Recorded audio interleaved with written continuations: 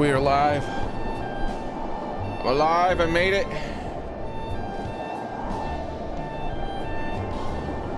I freaking made it, man. I freaking made it, man. I'm alive.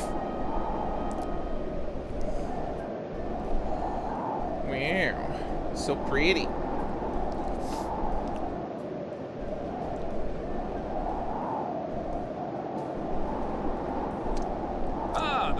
Rays of the morning sun, and just like that, all the nightmares wash away.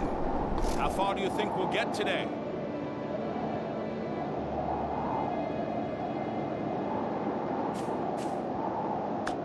Oh my gosh. Oh my gosh.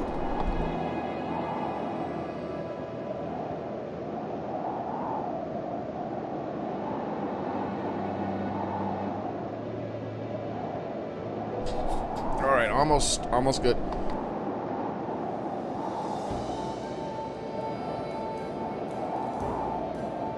Right, there we go. Oh my gosh. Okay.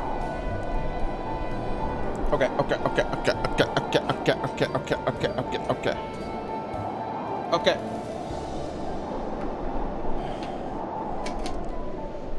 I'm trying my best. I'm trying my best.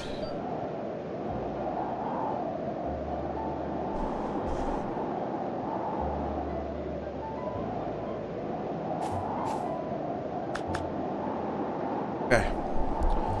Let's hope chat doesn't disconnect and reconnect and disconnect, reconnect, disconnect and reconnect, disconnect and reconnect, disconnect and reconnect, disconnect and reconnect, disconnect and reconnect, disconnect and reconnect, disconnect and reconnect today. And that was only like 1/100th of all the times it disconnected and reconnected. All right. So last time on Dragon Ball Z, we got Cosmos and we deleted her. Ah! I didn't even make a video of it. I was too busy playing multiverses. I'll make a video of it next time though. I might stream multiverses tonight. I don't know.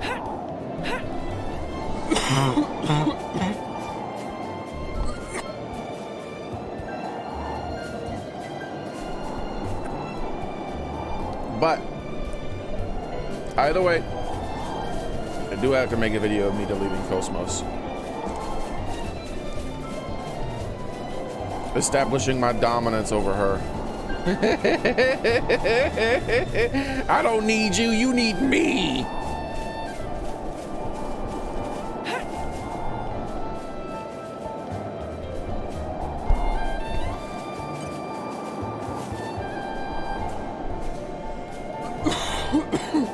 This is becoming addictive. Oh. Hold on. I gotta do something here.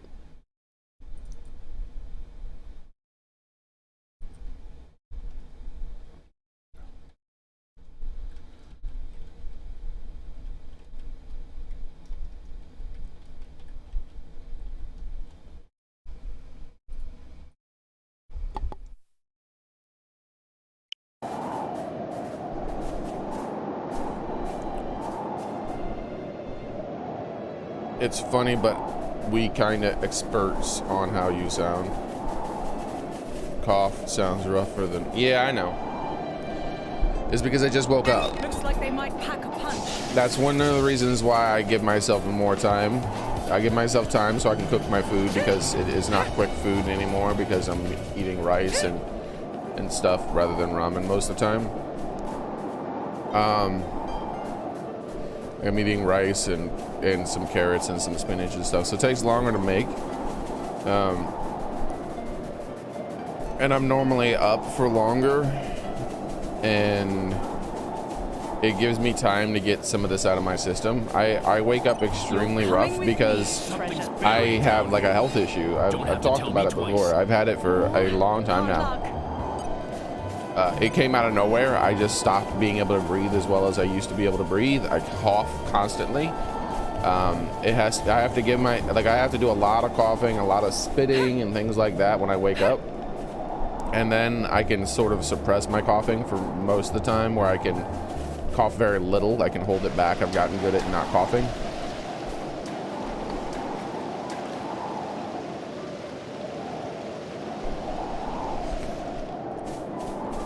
But yeah, I started being a lot more fatigued because I can't breathe as well now because of the whole coughing thing. Aren't we intrepid? I started gaining weight because, you know, I'm always fatigued, I'm always sleepy, I'm always coughing, I can't breathe as well. My memory started to go to hell, probably because I'm not getting enough oxygen. All that stuff, all that stuff. This is related to all that stuff. This is how I wake up every morning, Pepper. This is me already I've been awake for about 30 minutes already. The suspense is killing I sent that message that I was going to be late the moment I woke up, Pepper. It takes like over an hour before I start sounding relatively normal. And I never actually sound normal. I never sound like I used to sound when I was, before I got sick for the rest of my life.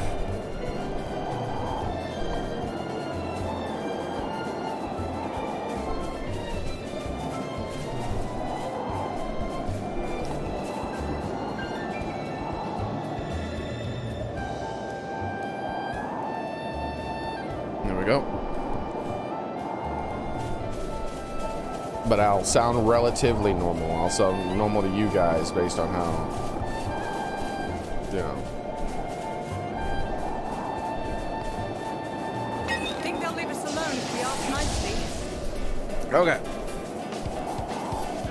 Let's head out to the next part of the stream. I mean, to the quest. There's no time to delay. But still, we need a new strategy. We don't need a new strategy. We might benefit from a change of strategy. There we go.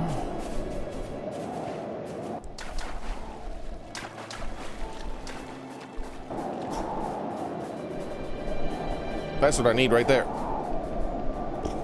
Ah, my cankles. We're gonna go get that stuff over there, and then we're gonna head into the town and get a cutscene.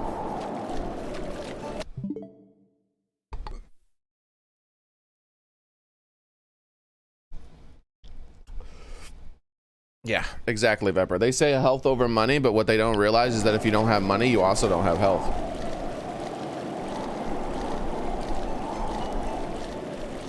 Aren't we intrepid?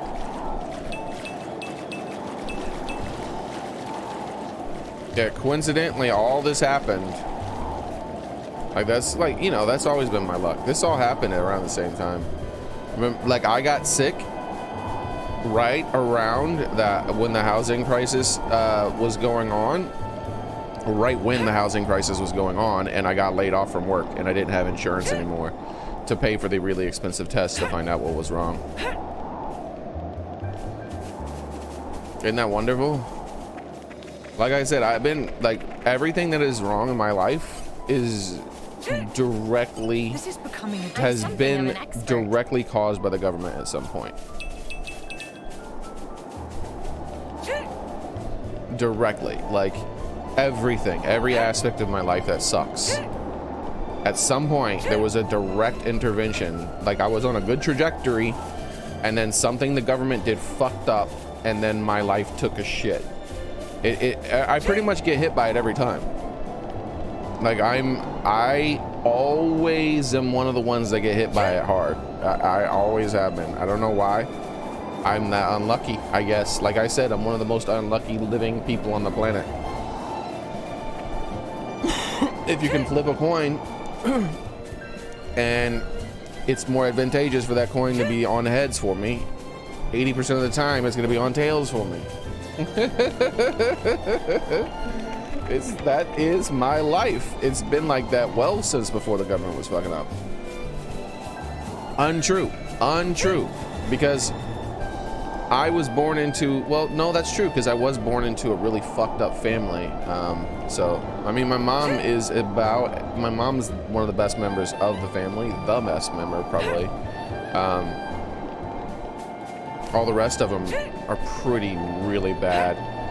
But most of it came from the matriarch of the family, who was an actual psycho. Like I'm not like making that up. I'm not exaggerating. No, she's someone who delighted in people suffering, as in just to give a sample of the kind of evil shit she did. I had to live with her for over a year too, by the way. But some of the evil shit she did is with my mother and my mother's siblings. One of the things she delighted in doing was making them beat each other. So if they did something she didn't like, or she was just feeling like some entertainment, she would make one of them beat the other as she laughed. As they cried because they were having to beat up their own siblings, she would enjoy it. She would laugh. She's like, ah ha ha ha ha ha. It was funny to her. She was a literal psychopath. Because of her, I spent a huge portion of my childhood, as in all of it, inside children's homes where they were run by the government, where they did a lot of evil shit in there. In fact, the only reason I got out is because my mother blackmailed them when she found out they were literally killing children. So yes, even from my childhood, the government was fucking me up. Everything in my life that's ever gone wrong has been because of them. I hate my government so much. They're so worthless. Aren't we I'm intrepid? something of an expert.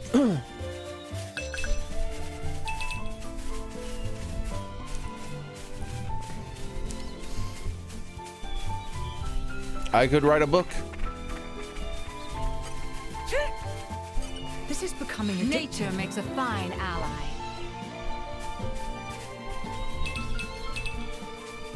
Maybe I would call it Through the Crack or something like that. Because I've always fallen through the crack. You know, scraping against the wall, trying my best, but nope. Another crack opens up beneath my feet, and I'm the one there.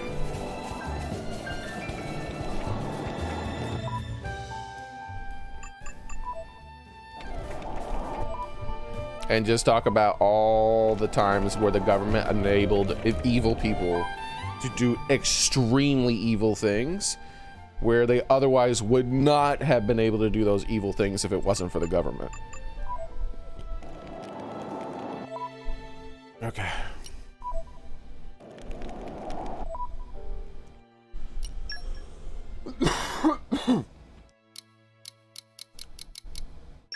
Let us continue.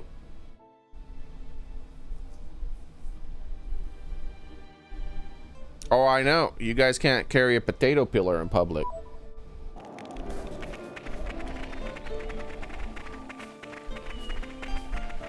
Is that like an Irish joke? Like, why can't you guys carry potato peelers? Like...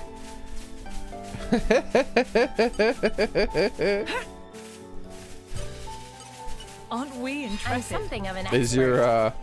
Is your government racist against the Irish or something? And they pretend like they're not. They're like, how dare you carry a potato peeler and insult the Irish? It's like, what? What does this have to do with the Irish? You know! You know! You racist! Because then your government would be just like my government. Aren't we I'm intrepid? something of an expert. Not The Rock. Yeah, exactly. I've actually avoided stuff like that. That's the thing. Things where I had a choice to make my life much, much worse. I didn't make that I'm choice. something of an expert. Do you know how many drugs I could have done? I chose not to do drugs and not to drink.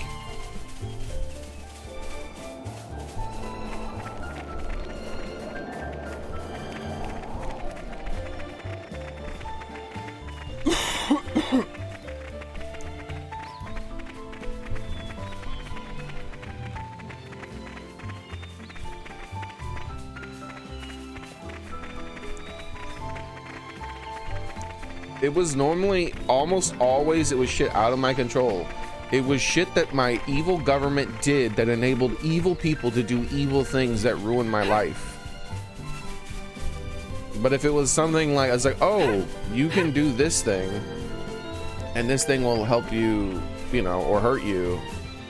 I almost always universally chose the thing that would not hurt me, but it would help me instead.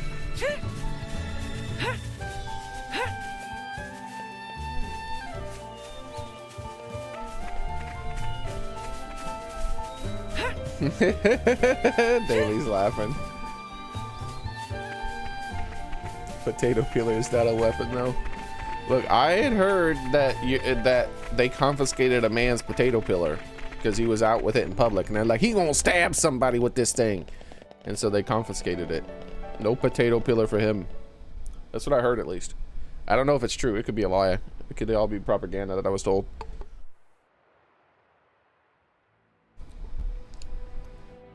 I didn't look into it because it passed the sniff test. It sounded like something the government would do.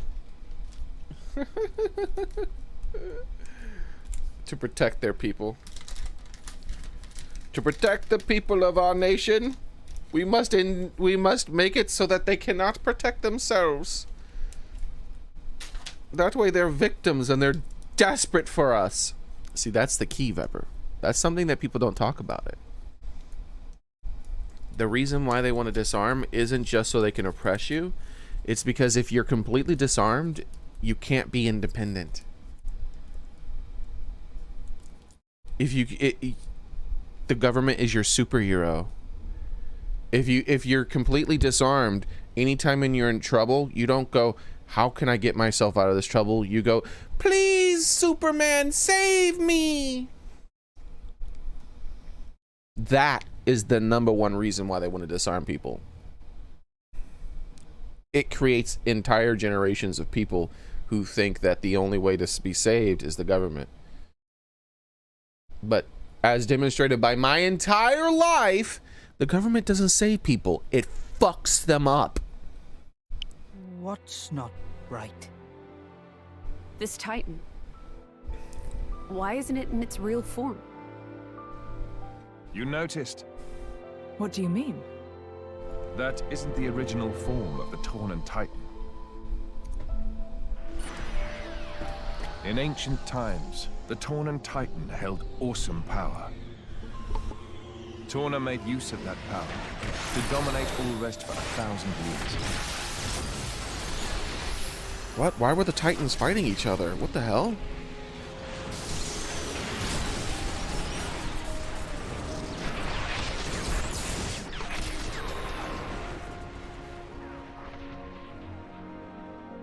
So it was a tyrant Titan. But the power was shut away in the reign of Electos I. Since then, the Titan has looked like this.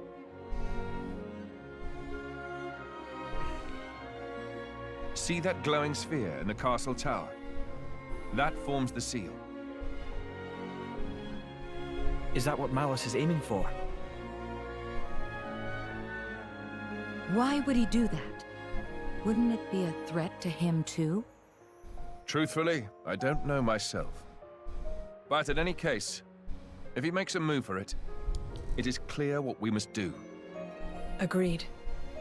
Can't he just orbital You can strike see the it? palace in the distance. We should head there first. Offer our report to His Majesty. This is the Superman problem. I think this is about to have the Superman problem. Malos and Mithra literally have the capability of orbital striking things. So if he wants that thing destroyed, he can just orbital strike it. Who's going to stop him? It's happening from orbit, and you're not capable of space flight.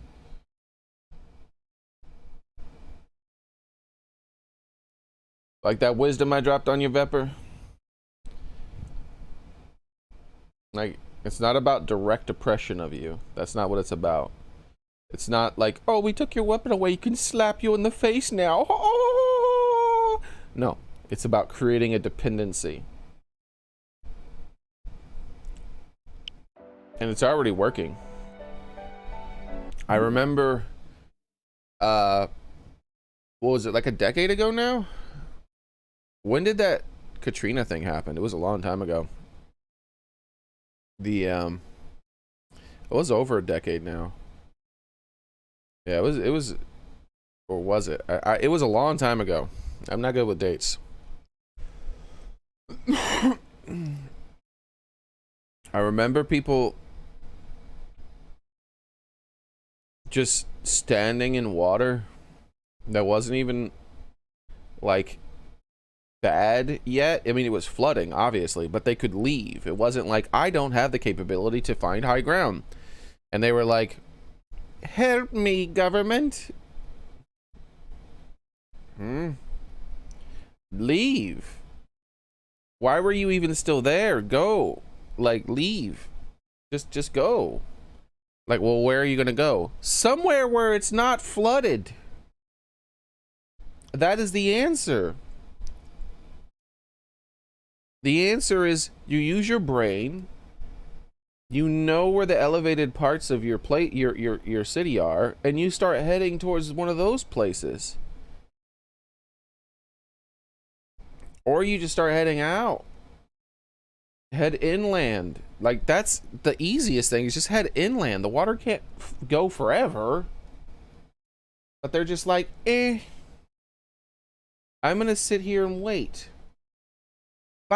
You can't sit there and wait, because the water might get worse and worse and worse. It's time to go.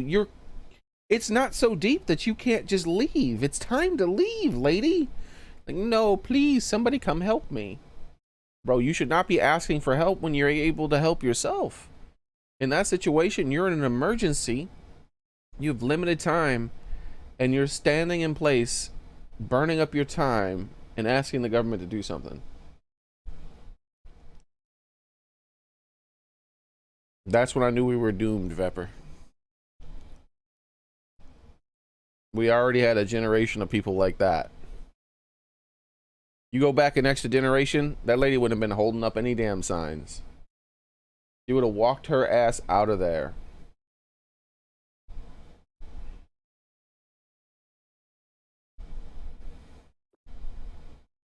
Now, I understand if the water gets too deep, you know. And if you've lived in a place, you know what places flood the worst. So, like, I know I barely go outside. I've barely left my house in so long now. I still know the places around here that flood the worst. I don't take those roads. If it's flooding and I need to go, I'm going to start heading inland, which is away from the place where the beach is, which I can point to. Even though it's really far away, I can still point to it. I know that direction. So I start heading in the opposite direction, and I avoid the places that I know flood bad. And I just walk. If it's already too deep for my car, I just walk. I bring a little backpack with some water and some food, even though I probably won't need the food, but I might need the water because I'm going to be walking a long time. I might get thirsty. And I walk my fat ass until I'm not in a place that's flooded anymore, or I can't walk anymore, or I find strangers who are doing the same thing and I join up with them. Because there's going to be a lot of strangers doing the same thing.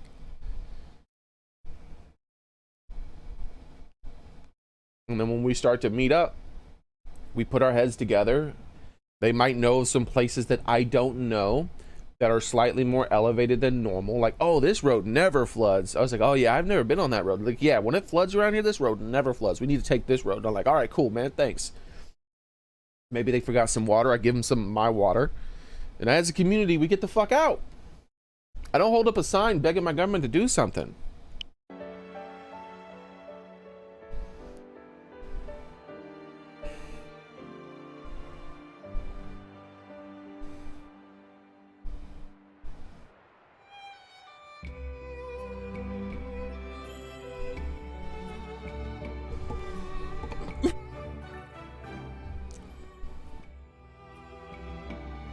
Now, if it's not time related,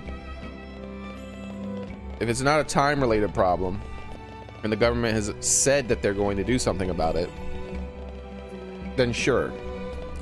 But if you're running out of time, if it's like, oh my gosh, I might die in a few days if I don't do something, and you're capable of doing something with very little effort,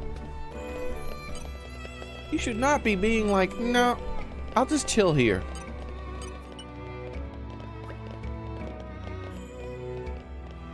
I can understand if it's a monumental amount of effort. A lot of people just want to give up. I've been there. I'm there now.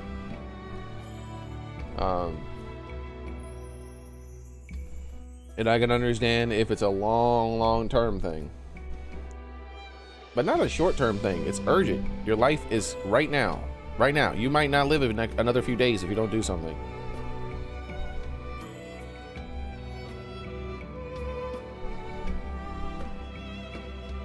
My skin's all rough today. I must have not had had enough sleep. What do you think? Your skin's rough because you didn't sleep enough. What? Of course, the body doesn't just take care of itself, and it's tough to get the stuff for the round here. Drivers can give themselves a boost with accessories, blade, ox, and stuff, right? It's all their own particular effects. Like, some are restorative, some are offensive, some defensive. Torn is a bit behind in times, if you ask me. Rhea's where it is at right now for grooming technology. Oh, I'm not allowed to say that word. I might get banned. I hear there's the thing that works directly on the cells to make them lustrous and moist. Moist. I'd love to try it.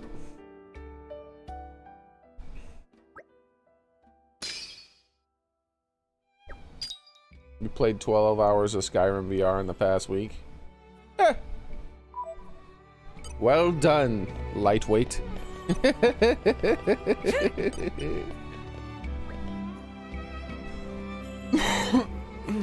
Hey there, traveler. Could I ask you a question? Nope. Like, at what age should a big brother stop making a little bro pack lunch for him? Sorry. It's kind of a strange question to ask, you see. I've got this friend whose big bro makes his lunch. I mean, little bro, it's not like he's a kid. I think he's grown. He can take care of himself. He even has a job doing guard duty on the gate. So he can make his own damn pack lunch. I'm old enough.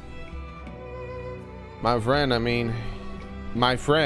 I meant, he's old enough, but the big bro just keeps waking up early and making these lunches.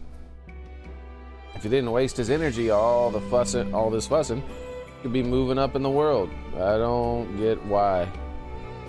Well, you know, you could just not give a shit. Maybe some people just like helping people, especially their family. Why is that an issue? Hey, it's Isabella.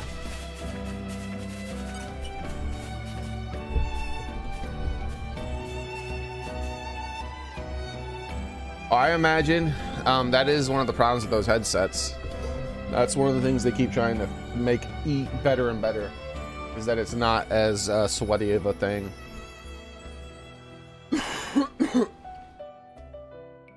And the PlayStation VR stuff is a little bit of an earlier technology, so.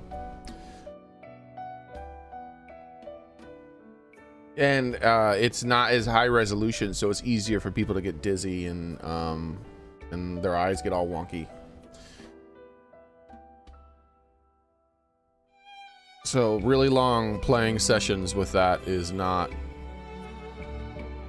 as easy as it is to play a normal game. Playing a game in VR is a lot harder. Like physically harder on your body. Mostly everything that deals with your head.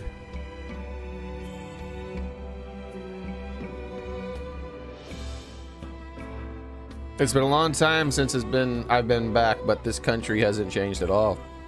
The Torna Kings always had the favor of the people, but Zetter, the next in line, is a real arse. She just called him an arse. The royal heir he may be, but the man's small-minded and only considered his own advancement. In fact, he's the only one who hasn't noticed his own behavior. So, such is his foolishness. So, it goes with those proud types. Maybe deep down, deep and down, he realizes, but just doesn't want to admit it. Thank Isabella. Whoa, the water turned on. And the water turns on. And the water's off. And the water's on. And it's off. And it's on.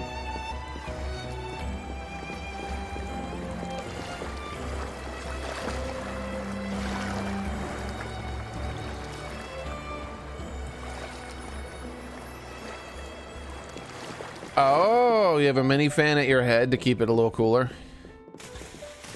Oh, everybody wants to go for a swim. Look at them. So fancy. I'll be right back. I gotta use the restroom pretty badly. No floofing. Sorry I didn't use the restroom before the stream. Kinda woke up late and was in a rush.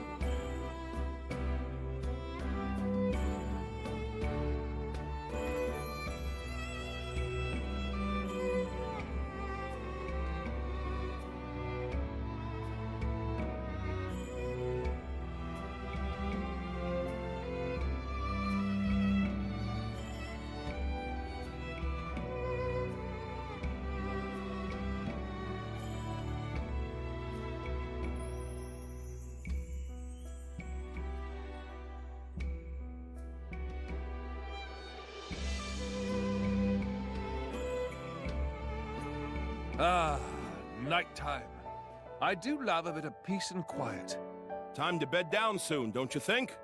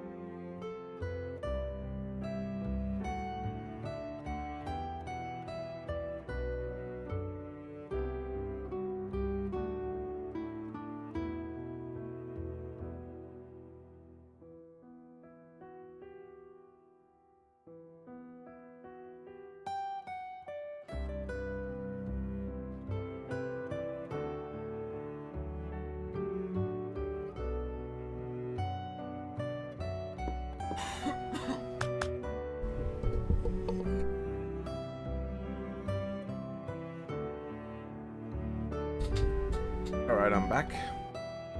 How's it going?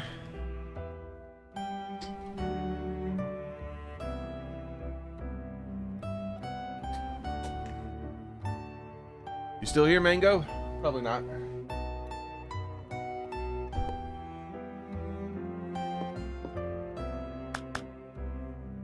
Did Mango show up literally the exact second I walked away?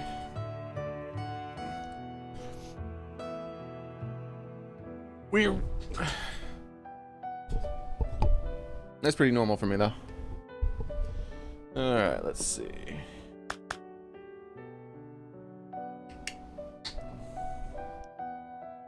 Ah, cool.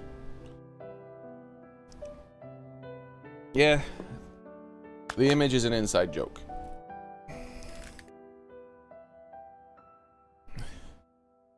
Boop.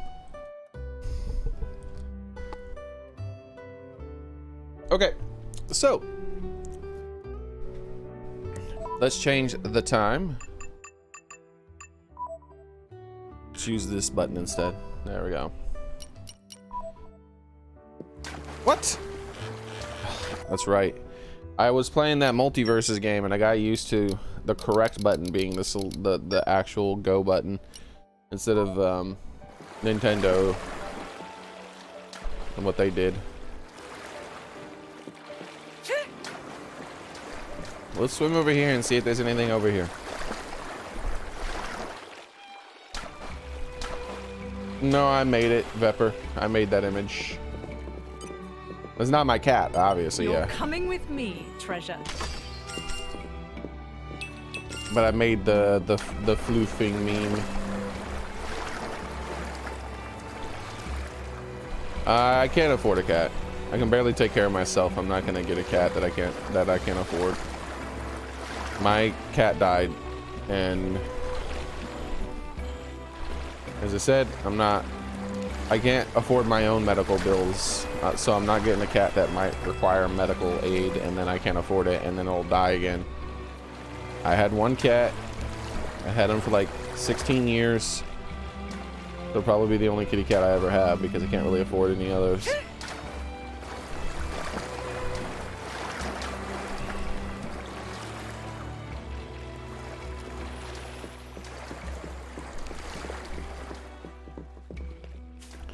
No new kitty ever, Vepper, unfortunately.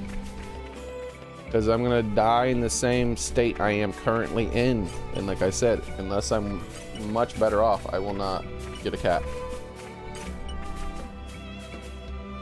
This is becoming addictive. Why'd I have to click on that like 5 times? Every time you heard it say beep, wasn't me clicking on it. That was weird. Beep.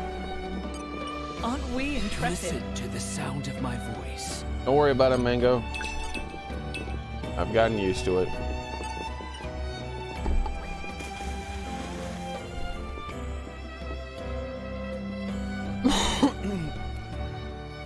You think I'm sitting around fishing up something for my dinner? No, I'm a fisherman by trade, you see, so I'm actually working hard right now. There's never much biting though. Torna's got a lot of desert, and that means fish numbers stay pretty low.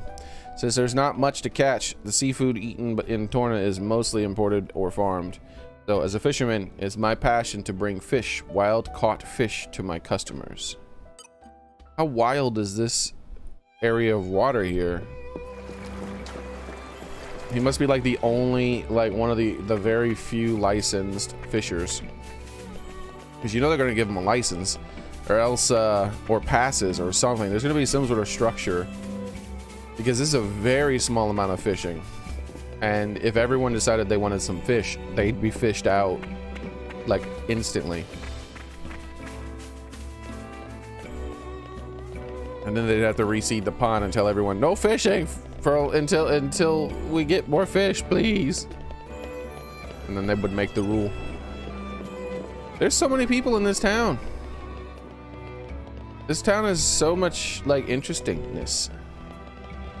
It's like a futuristic, like, alternate time thingy kind of Asian thing going on.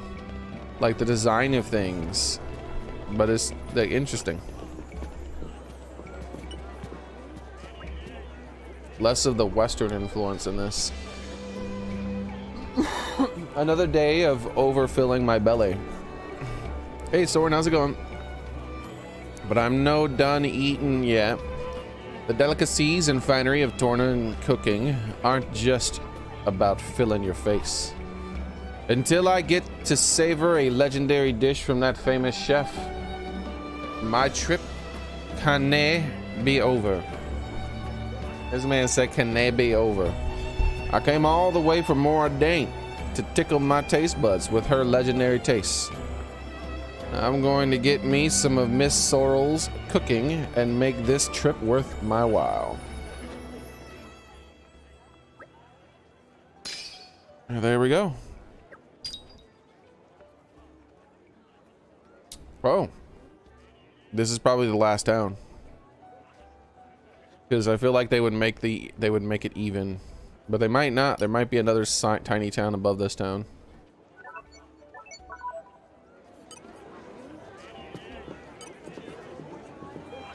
Hey, Sorrel, what are you doing crying? Your customers, hello, welcome to the best restaurant in the capital, if I do say so myself, although I have to admit I've had a bit of a rough time lately, and it's affecting my cooking. Is it because the tears? Like, tears probably don't sound like they're good flavoring. I mean, to be fair, how much Western influence is in Xenoblade? Quite a bit sometimes. Keep in mind that the blades all have American accents. A lot of their attitudes and whatnot are like stereotypical American, like Mithra and Pyra.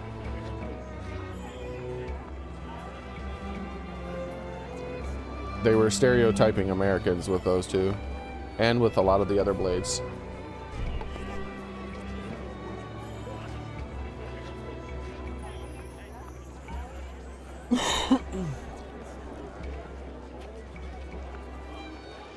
And remember, guns and gun culture don't exist in Japan, so they normally draw from other places when they do that kind of stuff too, like with Xenoblade 1.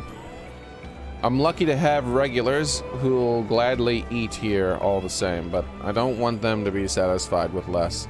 And in Xenoblade 2 specifically, when you go beneath the sea into that old city,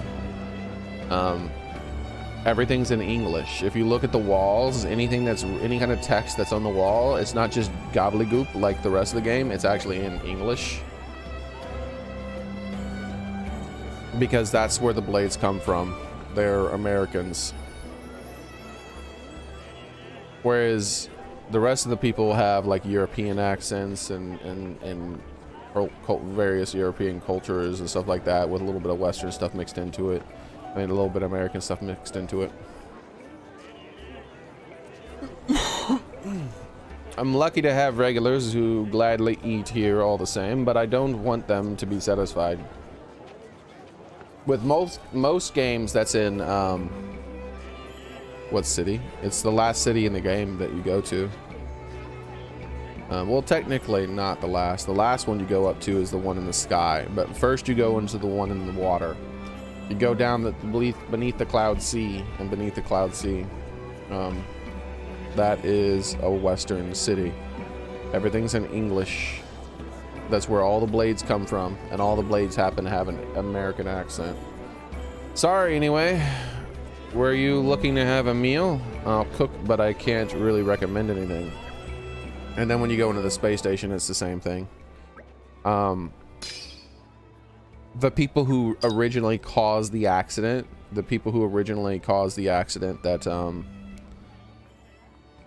split the world into multiple worlds, where Xenoblade 1, 2, and 3 are taking place, and Xenoblade X, and possibly Xenogears and Xenosaga.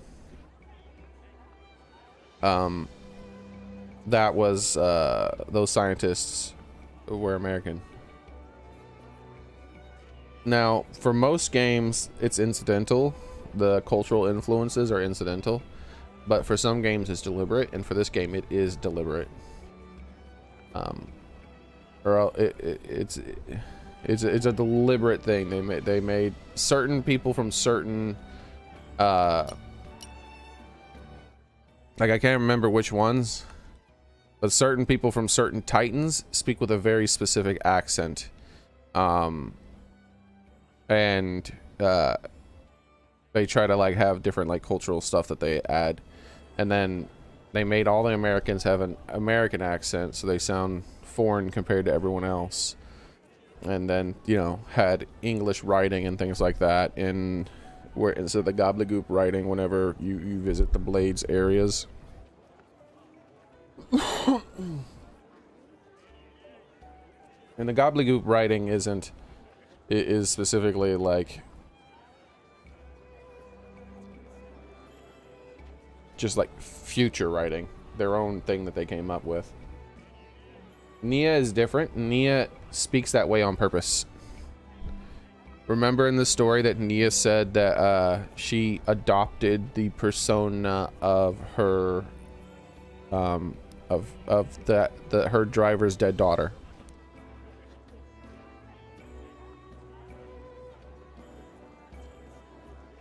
So Nia talks like that because Nia looks like that, because Nia is trying to be her.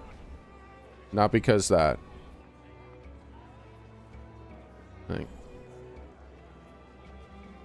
If you don't agree with me, I can just prove it to you. You don't have to look it up.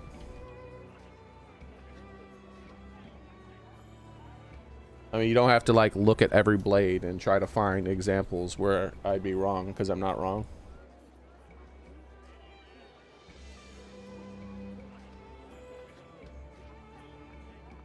The developers themselves said it.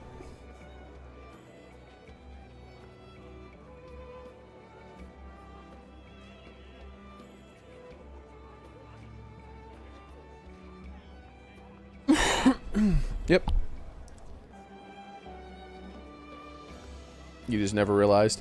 Yeah, it's not it's meant to be a subconscious thing.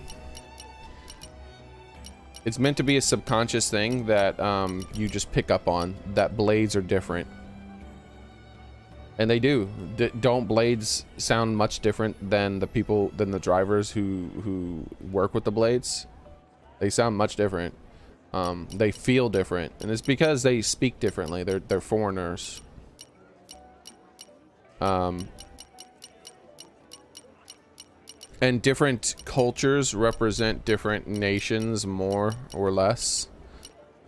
This one has a very, like, this place looks like more Chinese almost. This Torna place, this is really cool looking. Okay, it even, like, Look, it's even doing the stepped roofs thing, but it's doing it in a futuristic way, like in a sci-fi slash alien futuristic way, but it's still doing the stepped roof thing.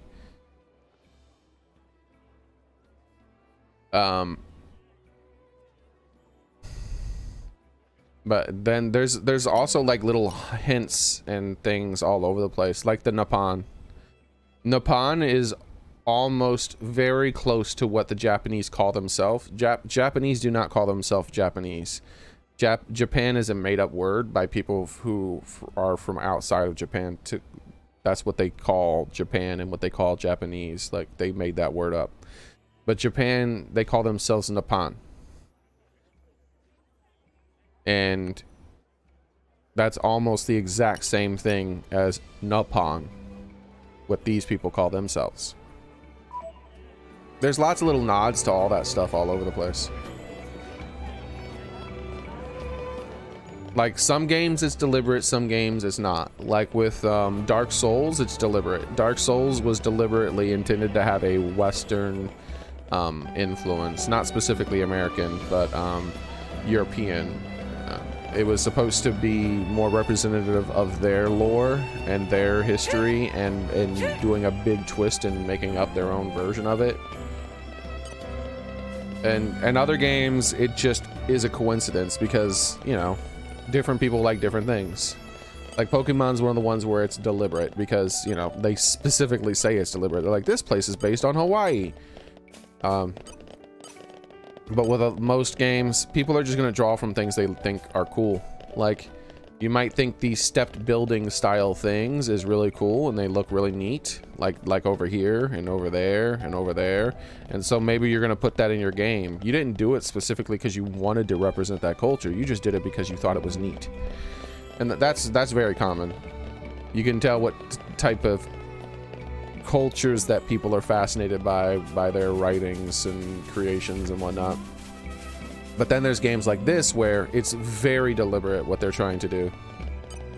They're not just drawing from anywhere for inspiration. They're like going, I want this place to be this kind of thing.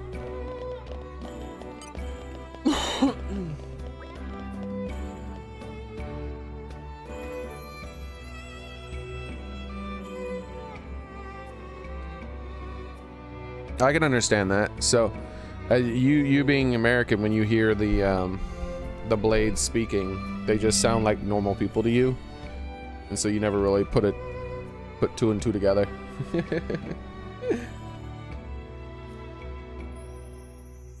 Nia's accent is particularly harsh, right? I think that might be intentional because she is putting it on. That's not her real accent. I tried racing with a trotting Armu to make it harder. I looked over my shoulder at the same time, and then the end, I lost surprised. Thing is, the Armus don't even really understand the idea of competition. They just love me as their master. As a game, it didn't really work out. I'll have to try and think up something else that's better for an Armu. Some of my mates are thinking of fun Armu games too, so I'm gonna try something new each day, I reckon. I mean, it's more fun if you manage things up a bit, right? If I don't make it fun, I'll probably die of boredom looking after these Armus every day.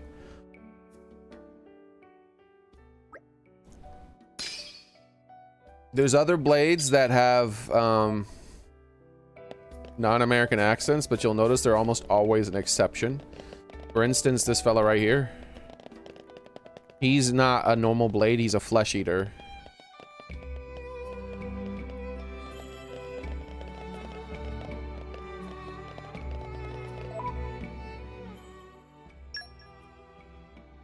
And he was a flesh eater before we ever met him.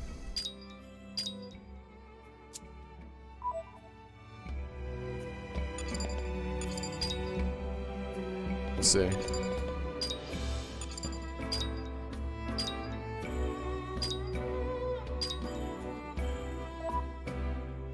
I don't remember if there's a way to make them talk. If they get one of these things, they'll talk. But I don't remember if there's a way to force them to.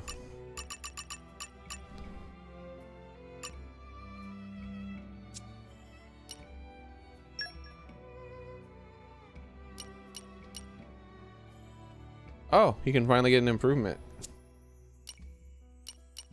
But he talks with an accent.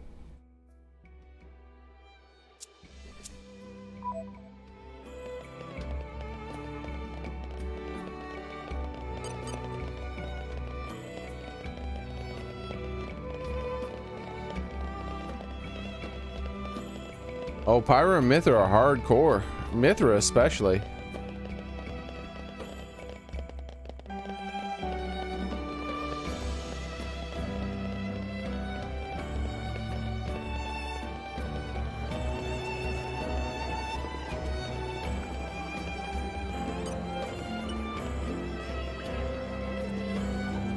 Hello there, youngsters. Welcome.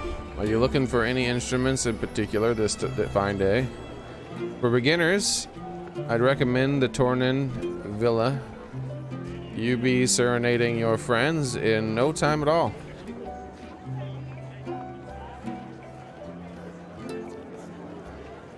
Well, they're not like well, you gotta think about it in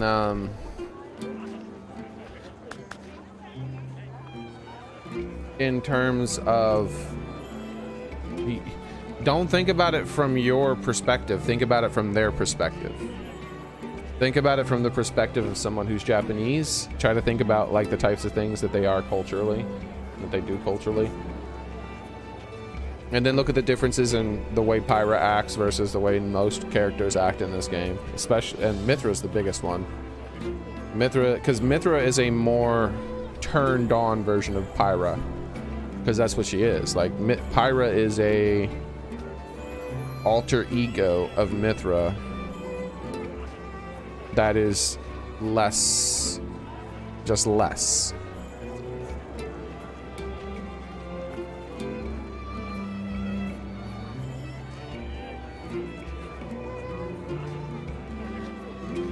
Well, she is specifically because Mithra is, and Pyra is everything that Mithra is, just less.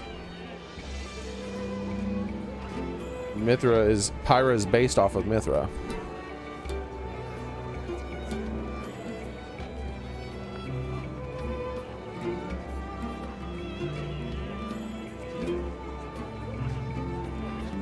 I've not got any. Remember, normally stereotype, like, not a stereotype doesn't have to be pushed to the extreme. Did my comment get blocked? No, I saw you had crumpets and tea for breakfast. That's a very British meal, Pepper. How's it going, gamer boy? It's not got strings, so it's simple to learn. There's many songs for, there's also a good many songs for beginners. Wait, those things look like they have strings. Once you've learned some pieces, you can join an ensemble, and it's a good way to improve your something. We even got a special event where people play the Tornin Velia to express thanks for to the Titan. It's not an event to be missed. The music spreads through the air and delicate as yet strong. He's a piper. Why would he be called a piper if he doesn't pipe? That's odd. Does he have any pipes? I think he has music boxes. That's what looks that. I guess since this place is about music, I'm assuming all those little boxes are music boxes.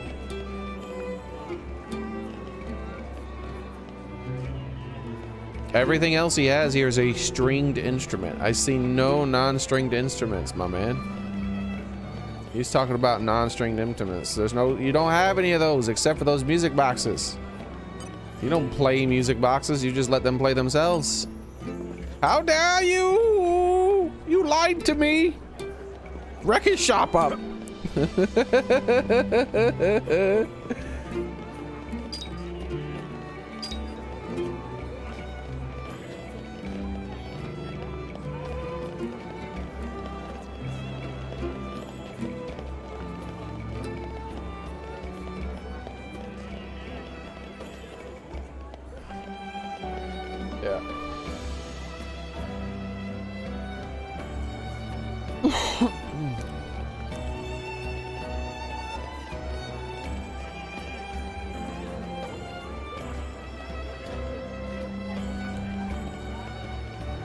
Oh, and speaking of writings, like the gobbledygook writing, this isn't actual Japanese.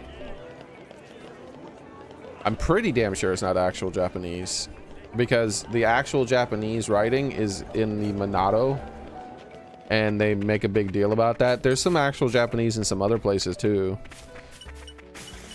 This is becoming I'm addictive. something of an expert. Because they don't understand what those symbols mean in the Monado in the first game. Each of those symbols means a thing.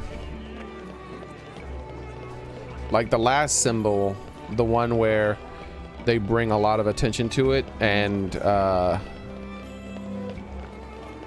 the Valsis or Valfit, I can't remember his name now fully, but the bad guy, the ultimate bad guy, he's like that symbol, like whatever, like in Japanese it means eater, devourer. The Monado symbols are all in the actual Japanese. So he was scared because the Monado symbol changed to devourer, and he knew he was about to get eaten by the Monado.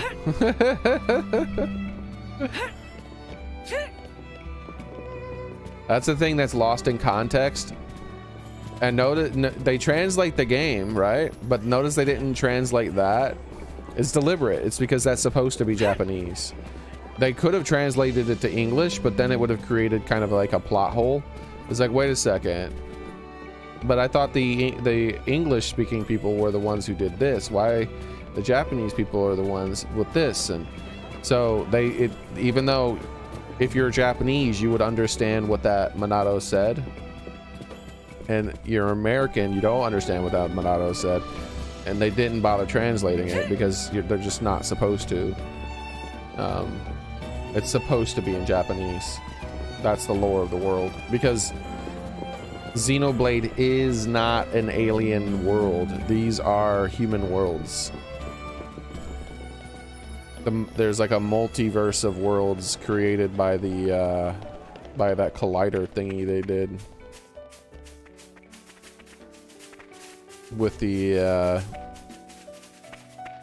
using the Trinity thingy. I can't remember what it's called. My brain isn't working. The Trinity processor or something like that.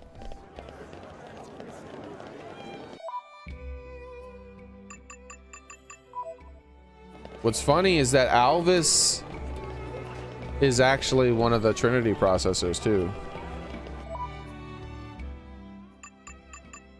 So unlike Malus and Mithra, he didn't actually put on a he adopted the culture of the people that he was with. Alvis is a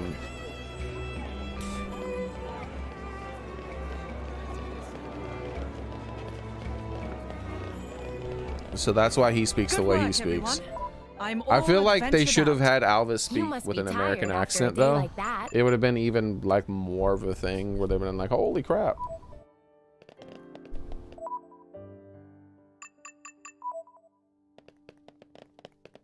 Where's my thing? I meant to do, my brain isn't working right now. I'm trying to do something and I don't remember what it was I wanted to do.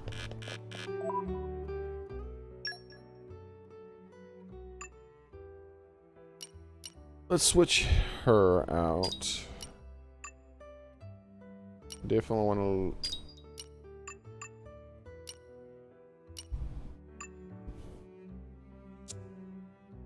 to... I really don't remember what I was doing.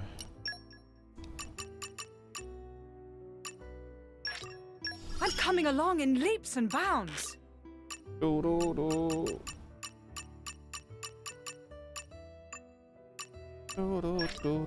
More to add to my repertoire.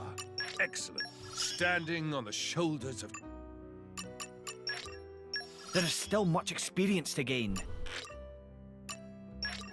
Grant me the wisdom to lead ever better. All right. If they had that much of that stuff, then they probably have... Yep, there we go. What? Why is all her stuff at 1? Wait, why are all their things at 1? Did I somehow reset their things? What the hell? Watch for this one later. It takes time and effort to get this. I'm getting sharper, keener. Watch for this one later. It takes time and effort to get this good. I don't remember seeing a oh wait, I did. Okay, there it is. Sipping a cup of coffee right now. I should hydrate. You're right. Hold on. I'll have some Water!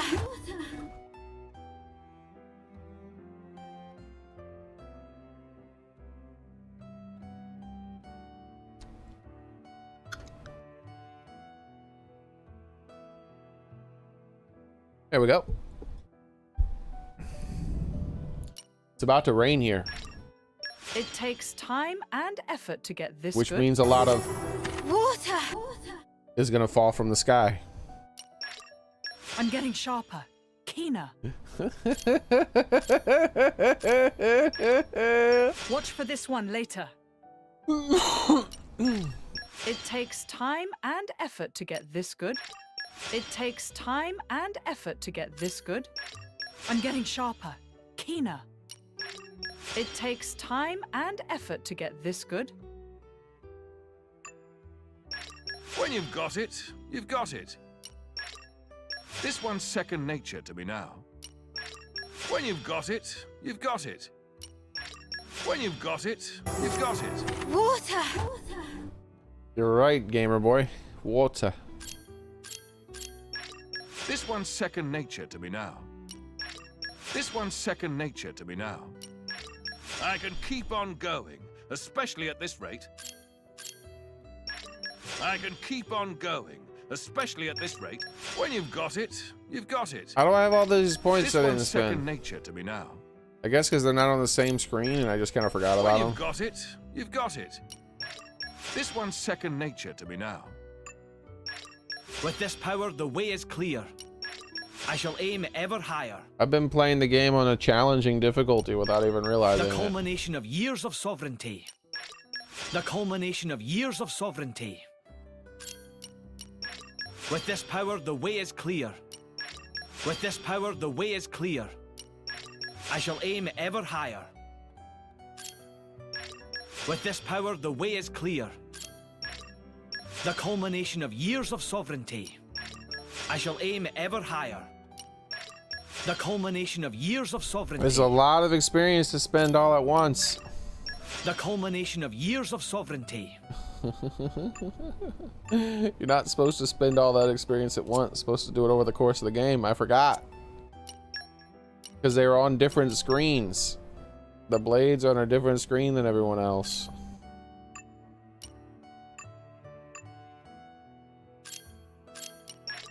I knew the practice would pay off.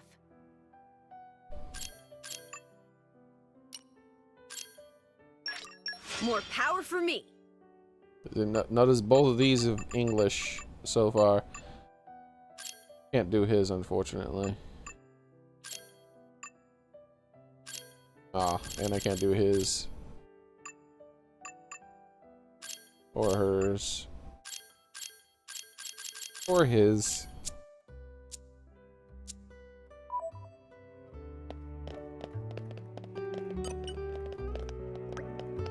All sorts live here in the city, but everyone carries their own worries around, and that makes us all alike. If someone came and asked you for your help, you'd hear them out, right? Eh? That's because you can empathize with them. That empathy is something that people you help will never forget. They'll support you, rain or shine. On top of that, once you make a name for yourself, new doors open up account on your rep. But don't let that fame get to your head and never think of others smaller than yourself. It only causes pain. Remember that, and the bonds that make you will stay with you throughout your life. The bonds that you make. Well, you know, another thing too. I've been trying to remember, and I don't really remember. I could be wrong, because, you know, I might just be not remembering. But I don't remember this kind of stuff anywhere else in Xenoblade 2. These hanging signs that almost look like Japanese. Which is a very Asian thing. because they have vertical writing. And this is one of the most Asian looking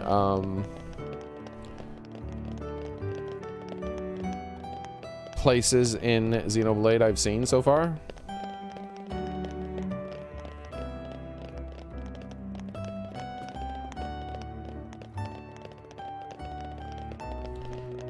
So I think what they're going with is that this place hasn't deviated as much as other places has deviated from their the culture. They still have the and you know, some of them are like British, Irish type things as well. So there's a lot of different European thingies in there. But this is definitely an Eastern place.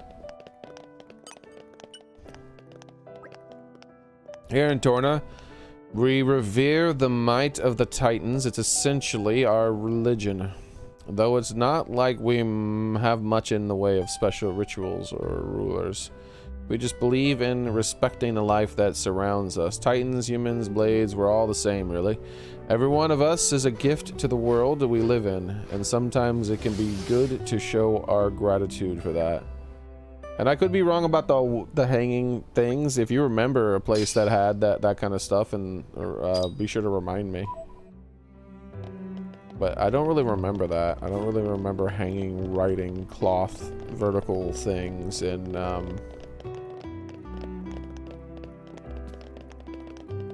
Xenoblade. What I remember is more like this stuff, the whole horizontal.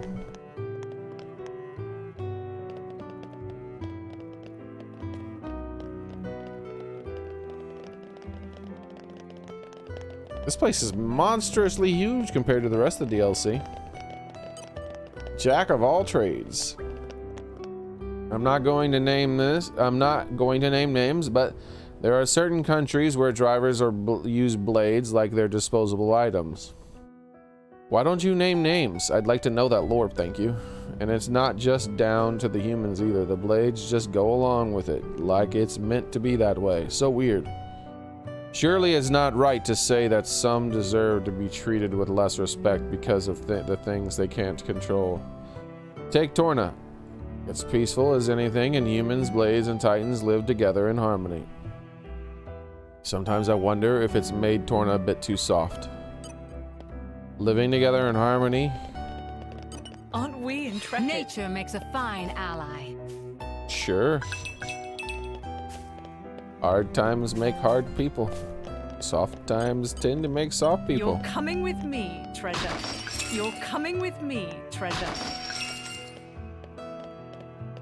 Like easy times.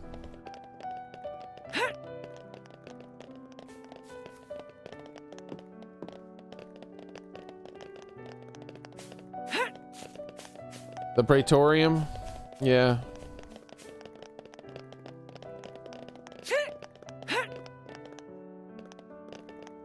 They're the ones who fiddle with the crystal cores and things like that, and they're the ones doing the who came up with the flesh eater technology, or you know, discovered it, I guess, or at least claimed the discovery of it.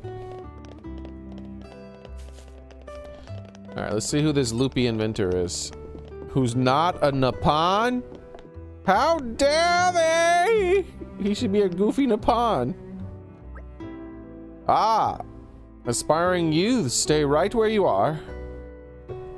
You have a look about you that tells me you might be interested in my most marvelous inventions.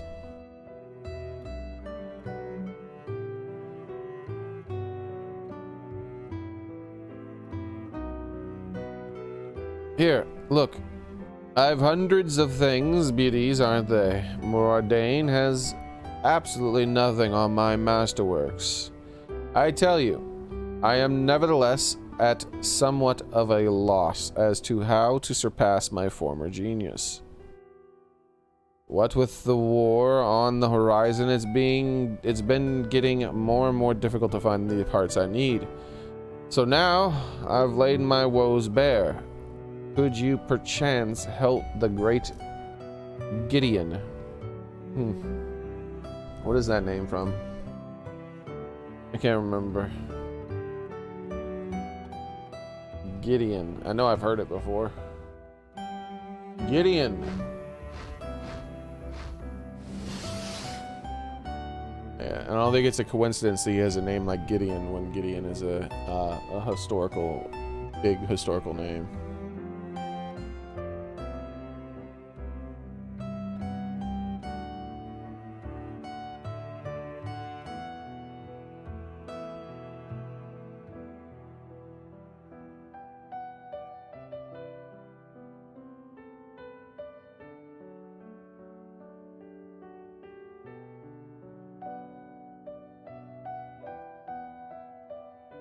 Ah, it's from the Bible.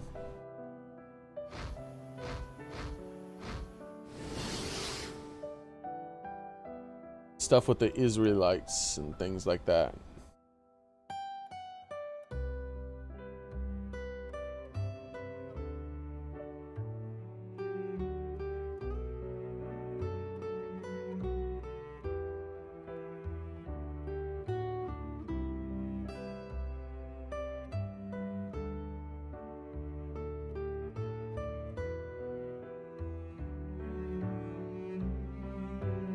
Lots of stuff to do with like military things.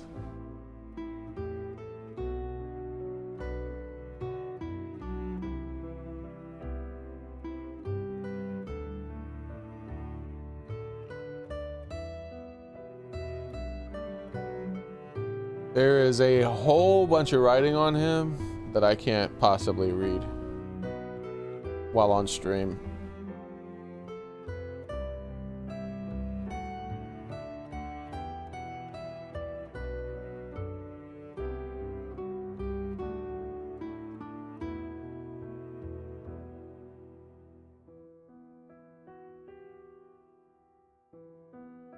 Okay.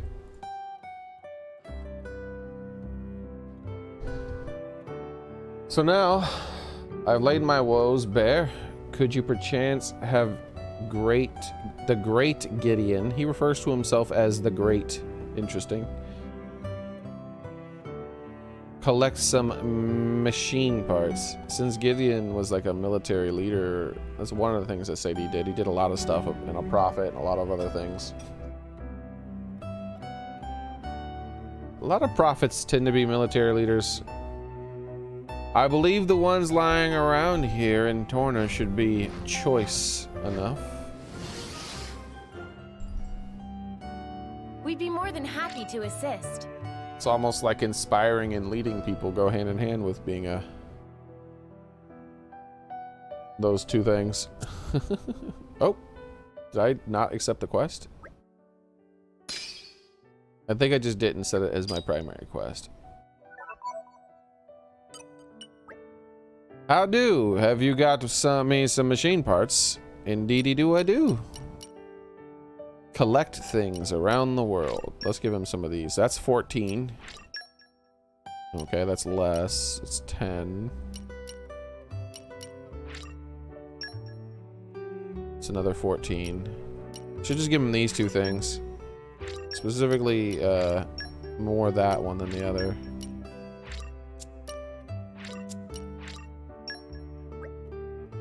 Excellent work. A fine haul you have there. I extend my gracious thanks. At long last, I can now put the finished touches on my ultimate creation. Hee-ho, ho. Wait, he almost said hee-ho, hee-ho. He only had to have one more he in there. I call it Gideon's special patented Perpetual Music Box. Music Box. As the name suggests, with just one turn of a key, it will play music forever and ever with no interruption. What's that? You want to know how to stop it? Well, go! That is a good point. I've not thought of a way to do that yet. I think that's a problem for future Gideon to wrestle with. Anyway, you've helped me collect the parts, so why don't I teach you how to make your own things? A perpetual music box. Hold on now. It's coming to me. Yes, yes, Eureka. I've got it. A flash of inspiration for a brand new invention. My next masterpiece. That will address any and all minor flaws, which with my last masterpiece may or may not have had. And for that, I'm going to need lots of parts that can withstand the dry climate around the capital. I hear tell that you can find those parts around Gormont. I trust I can rely on you for your finding a few more of those parts. Excellent, excellent. Just bring them to me, and when you found some, let us dare to dream. Hey. You look like you took your time. What do you mean I took my time? How goes the collecting? Son of a bee. Oh, you took your time. All right, 10, 12. Okay, 14. Yeah.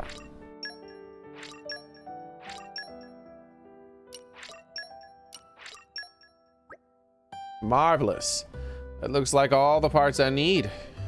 You have a keen eye for fledgling friends. Behold my life's work. I call it Gideon's special patented jamming a megaphone. Oh my god, does it just stop the music for you from hearing the music box? Its perfectly tuned mechanism cancels out any noise from the surrounding and magnifies the user's voice. And since surely everyone loves the sound of their own voice, there's no need for an off switch. I'm brilliant. How far does the magnified voice carry, you ask? What are you guys, health and safety inspectors? Sheesh. Thanks to my ingenious directionalizing technology, any voice you feed it, no matter how loud, will carry 10 peds. Right, just about as far as you shout, as if you shout. So pretty much the point. Go. Hey, Go Shaper.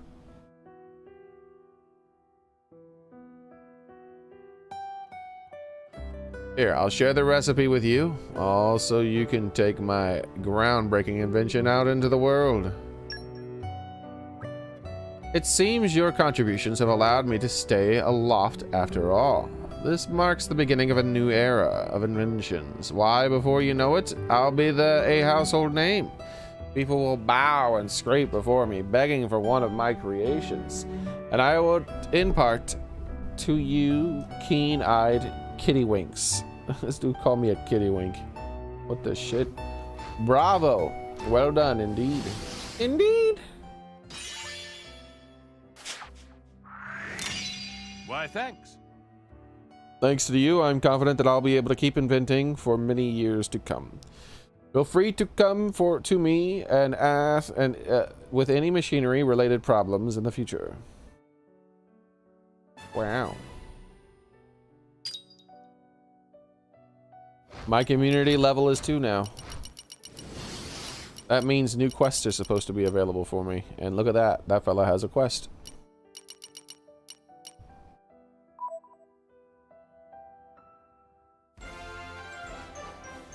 Blah, blah, blah, blah, blah, blah, blah. I think we've done what's expected of us. A moon cube? Oh, hello, you lot. I thank you again for your invaluable assistance with my previous inventions. You may remember me saying before that the parts you can find here differ greatly from those found at Gormont. Well, it comes to my knowledge that there are some particularly high-quality parts to be had in Gormont. I hear you can even get your hands on gold parts. What I could do with gold. Just thinking about it, it makes me drool. Okay. Perhaps this is a new quest giver that wasn't here before. I just know that the game told me that when I increase my social rank, I get new quests. So I gotta walk around and look for new quests. Oh, this is no good. It's gonna take ages at this rate. You want me? You can ask me anything you want as long as it's about insects. What? You're not interested in insects? Tut tut. Well, I tell you, there's more to insects than meets the eye. They're shiny shells. They're strong, bendy legs. Plus, if you boil them up, you get some really useful medicines. Ah, oh yeah. I've collected loads of insects, but because I'm just a kid, I'm not allowed to go looking very far. But I need to get lots of insects as quickly as possible. Do you know you could bring any insects you find? Thanks. I'll need some from Gourmet too. Not just Torna. This is the same as that guy. I hope we'll be give able him to help. things. Probably get recipes for it.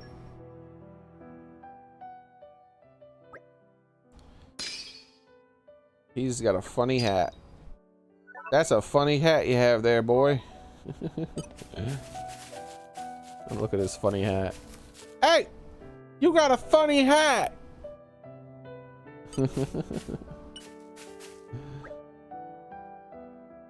Did you catch any insects? Oh my. A few. Only 4. Oof. 2? 2? This isn't good. This is gonna take a while. I'm not giving you these. I'll give you like 1, maybe it'll be big. No, alright.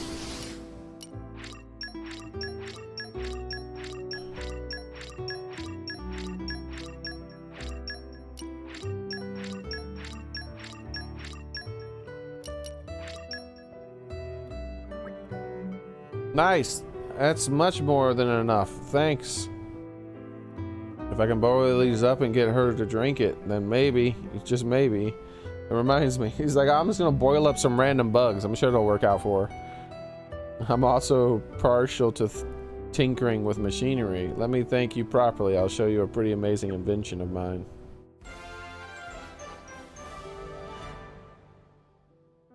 Give me a shout next time something happens. I don't remember who Alice is. I know there's a lot of blades more powerful than Pyramithra, dude. Like, we have 2 of them in our party.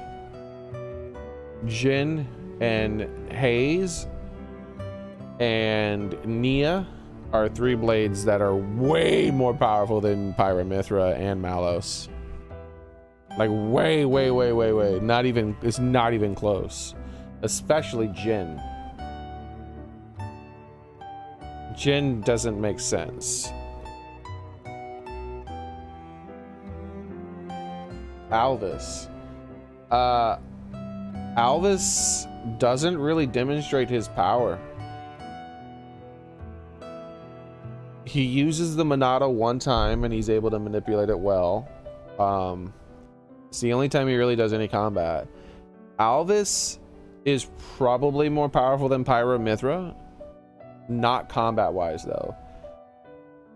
He's probably more powerful than them because he's not tied down like them. Like, Alvis wears his core crystal thingy on his neck, but he doesn't like, he doesn't seem to be as grounded as Pyramithra. I mean, Mithra and Malos. Mithra and Malos seem like they're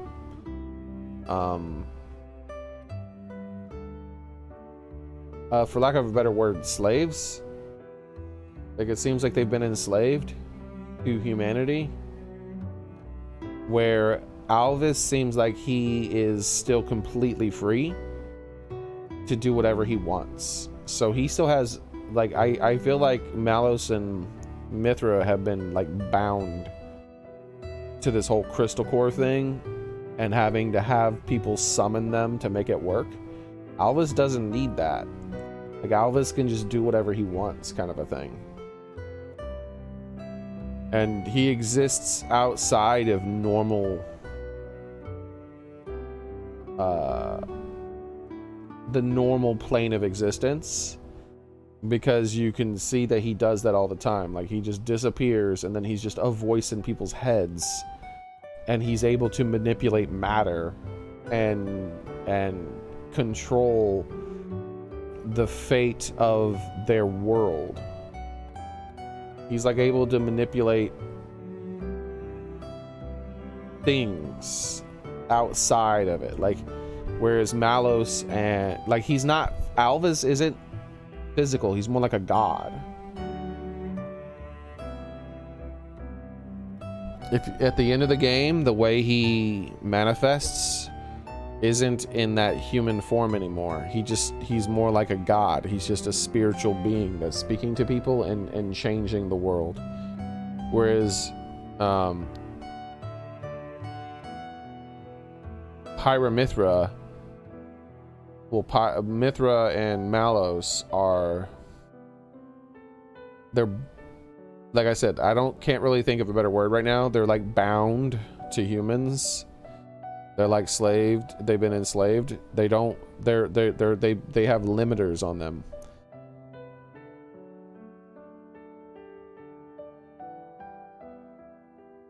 Like, so my assumption is that Alvis would indeed be more powerful.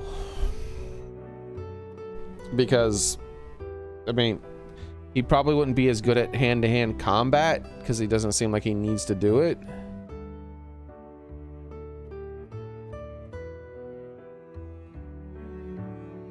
Well, they're all inside. Well, actually, Mangoes, they're all the Xenoblade games are just simulations inside Xenoblade X. No, they're just different dimensions. When they use that thingy, they created different dimensions.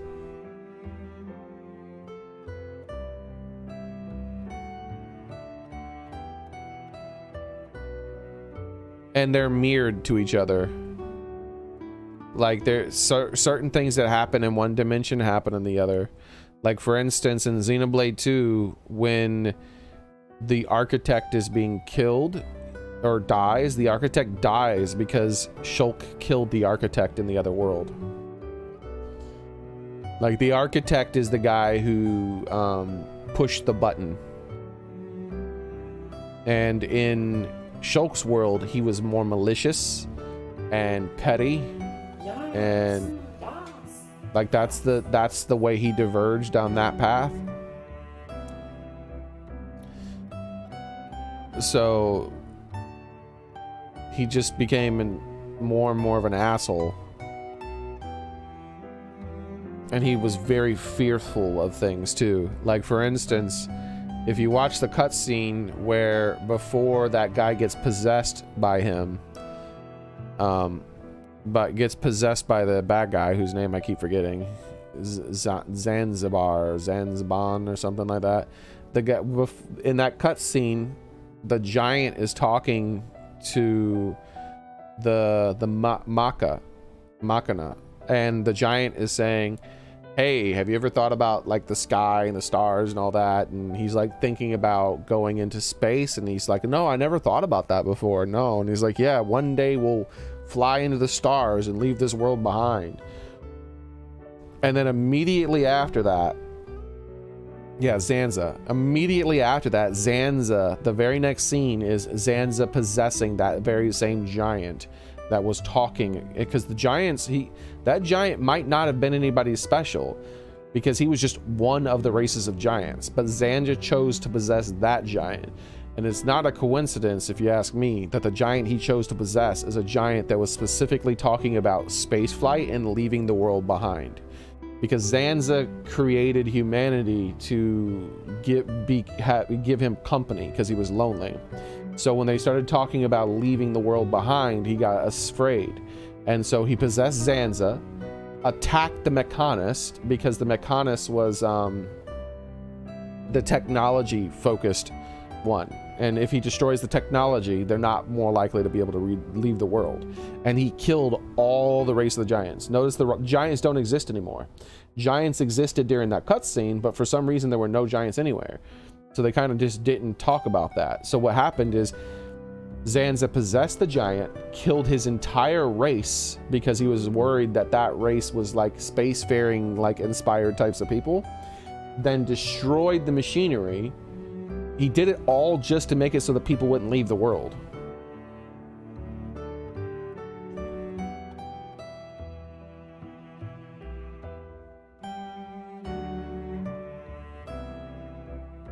Now, he didn't talk about sailing. He specifically talked about spaceflight. He was talking about the stars.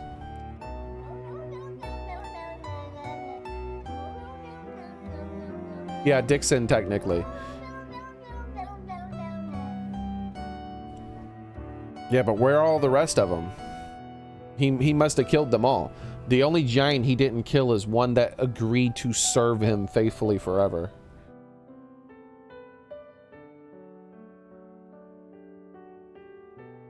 And then, well, technically, the other one he didn't kill was the one he enslaved to him by possessing its body.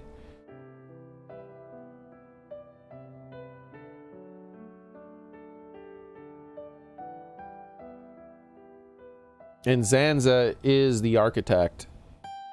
He's the exact same person. But he was split into different dimensions somehow. So when you kill one, you kill both. So in Xenoblade 2, the architect is dying, and you get to hear, like at one point, you literally hear Shulk saying that today we kill a god.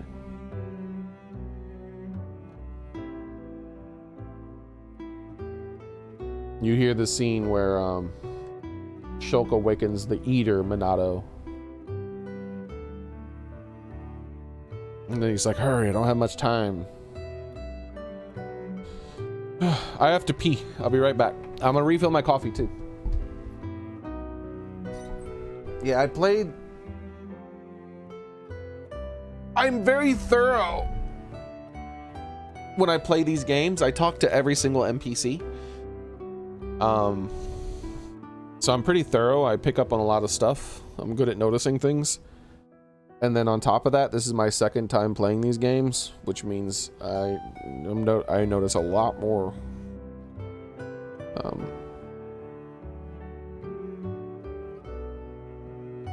Anyways, I must pee. I shall return. No foofing. But yeah, one thing I don't hear people talk about that it specifically is the whole spaceflight thing.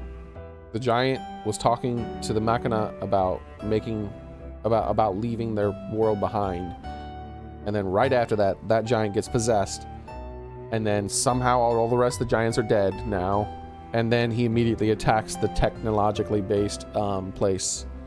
Like, yeah, he did it because he didn't want them to leave the planet and leave him behind.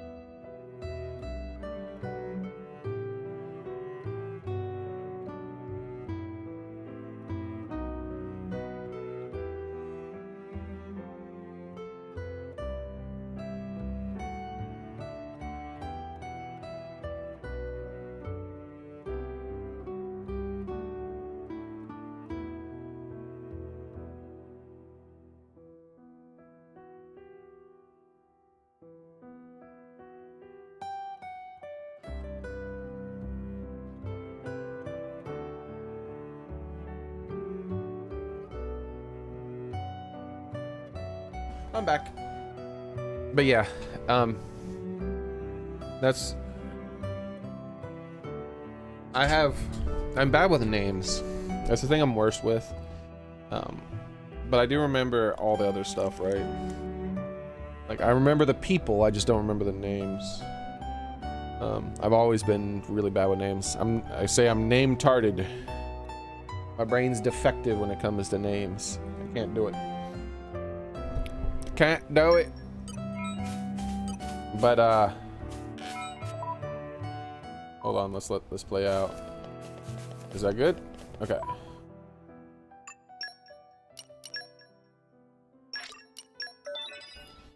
You see, I've already played this for 22 hours, the DLC, which it does not take that long to beat. How many hours did I play Xenoblade 2 for, Soren? Was it like 500 hours or something like that? It took me to beat it 2 times. I'm very slow with the way I play games. I tend to be extremely thorough and very slow. So this one I haven't even New Game Plus yet, the base game. And let's take a look at the playtime. So you can see how silly I am.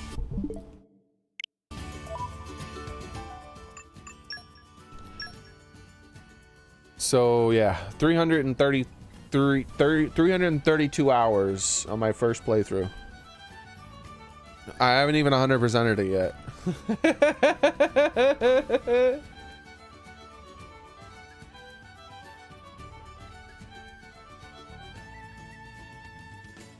I got bored of the DLC for Xenoblade 1.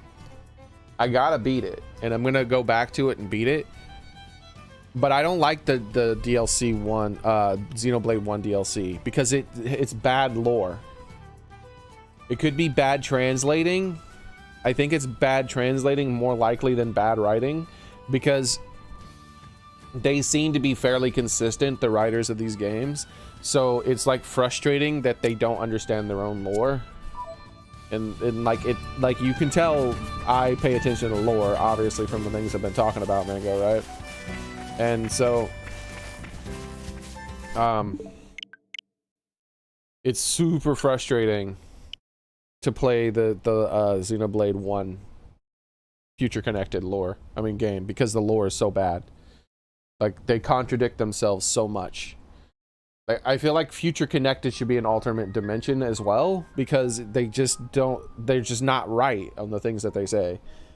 Like, the first big red flag was the female Nippon. Like I said, I'm bad with names. She was confused as to what flowers were for other than for eating. She's like, yeah, flowers are for eating. And Milia's like, no. Flowers aren't just for eating. And she has to go through this big explanation trying to make her understand that flowers are for more than just eating. And I'm like, what do you mean? Like, her mother literally wears flowers as decorations. And the Nippon females constantly wear flowers. Almost half the NPCs of the Nippon in the game have flowers on them that are female. Almost half the females have flowers. And then when you talk to them, there's even side quests that deal with flowers. There's a side quest that deals with flowers for collecting it for making pollen, but there's also a side quest for collecting flowers to create bridal things. And there's side quests to collecting flowers to decorate themselves to just look more pretty. But yet, somehow, a female Nippon who also has her hair done up very fancily, so she understands what she's trying to look pretty, who was raised by another female Nippon who is the most flamboyantly pretty Nippon there is in that town, doesn't understand that their culture uses flowers for decoration, not just eating. Like, it pissed me off. And that's not the only time they do it. They screw up on so many minor lore points. I'm like, who wrote this? It's not the same people who made the game, because they know their own lore. There's no way they would contradict themselves that much, or else they would be contradicting themselves throughout the entire game. So what I'm thinking is they had someone translate it, and that the localization team screwed it up. That's my only guess. Is they're like, this conversation isn't going to be as interesting for the Western people, so let's change it and just say she doesn't know that flowers can be decorations. That'll be funny. But they didn't play the base game, or they skipped over the Nippon side quests in the base game, one of the two, and so they forgot that Nippons very much know what flowers are more than any other race in the entire world. Nippons use flowers as decoration.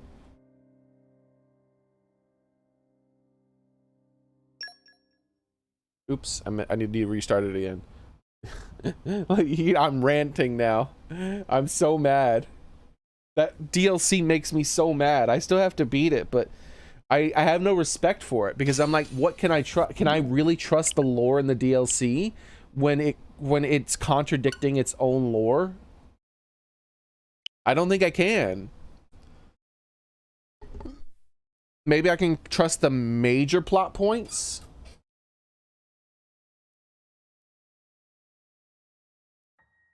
That word you said, Vepper, that starts with a D, it ends with Kratz, blocked by YouTube.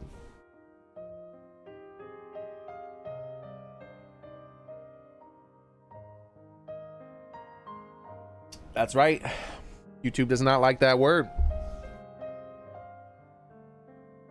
So,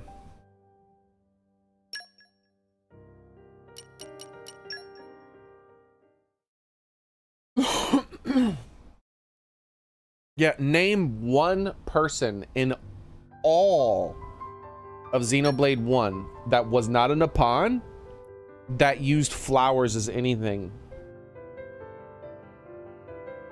As anything. Exactly. The closest you get to it is the High Intia with the side quest dealing with red pollen orb drugs.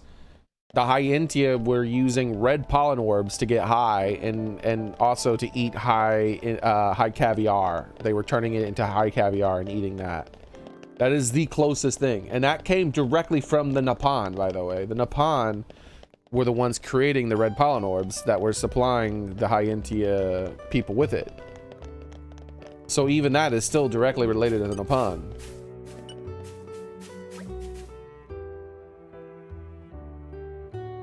She wouldn't.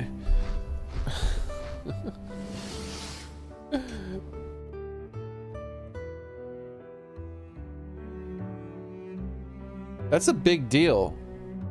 Like, that's a big deal. It's a minor plot point. It's not really important part of lore that changes that much of the story. But it's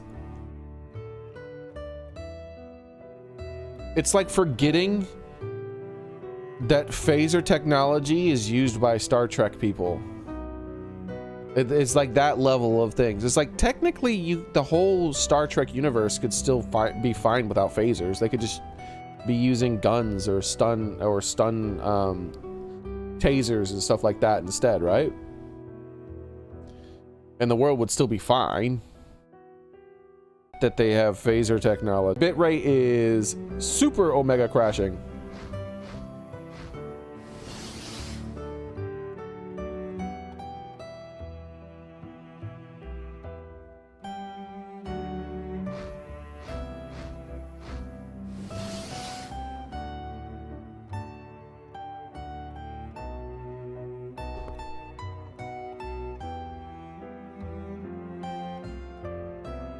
Every day this happens now.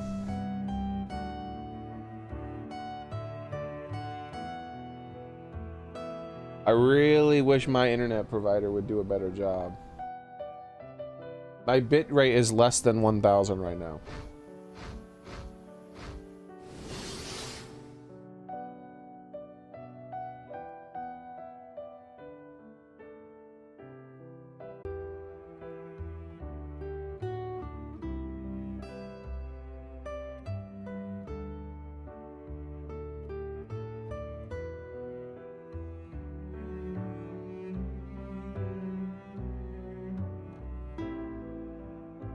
I think it might be coming back.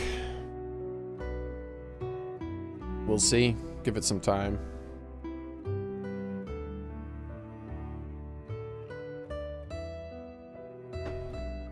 Have we been able to get through one stream in the past 2 weeks without my bitrate crashing like this? Alright, at the very least you should be able to hear me properly now, because when my bitrate was fluctuating between 100 and 0, you probably weren't even able to hear me. It was probably just buffering. But at this bitrate, it shouldn't be buffering. It should just look really ugly whenever I move around. So we'll just move around and talk to NPCs. I just don't understand girls at all. Just how about you guys? I bet you feel the same way. You're speaking to a girl. Earlier, I made medicine for the Dana Weta we collected and gave it to this girl I know to drink. She was like, ew, get that gross stuff away from me. What the heck was her problem anyway? Bugs are super cool. How can a medicine made 100% of cool things be gross? I don't get it at all.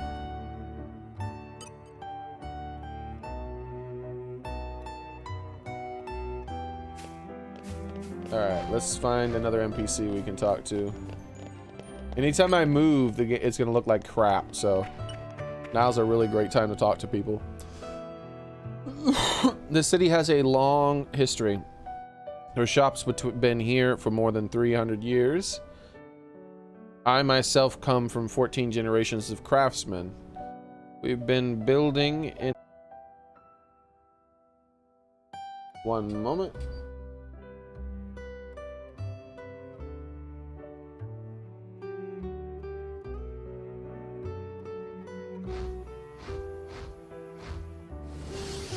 Oh, the bitrate's going back down again. Wonderful.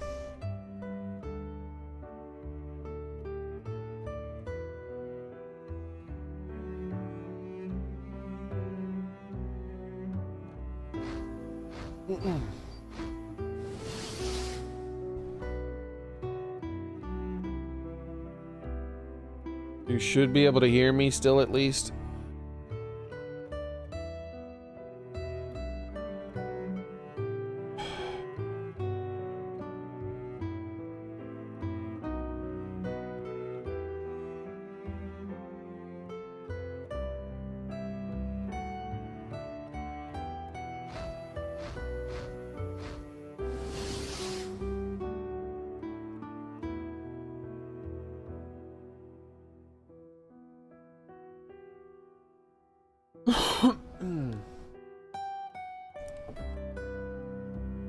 You should still be able to hear me at least, so I'm gonna go ahead and continue reading.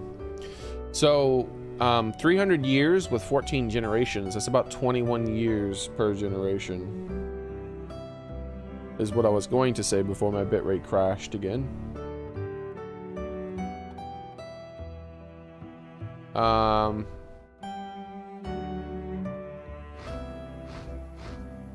Ooh, you know what? I'm gonna check something while my bitrate is crashing.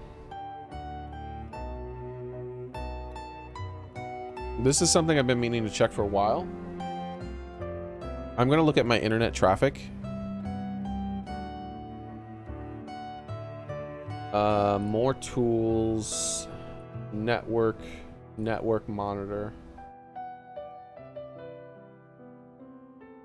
Yeah, okay. So I've always been kind of worried that my really bad bit rate might have been a computer thing for me, but it's not. Like, I was thinking maybe one of my apps are somehow trying to interfere with it and upload a whole bunch of stuff or things like that. But actually,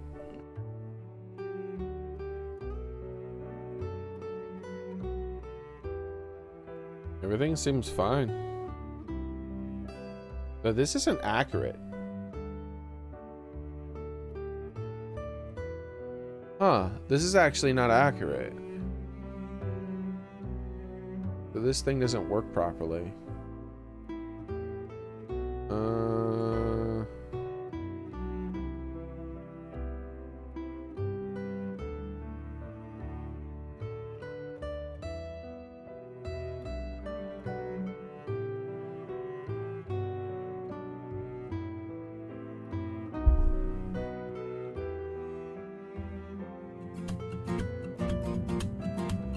Huh.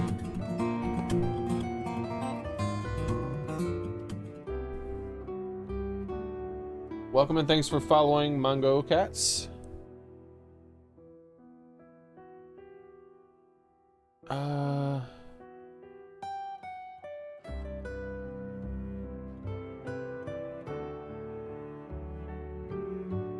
Wow, multiverses didn't use up that much stuff. Interesting.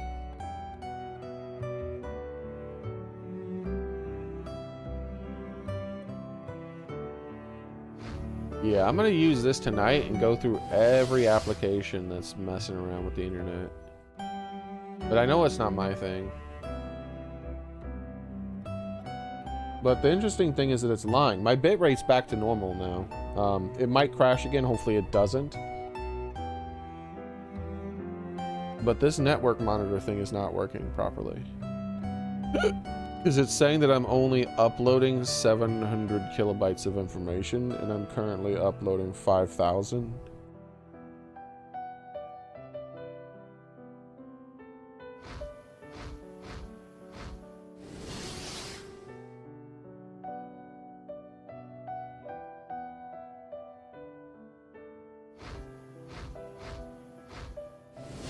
Huh. Or maybe these two numbers are different. No, KBA. Yeah, it's the exact same. So I'm uploading 6,000 kilobytes now because my bitrate's gone back to normal for the moment. Hopefully it doesn't crash again.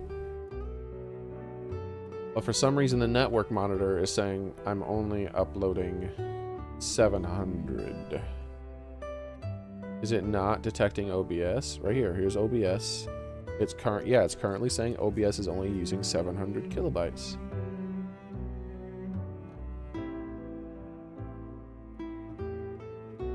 Create an application network rule.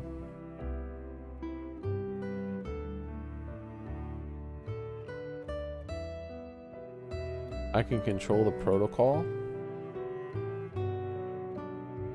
Interesting. Yeah, I might want to fiddle with that. It's actually kind of interesting. Anyways, I am going to fiddle with this some other time.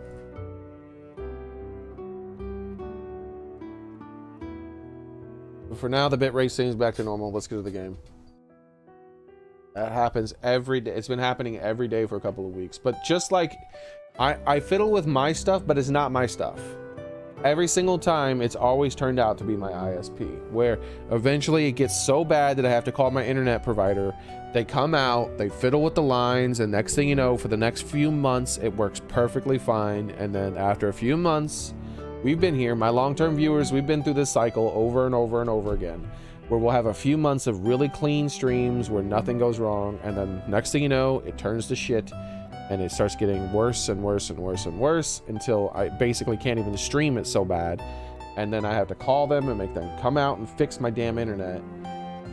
And they're like, no, it's you, it's not us. But for some reason, even though it's me, every time they come out and they fiddle with the lines outside by replacing the one that they refuse to bury and things like that, all of a sudden the internet just gets better for a month. Not a month, but like a few months. Like right after their visit. 100% of the time, the internet just gets magically better. Even though they never come inside my house. Yeah, it's very mysterious. It could be because they're we have a shoddy freaking thing out there. Like, they literally didn't even bury the lines. The lines are just laying over top on the ground, out in the elements. Like one time, my neighbor ran over our internet line with a lawnmower. It's not supposed to be that way. And it's a cheap internet line. It's supposed to be much thicker. It's supposed to be much, much thicker and laid underground. Instead, they have a temporary internet line that's running down our place that they've never fixed. They're supposed to lay that temporary line, and then they're supposed to come out and then bring a proper, real thick line and then bury it. But for over a decade, they've been having to come out and replace that temporary line.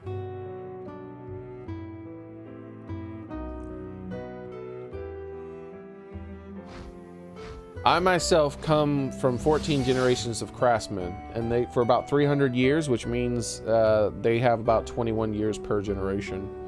We've been building in Torna for a long time. It's a fair old task taking on the weight of that history while adapting to the demands of time. This city built on blood, sweat, and tears, more than you know. Interesting that this city seems to have more real human cultural influence than most cities, and that they have an actual architect that you meet that can trace his family line right back to the beginning of the city. That's interesting. I don't think that's a coincidence.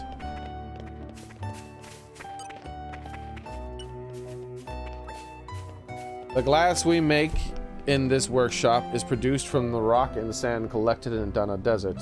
Not torn glass work, but also ritual implements and ceremonial accessories are made from our very own glass. In fact, I heard that the army recently ordered extra strong glass from my teacher for making a new ship. The name of the ship was, I think it started with Mo? Nope, sorry, it's gone now. Anyway, wait a second. Which one is that referencing? I don't remember. I'm too bad with names. That's the stuff I hate the most about the lore, because I'm so bad with names. Xenoblade 2 ship names. Let's see if there's a list of ship names. Ships. There's a category for ships. M. There's nothing listed. No!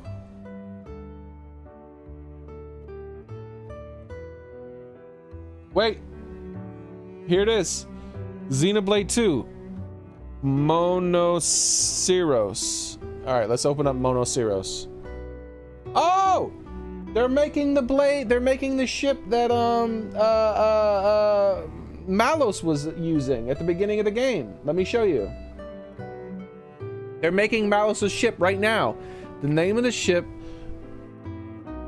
was I think it started with a Mo. Nope, sorry, it's gone. And it's supposed to be a warship, right? Look at this. The only ship in Xenoblade 2 that starts with an MO is Monoceros. It's this one.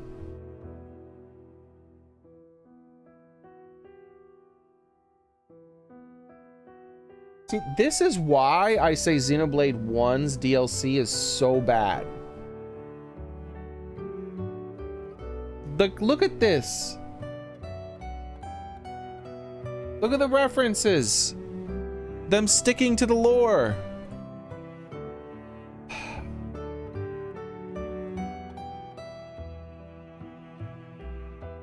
Xenoblade 2's DLC is so much better, dude. It's not even close.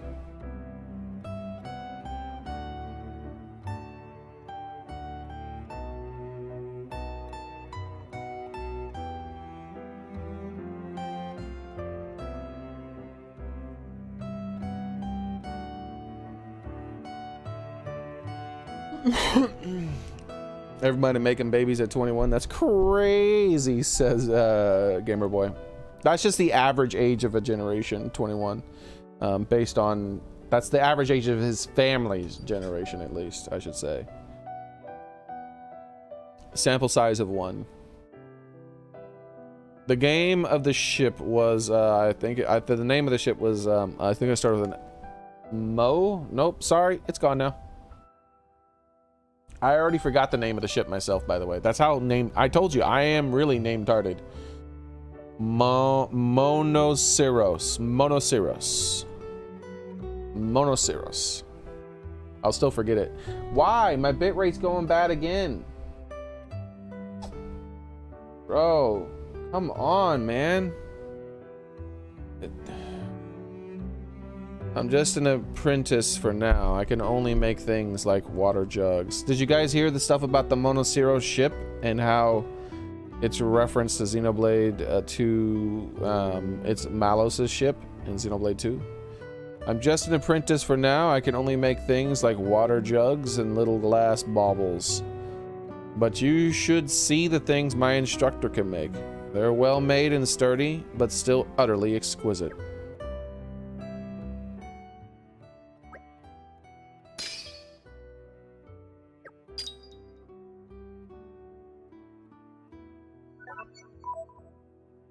That's interesting. I haven't seen that before. I have a lot of people who I've done quests for that have smiley faces when I walk up to them.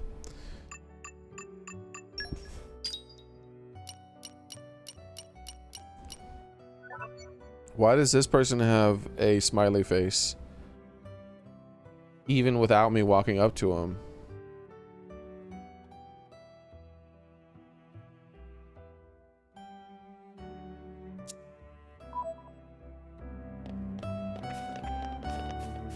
Huh. We'll have to go visit him and see what's going on. Don't have to tell me twice. Witness my irresistible force. Sneaky. Oh, treasure! You can't hide treasure from me.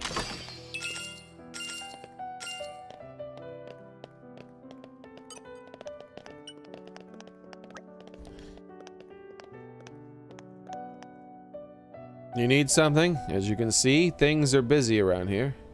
So the Aegis has been wrecking stuff all over the place, right? Well, it's made my ship orders go through the roof.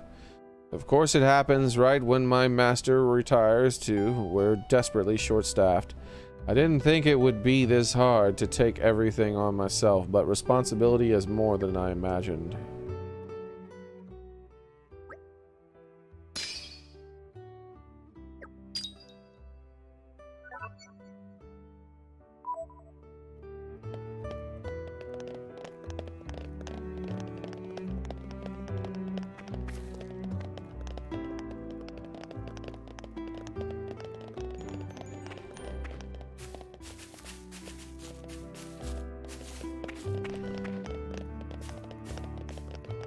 It's Jerry. Hey, Jerry.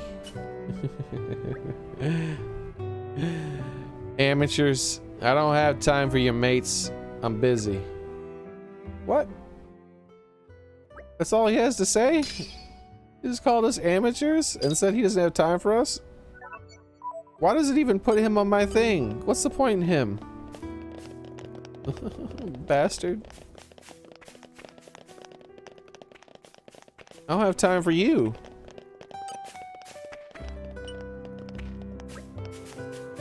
If it's the palace you're after, my lordship, just follow those steps up and it's on the left. Can't miss it. Oh, begging your pardon, most folks are looking for the palace. You're asking for after the girl.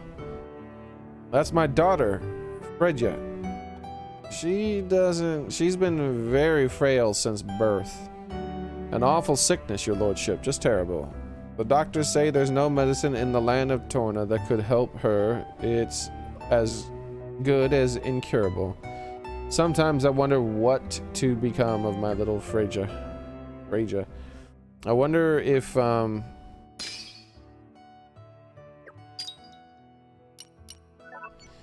somehow that's a reference to something. I'm envious of Joey and Marcus, always running around outside and chatting with folks. Hack her. Sorry, I guess I'm a bit shy lately. I don't really get the chance to meet a lot of people, you see. Maybe I know something helpful, though. There are lots of really neat shops all over Torna. I'm sure if you have a look, you'll find tons of stuff that's useful for drivers and blades. I really wish I could go, but going to busy places makes me too tired. Yeah, it sucks.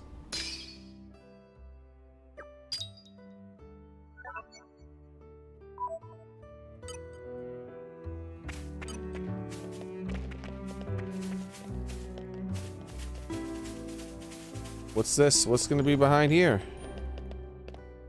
It's got its own location. Aha! There's a secret Nippon gang. The suspense is killing me. Look at this little one with his glasses, dude. Head Muscarpon. Are these the 4 Muscarpons? Halt! Who goes there? Who challenges Ruru? Strangers come here to kick us out. Old lady from market must have told on us again. Meh, Ruru and Brother Pons find this tip-top base is ours. If friends want us to move, friends find better base for us. Oh, look at that! They're all one little group. I wish I could zoom in. Like proper zoom in, not this sort of zoom in. Not this kind, but a proper zoom in. They have a little group photo. Sneaky Nippon. I thought there was gonna be a chest back here or something, not a sneaky Nippon.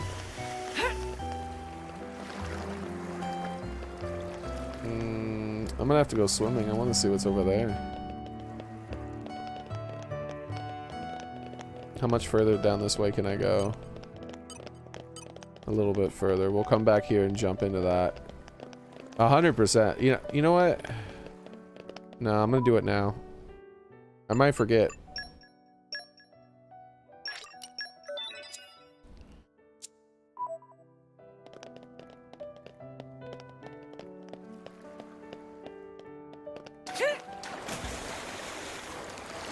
There's definitely a secret back here.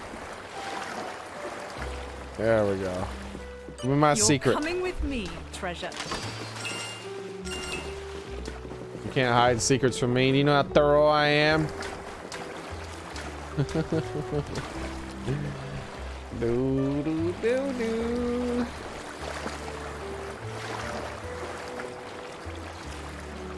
Hey, I see you up there.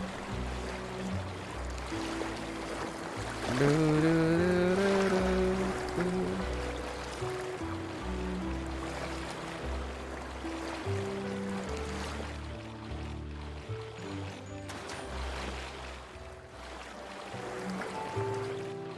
Oh, I hear someone playing a flute. Land ho!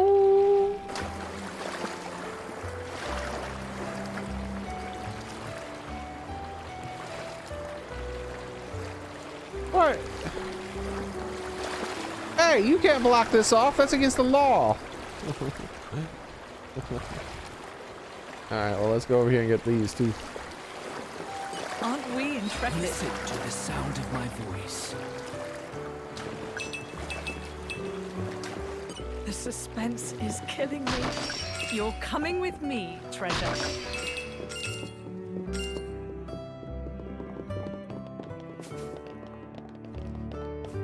Alright, let's get back to where we were. I don't think daytime and nighttime matters in the DLC, but we will switch to daytime and nighttime once we've talked to everybody. Just in case. I don't think it does, though. Also, hello.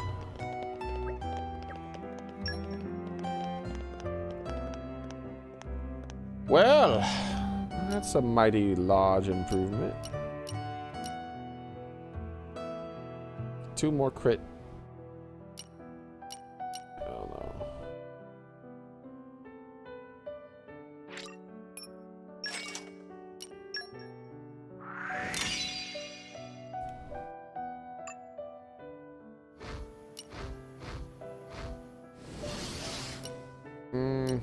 I'd rather keep her defense oriented stuff.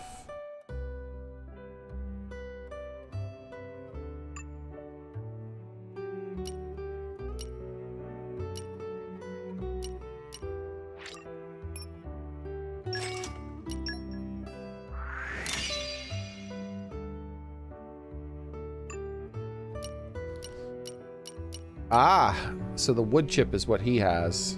That's why he was already so much more advanced than everybody. Okay. Same. I'd rather like check my inventory for something for them, because that 47% block is really nice, and I do not want to reduce that by that much. They're tanks. I'd rather not fiddle with my tanks. Okay. What? I forgot the vendors show up too. Have I talked to all the vendors? Because I normally skip over these ones. Hello there. You don't look half Like a driver, I need some accessories. Take them back to the souvenirs. Hang them on your cloth and decorations. Yep, that could go wrong with some accessories. Yeah, I don't do the accessory thing.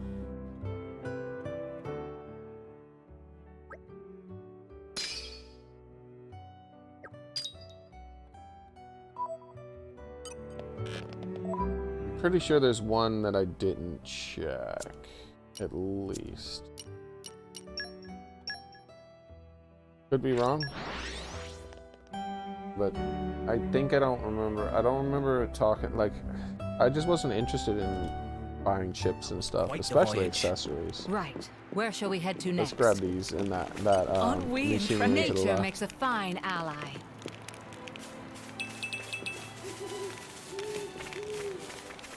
Aren't we intrepid? Okay.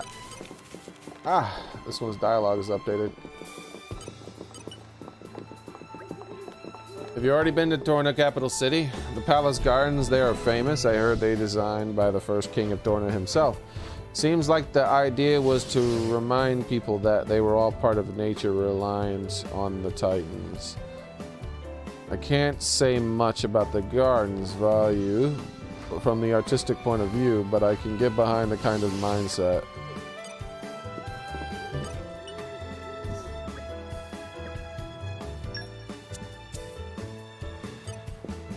Well, apparently I did talk to him.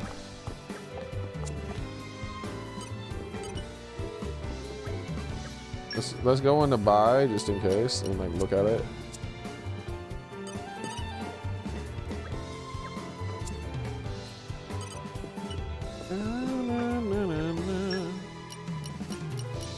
It's weird. So apparently I talked to him, but I don't remember them being added to my thingy. Never thought something like that could happen in Korea. Life's full of twists and turns. Now the wheels are in motion and the stakes are higher for everyone. The money's better too, of course. Pay close attention and you can predict how everything will turn out. My bet on Mora Dane coming on top. They're trying to mop up the Korean remnants and plant themselves firmly in Gormat soil. Smart moves indeed.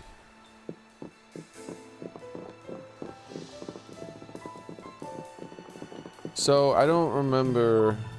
I don't think the UI shows shops unless you turn it on. Yeah. R1 button isn't working again. Okay, there we go. Hey. Wait, why isn't it turning it on? How do you turn it on? Filter on X. So it seems to be the only place here that has it. Yeah, it's the only place that's blinking. Okay.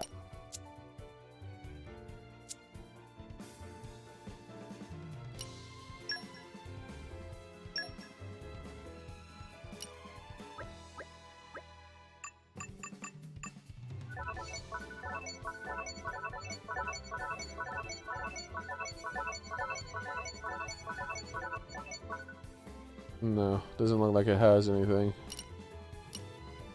Okay. And we definitely talked to both the shops here.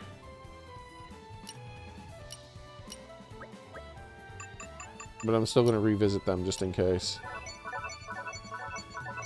Did we talk to both of them there, though? I don't remember that. I know we talked to one of them for sure, but I'm not sure about both.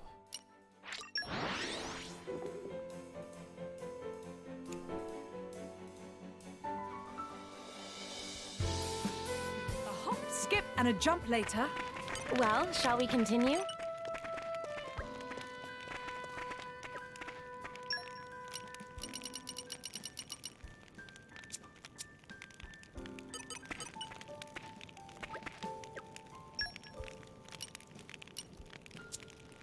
All right.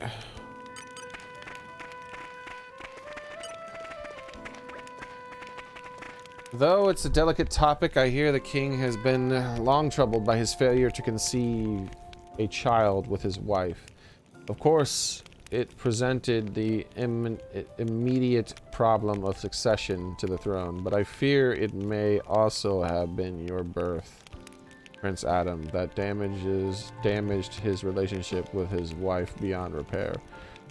They never did manage to produce an illegitimate heir, which is why you were summoned here to the mainland. On the night he made that difficult decision, His Majesty said something none of us retainers will ever forget.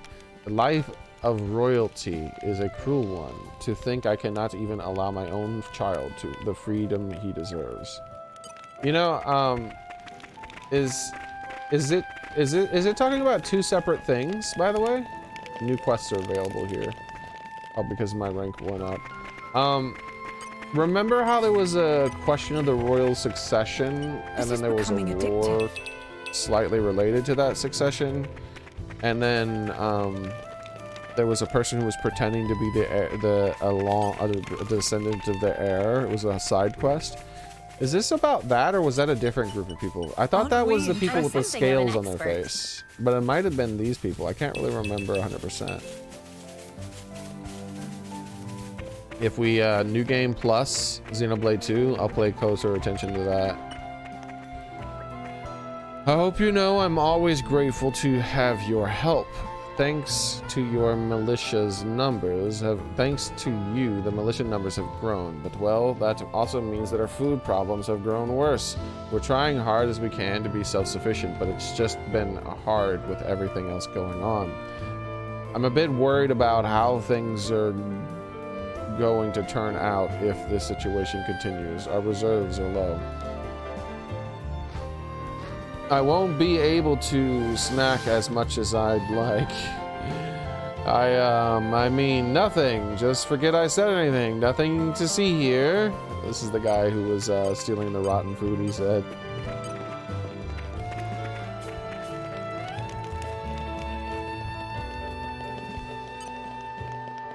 Augustus. Another famous name.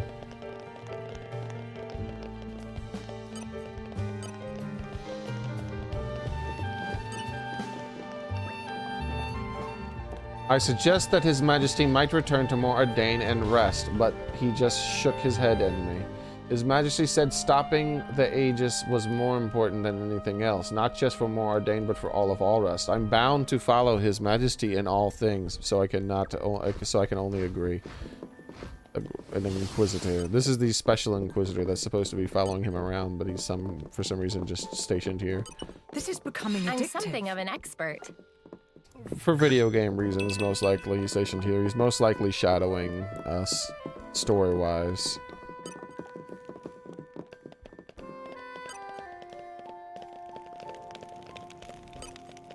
Nowl. Seems like the Brogine guy was sneaking snacks in the storehouse again. Kalina caught him and treated him like a felon. It turned into a huge fuss. I managed to calm it down, but it made me realize how different the values are between Moradane and Torna. Brogan can never control his appetite. What he did was wrong, and he didn't really mean any major harm. Let's have a sip. I'm going to talk to Kalina again. That might help clear things up. I want to learn more about Moradane too.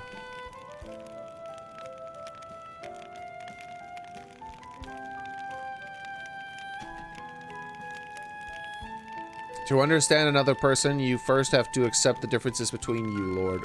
Adam taught me that.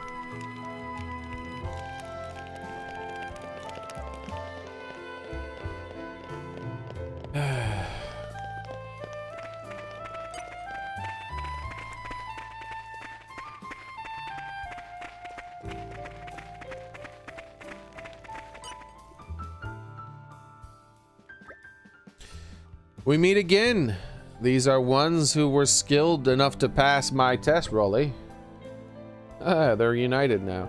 Meh, this not good at all. So, are you signing us up for this dangerous mission of yours? Yes. About that. Meep, must think of excuse quick fast. You've seen what we can do. What else do you need? One more time. Need one last test to make extra doubly, triply sure friends have what it takes. We've already made triply sure. This is the 4th time, my man. Well, you heard the pun. Sorry, he's the boss. This is getting somewhat irritating. This will be absolute final test. Swear on life of roly-poly is evaluation of all skills up to now. Yeah, come on, Krogan. Throw roly-poly bone here. Wait, roly-poly, I have it. 10 fusion combos, dude. It's super hyper zoomed in on this dude.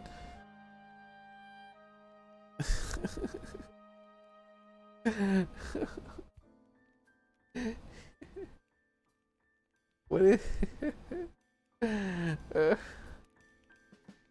bro?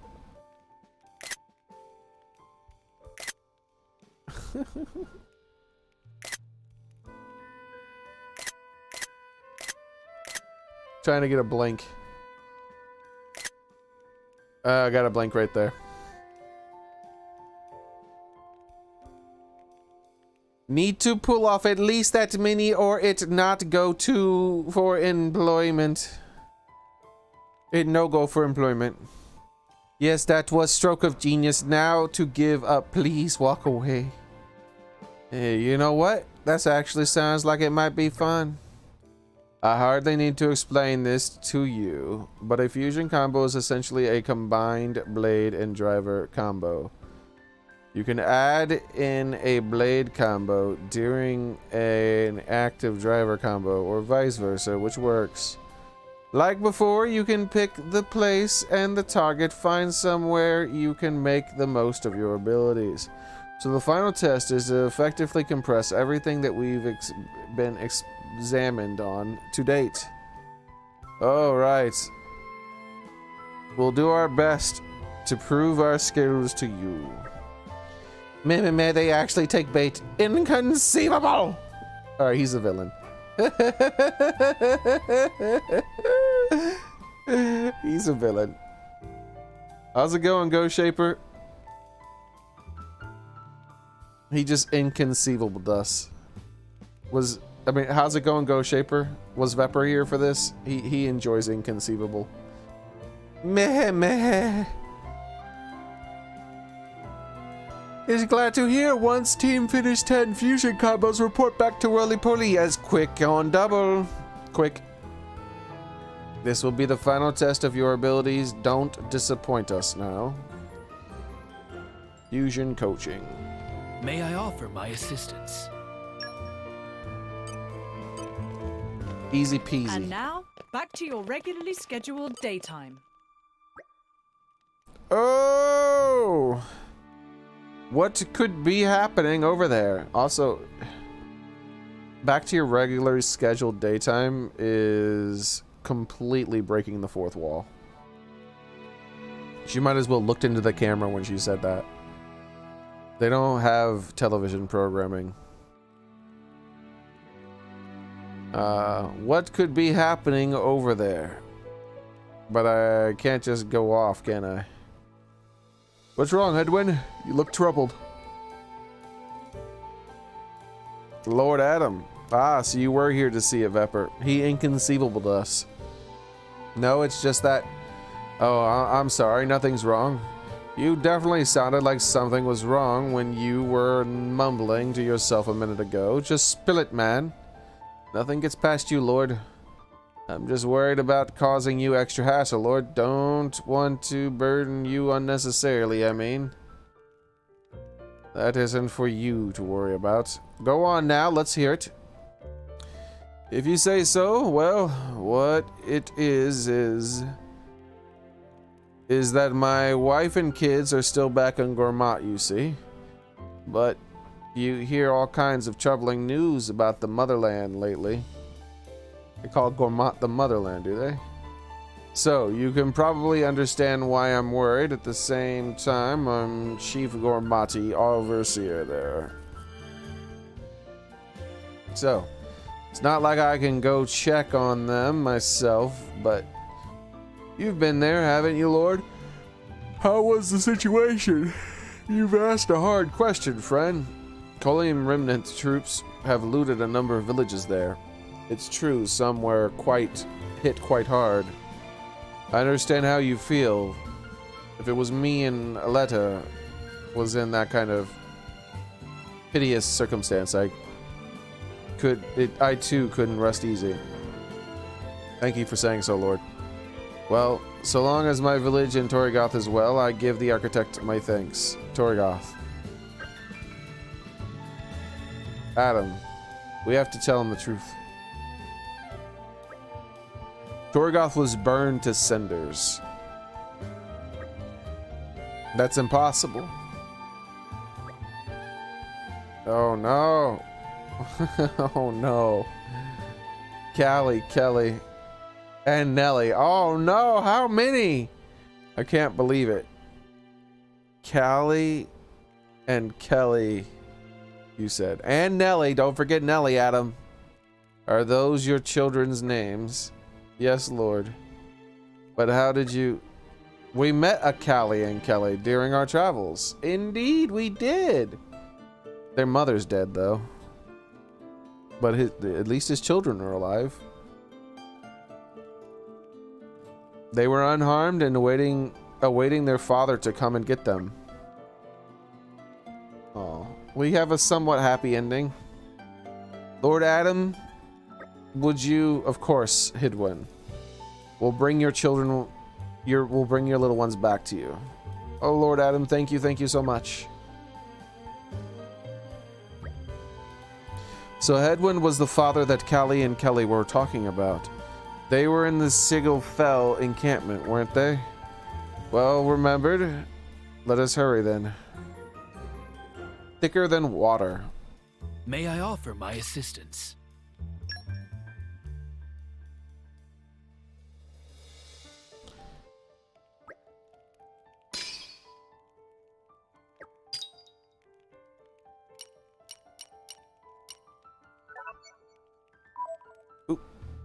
I hate that.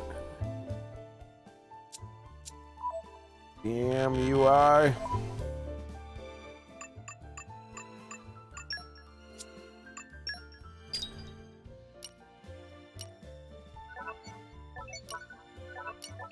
Here they are. Callie, hidden hunting camp. Kelly, hidden hunting camp. Which is weird. Why are they in the hidden hunting camp? Didn't they say they were going to wait at the docks? I remember them moving to the hidden hunting camp, but I didn't put that together. I forgot about that.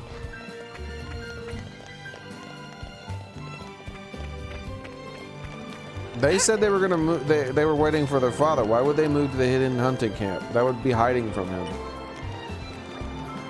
I was surprised when I first came to Torna. The food here is just so good. Even the food served as this camp looks and tastes great. I went to the storehouse and investigated what ingredients and spices they used here and had another shock.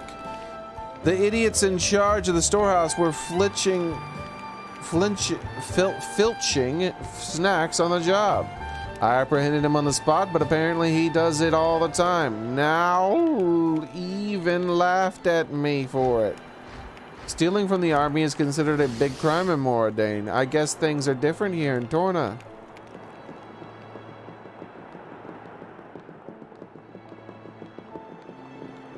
Aren't we I'm intrepid? something of an expert. Aren't we intrepid? Yes, we are. Don't worry, I'll get your kids in a minute. I gotta go over here first. Wait a second.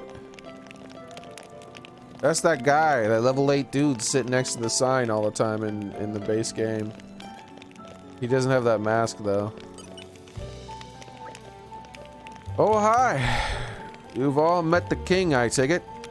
He was a military officer in his younger days, led Torna in many other glorious victories. Then, you see, in the way of Lord Adam leads the resistance army, he inherited his military smarts from the old man.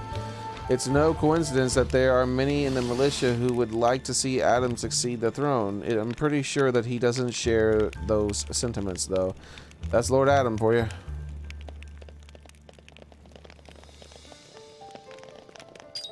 I guess we're gonna give it a shot.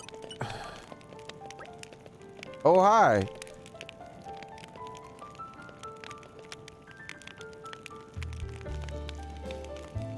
Okay, so unlike the base game, it doesn't seem like characters have unique dialogues when you talk to them about the person that they were talking about.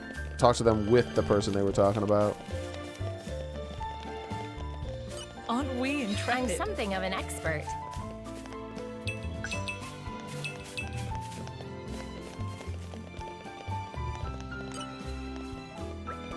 Lord Adam, I need to tell you, I've set the day to visit my grandmother. It won't be a nice trip back home, mind actually. She's not well and will need the services of the Ardanian doctor. I'll be away from Torna for a time while I provide her that support. Mungo and the household staff have even prepared some flowers for her. Forgive me, my eyes are leaking. Everyone in Aletta has been so kind. This is one of the first time people have used flowers outside of medicine that aren't Nippon. And I still have to say my goodbyes, so I'll be around a little while longer. Thankfully, I have a little more time to soak this tournament in.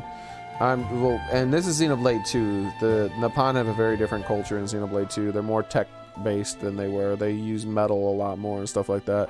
I'm dreading having to leave everyone, Lord Adam included. The people here have been so kind to me. It's too hard. Okay.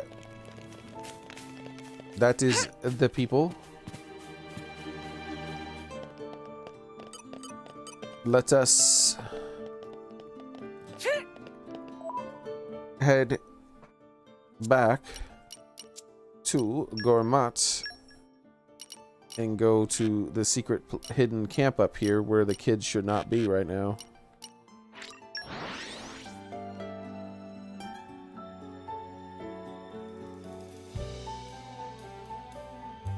Suddenly, it all looks so different. All right, remind me why. Cutscene. I thought Callie and Kelly would be here, but they're not. Not anymore, at least. There are signs that indicate someone left here in a hurry. This is why they were in a place they shouldn't be. They should have been in the docks. They moved them so that it made it easier for them to get lost again. Could it have been those two? Let's try and find out.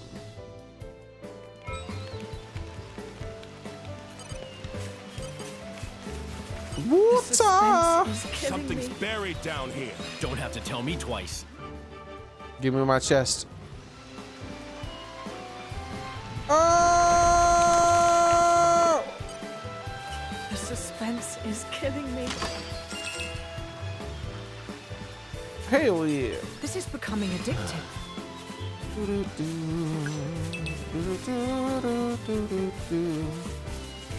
Okay.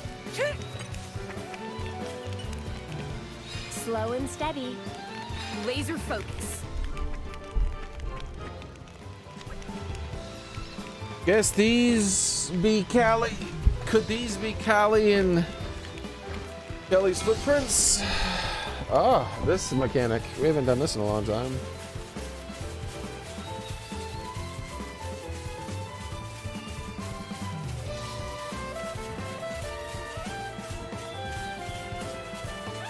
What? Where'd the hell it go? It goes this way and then it doesn't reappear yet. How far do I have to go? There it goes. Wow, I had to run much further this time to make it reappear. Hey, this is mine. Don't touch it.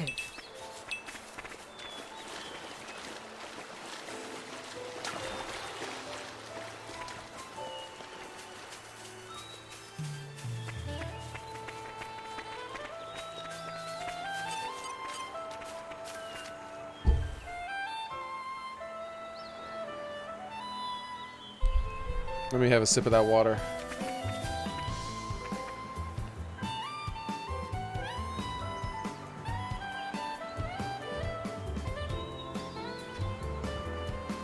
My bitrate is nice and assy.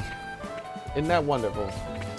Been like that all day now, and so, instead of just being for a little bit, it's getting to that point. Time to call my ISP and tell them that their service is garbage and it's overpriced, and they need to come out and fix my shit again. And they could just do it the right way for once, but no.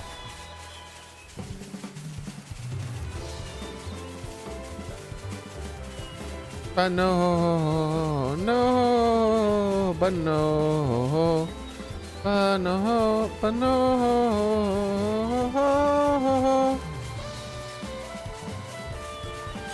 Aren't we intrepid? I know the drill.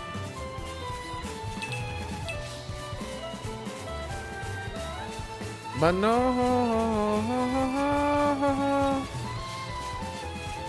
Level 38 is pretty damn high level.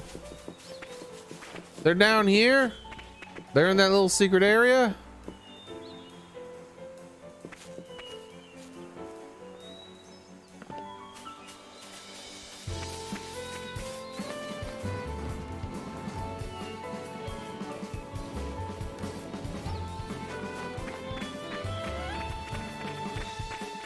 Hey! What are you two doing over here? What do you think your father's gonna find you in here? Why did you leave the docks in the first place? Thank you for before. Turkins chased us around and now we ended up here. Why? You wouldn't even be here if you wouldn't have left the docks. The Turkins couldn't have chased you because there'd have been too many people. I was really, really scared. Oh yeah, we wanted to ask you something. Callie will tell you, so just ask him. Aren't we I'm intrepid? something of an expert. No, I can't explain why you're so stupid. Oh, hey, you guys from before? We got chased around by some Turkins and we ended up here. I'm glad we found you. We found you, okay.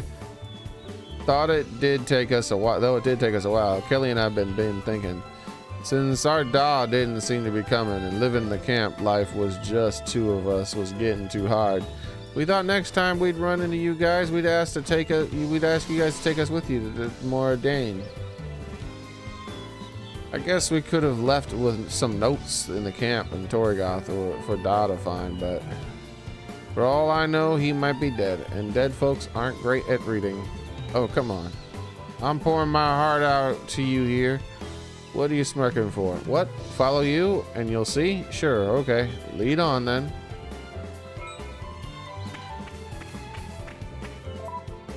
Could we just never finish this quest? Could you imagine?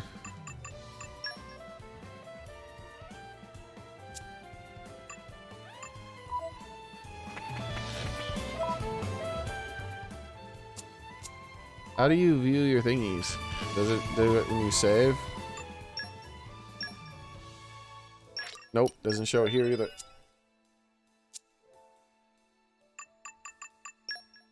Maybe when you click.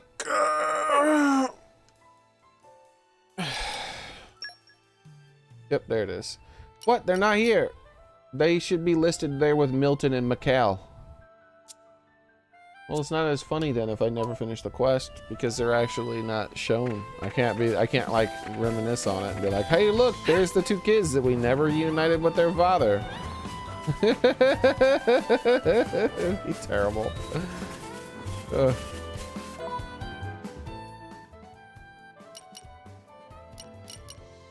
Bro, look at all these things I can do over here. What is this? Think I should do these things?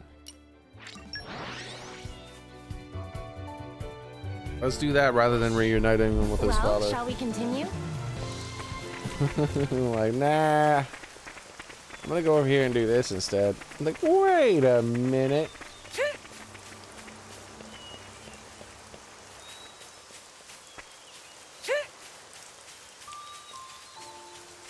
This is becoming addictive. We're just taking these kids back to the village where their mother died. Hey kids, remember this place? It's where your mom died. This is becoming addictive. Nature makes a fine ally.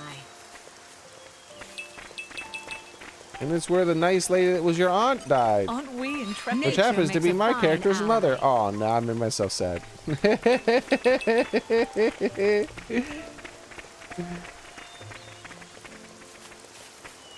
Do, do, do, do, do, do, do. Aren't we intrepid? You know, in this DLC, I guess they're trying to show the horrors of war. They're showing very few soldiers dying. It's mostly just innocent people so far. Aren't we I'm intrepid? something of We an haven't expert. gone to a place and been like, oh man, there was a battle here, and look, there's a bunch of dead soldiers. No, it's just like villages becoming addictive. and Makes a civilians. fine That's it. ally. That's all of it so far. Nothing but civilian casualties. No actual military casualties at all. I'll still never understand why these developers put fish in this little tiny thing. My guess is that these are super fancy fish that somehow clean the water instead of making it dirty. So they eat dirt and poop pristine water is my guess. Otherwise, because there's a towel there, right? Like it's a wash basin. Otherwise, I don't understand what's the point in the fish.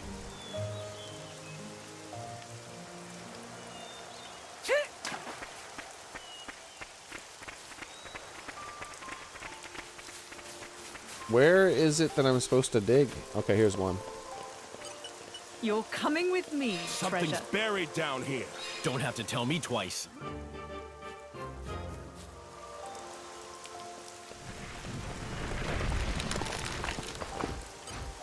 You're coming with me, treasure. White belt and shell shoes. Most of them for something This more is becoming exotic. Nature makes a fine ally. Like maybe a key item related to her mother or something.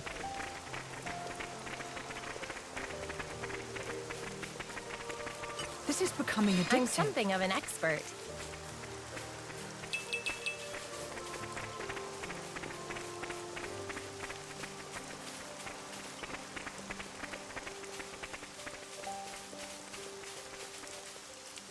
One moment.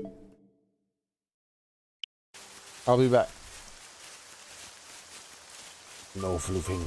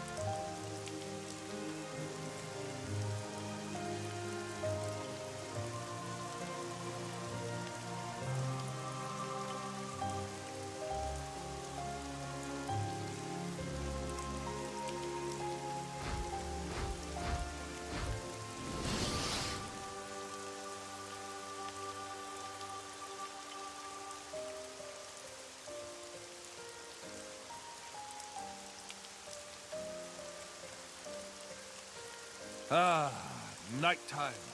I do love a bit of peace and quiet. I want to rest now.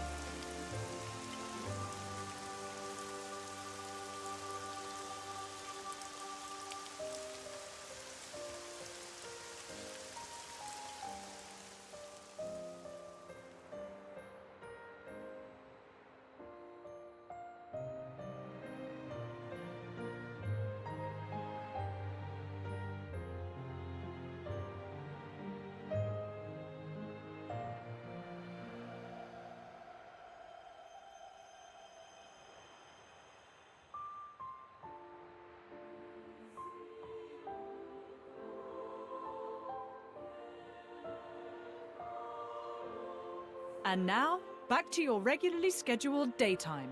Let's give it all we have today.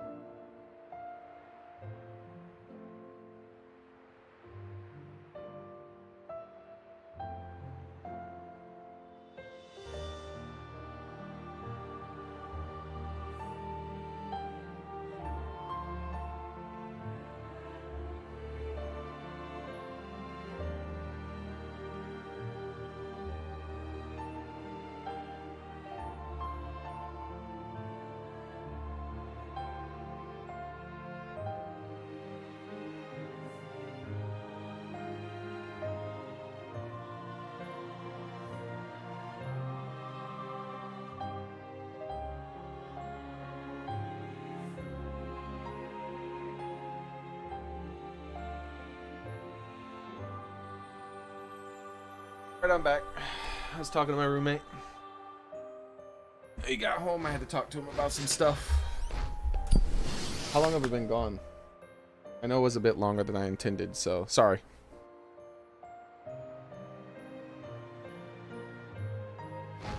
Oof. 20 minutes, it looks like. Sorry about that.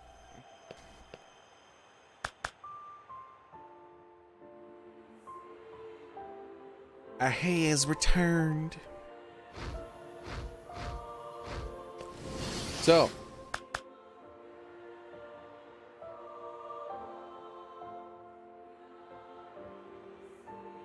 yeah, I've been enjoying the multiverses game.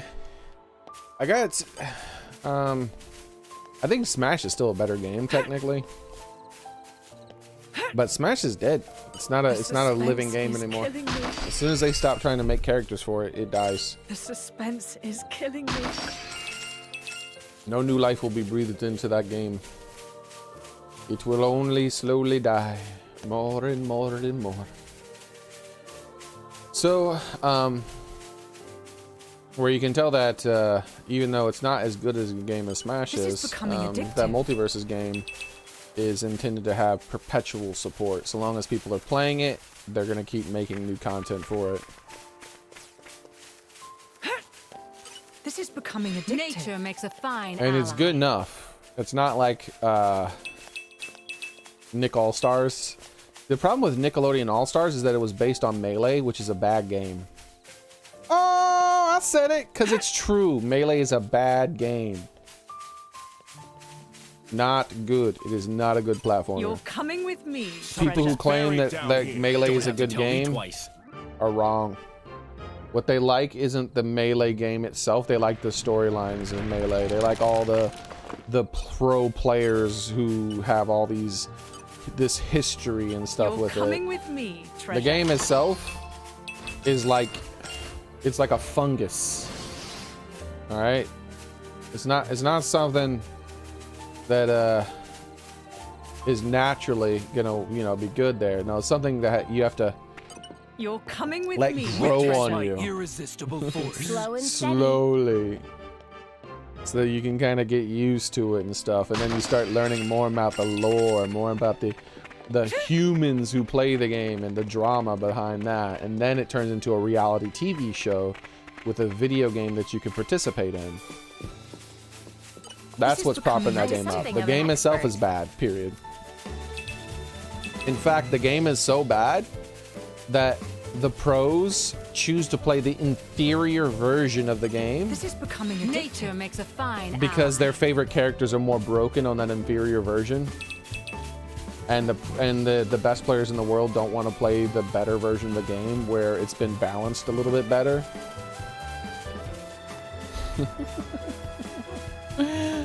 Because their characters would be The nerfed. sound of my voice. The European version of the game was balanced better. They nerfed some of the most broken things about Melee and fixed some of the mechanics of it that weren't working correctly. Nature makes a fine ally. Not all of it, by the way, but they fixed some of it. Because that game is a very broken game. And I believe it's a fundamentally flawed game. Aren't we intrepid?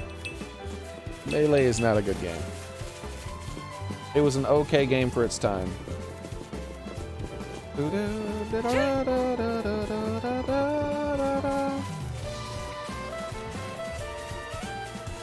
Smash Ultimate is so ridiculously better than Melee, it's not even close. Even with all the input lag, it's still like 1,000 times better. Melee is a bad game, and that's why Nick All-Stars sucks. Because they based their mechanics off of Melee, an inferior version of a platformer game. How's it going, Livy?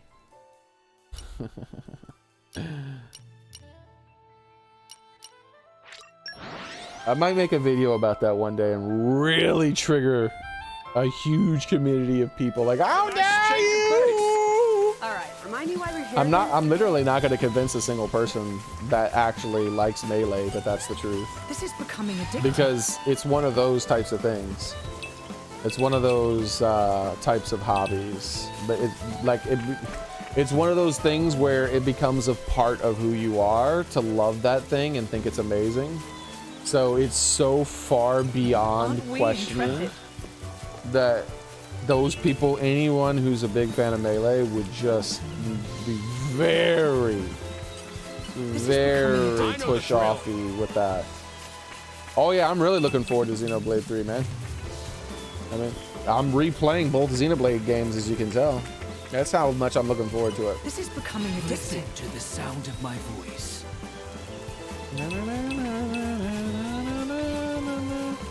I already beat Xenoblade 1 again. I don't know how many hours I have in that game now, 500 or so. I have over 300 hours so far in Xenoblade 2. Not counting the DLC.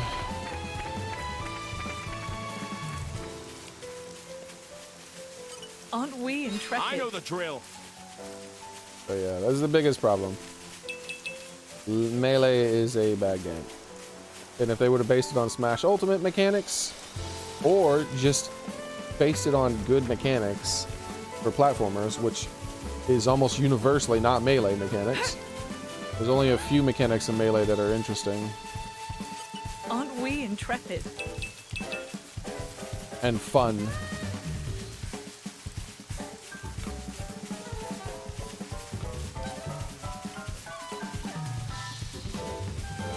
But they did a good thing with, like, say, the wave dashing in Nickelodeon All-Stars. Wave dashing is one of the mechanics that's fun. It's fun specifically because it looks cool. It's a unique looking type of thing to slide around and manipulate your movement. So anytime you can kind of break the movement system of a video game, it kind of looks interesting.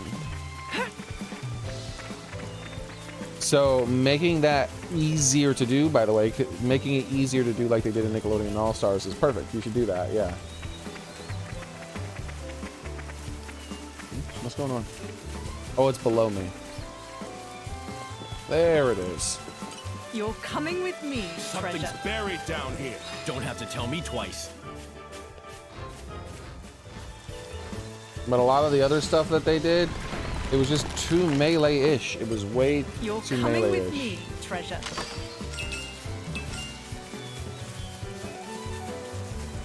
Aren't we intrepid? Like, wall grabbing is way better than ledge trumping. I like what Multiverses did. Multiverses got rid of all that. There's no ledge trumping and there's no wall grabbing. That's fine. But if you can wall grab, trumping is so much. I meant to say trumping is so much better than hogging. Ledge hogging is a terrible, terrible mechanic. And I don't understand why people try to say it isn't. Well, I guess because they're just absurd fans of Melee, or they've been brainwashed, or they just never questioned it and thought about it. Aren't we intrepid? Nature makes a fine ally. Like, what is the most interesting aspect of a fighting game, both when playing it and when watching it? Interacting with each other.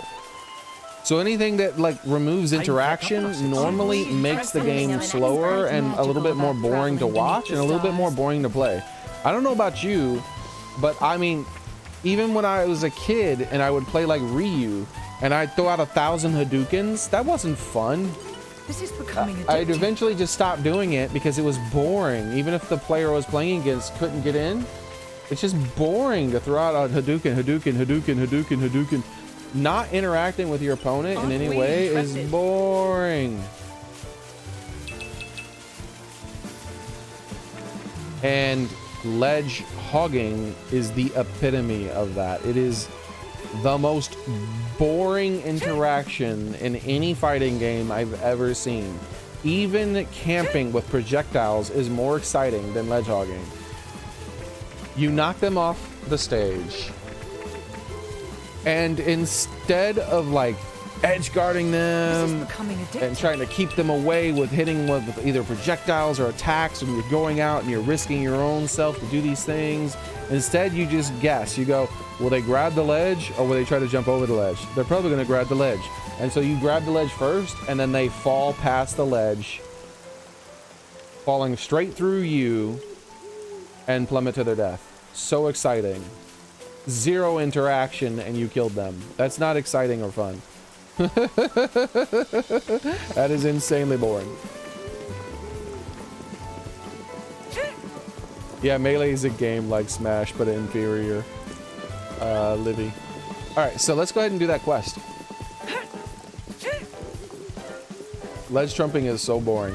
Where ledge hogging, though not the best solution, I'm sure that someone can come up with something better, is so much better because it forces interaction. When two people try to grab the ledge, it pops one up and it removes their invulnerability, which allows for like combos and different sorts of interactions based on that. It's not simply, oh, I don't interact with you and therefore you die, which is so lame. It's so boring. The suspense is There's a killing me. clear structure to this lock. Slow and steady. Ledge trumping is so much better than ledge hogging. It's not even close. From a viewer standpoint and from a player standpoint. Like, think about it. Like, what, like, how exciting is this? You got this match and it's such a close match and who knows who's gonna win? Whoever lands the next hit might win. And then you land a little bit of a hit, but it doesn't kill. Instead, it just knocks them a little bit off stage. And they're about to come back on stage, and then you grab the ledge and they fall down and die. What? That's not exciting. That's not exciting to do, and it's not exciting to watch. Especially when they fall straight through your body to fall to their death.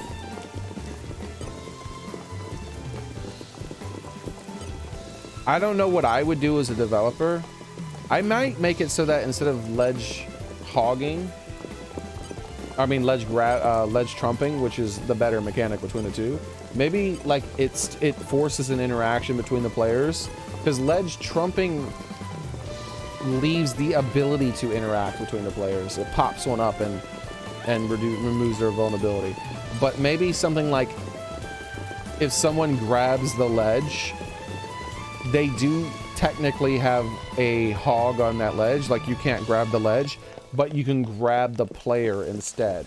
Like maybe if you recover and you go through the player, you can press the grab button and do like an aerial grab, even if you're in a different state, because it only works like when they're hanging on a ledge. Something. I don't know how I would do it, but it's so boring to not have interactions, and then that's how you win. Boring to do, boring to have done to you, and boring to watch. It's a dumb mechanic. I'm getting NES game remake with 500 games on it for $30. Damn, nice, man. Congrats, Ghost Shaper. But yeah, that's why Nickelodeon All-Star Brawl failed. Because it's too much like Melee without the storyline. If they could have created big storylines like Melee has, then Nickelodeon would have been a successful game that would have blown up and continued to grow. But Melee is held up strictly by the players themselves creating all kinds of drama between each other. That is the only reason that game survived as long as it did.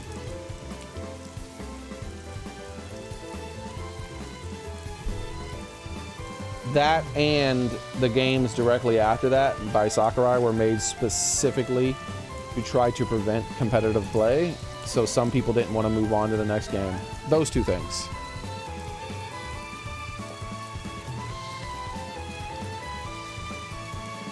But in those games, there were normally just like small mechanics that made it more difficult to be competitive, like the tripping and things like that.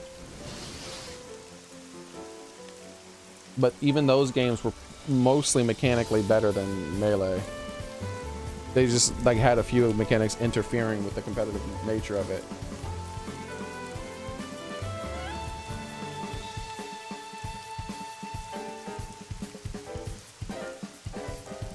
And I think Multiverses did the right thing in not trying to copy Melee and just doing their own thing. They're like, oh no, we're not gonna do the ledge hog, ledge trump thing. We're just gonna make it so there's no ledges. Instead, every stage has walls that you can climb. You know, they went their own route. The no shield thing, no blocking thing, I think it makes the game too spammy. But it's still pretty fun, even though it is extremely spammy. But because there's no shields, it does make it so that there's a lot more interactions, which is a lot more exciting. It's just less technical. I've been to the Torna capital a lot for work. It's more based on movement, which is cool. Which is cool, because the longer the game goes, the better players will become at movement, to where when you're watching it, it'll look really neat. It's like, wow, look how that player moves. It's crazy how they're moving. Because they have to move that way, or else they're going to lose, because it's all about movement. Because there's no, when you want to be defensive, because there's no, no shielding. I've been to Torna capital a lot for work, and level of their industry technology never ceases to amaze me. I've been a mechanic for a long time now. I might stream Multiverses tonight, by the way. I don't know. I haven't decided yet. I am for sure going to play it sometime tonight, but I don't know if I'm going to stream it.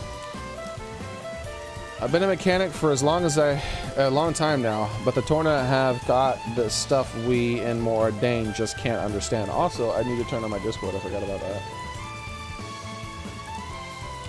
In particular, there's their theory of Titan-free high-powered machinery. Mind-blowing, I tell you. Oh, they're talking about that ship that is going to get built in... once again, they're kind of sort of side-talking about that ship that's going to get built that Malos uses in the base game.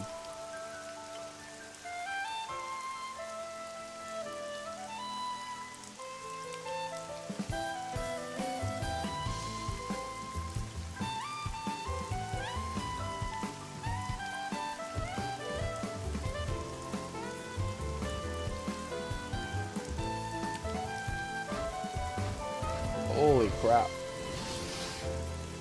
Just one moment here, guys. Okay, I just had to check something. In particular, their theory of Titan-free high-powered machinery mind-blowing, I tell you. Back in Moradane, it's usually used the Titans as power sources for vehicles. That's the big difference.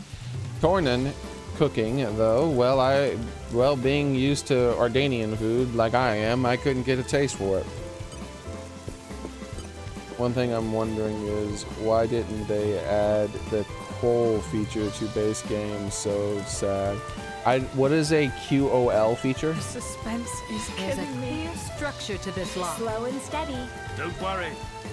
Failure paves the way to success. Alright, is that all the new NPC dialogue? No, there's this guy. What's the Imperial Army doing in Gormat, you say? Well, we're here to protect His Majesty, of course, but actually it seems there's another reason as well. I've heard rumors, at least surveying the population, economy, military, and Gormat. I'm sure that it's all part of the bigger plan to foster good relations between Gormat and Moradane.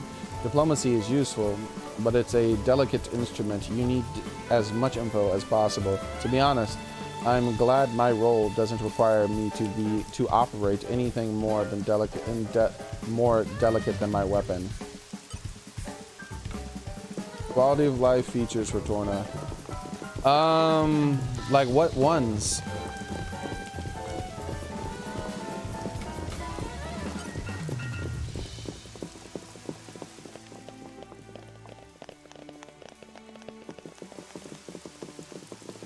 It's been a few months since I played Xenoblade 2. So I might be like forgetting about mechanics that weren't in there.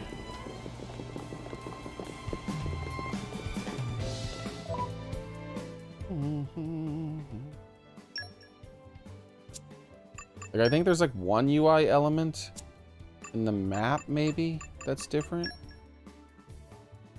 The help menu where you can reread tutorials. Oh, that wasn't in the base game. This wasn't in the base game.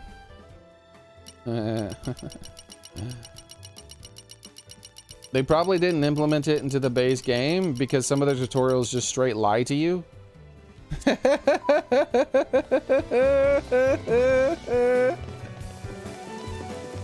What kind of collection point is it? You can do that in the base game. I'm pretty sure you can do that. In the base game, I'm pretty sure you can hover over a collection point like this. And it'll tell you if you can do it, and it'll tell you what level it is. And then also there's the UI option over here to turn on this and get this shit all over your screen, which for obvious reasons is off by default. The reason why shops is off by default, which I don't think it should be in the DLC because there's so few shops, but the reason why shops are off by default because right over here where the city is, if you turn this on, it'll just be filled with these icons, almost as bad as this. Pretty much all the towns will be like that actually, because there's so many shops. But I remember these UI options were in there, the field skills and the quests and the I don't know about camps. I think that's new. The unique monsters, that might have been the only UI element. I don't remember. I don't remember if unique monsters was in the base. I feel like it wasn't, and if it was turned off by default and I didn't realize what it was, or I forgot and I turned it off myself and didn't realize I turned it off on accident. But because I remember struggling extremely hard to find unique monsters that I'd already slain before.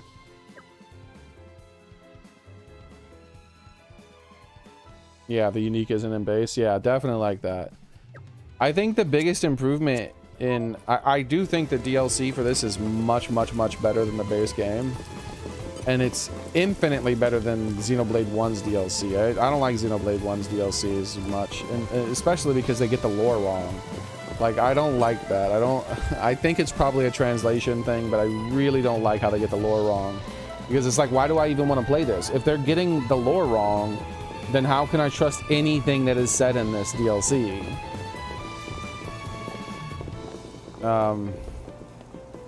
But mechanically, this DLC is much better too, because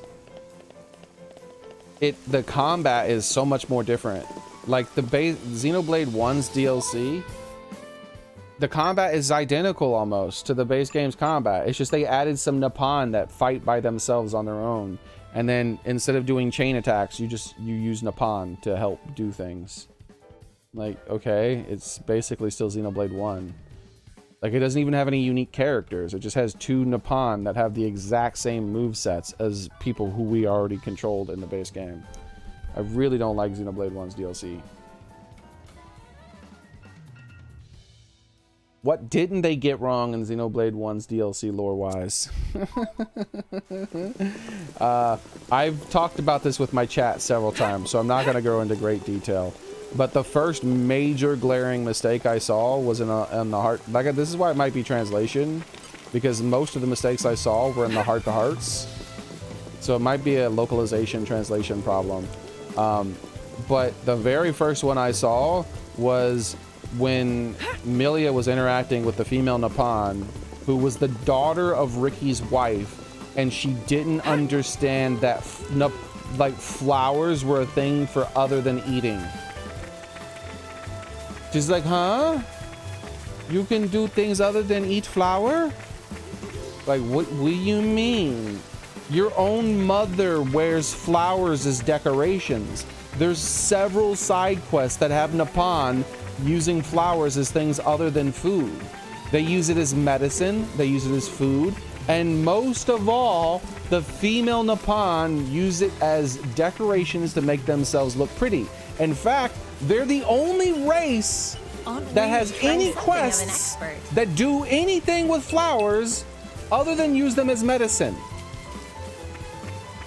But she, coming from one of the most flamboyantly, like outwardly pretty, like trying to be pretty Nippon, which is Ricky's wife, who wears flowers, doesn't, and her herself being a female, doesn't understand that flowers can be used for decorations. Meanwhile, there's like at least 3 side quests revolving around flowers that are not food items. There's the female Nippon who she's trying to attract a male to get married, and so she's having you fetch her a whole bunch of different flowers so she can make some jewelry with it so that she can be pretty for him.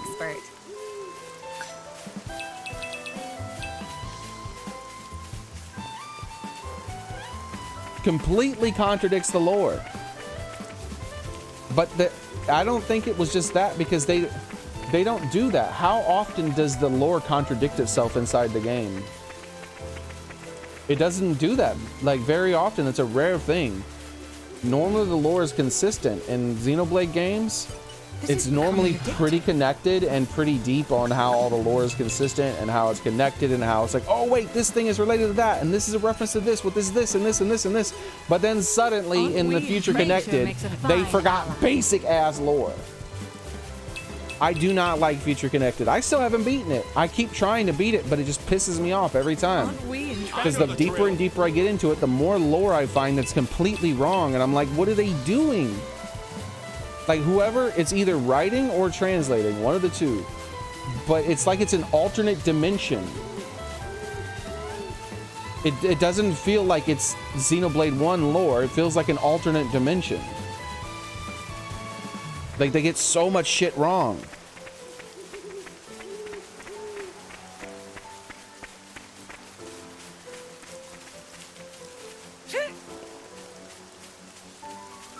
I think what happened is because the way that the way the lore in the games, like this game alone, this DLC, like, look at this. I don't know why I'm hanging out here still. I should have moved on to the next place. Let me show you this. This is how much attention they pay to the lore normally, but for some reason Future Connected just threw all that shit out the window, which makes me worried about Xenoblade 3 a little bit, because Future Connected was the last content made by Monolith Soft. That was the last content made. When the definitive edition that added that content was the last content made. But like, look at this NPC over here.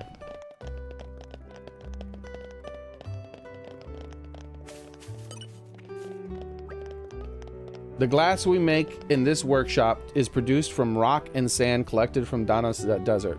All Tornian glass, but also ritual implements and ceremonial accessories are made from the very own glass. In fact, I heard that the army recently ordered extra strong glass for my teacher for making a new ship. The name of the ship was, I think it started with Mo. Nope, sorry, it's gone again. Or gone now.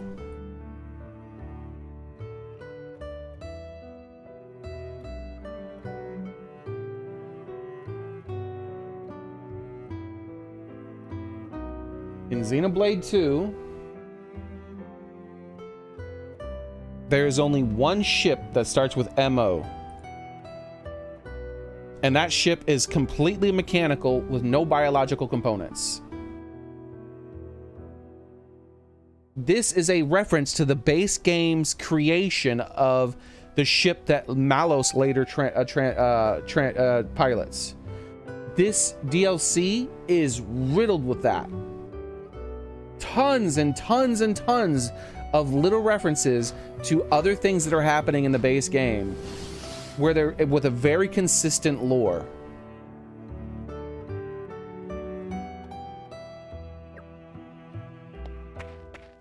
Even the way the places are culturally.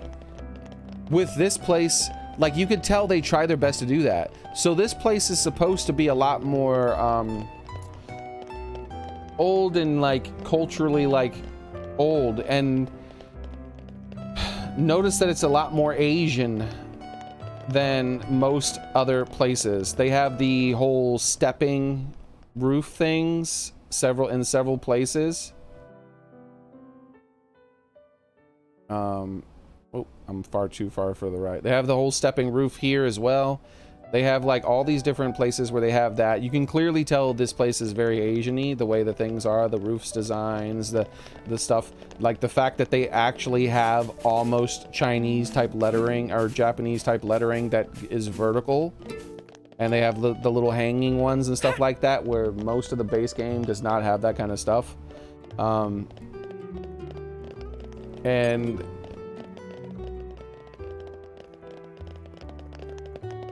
they like go through the effort of doing that. Like they make everything more consistent than that. Like if this place looked a little bit more Asian-y than the rest of the game, but it had signs that were horizontal, not this hanging stuff here, then what's the difference? No, I wouldn't have really paid much attention to it. I would just been like, okay.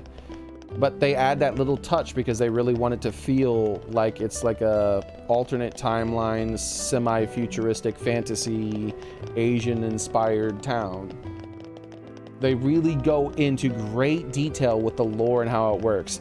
The fact that almost every single blade in the entire game speaks with an American English accent specifically, because they come from a place like that.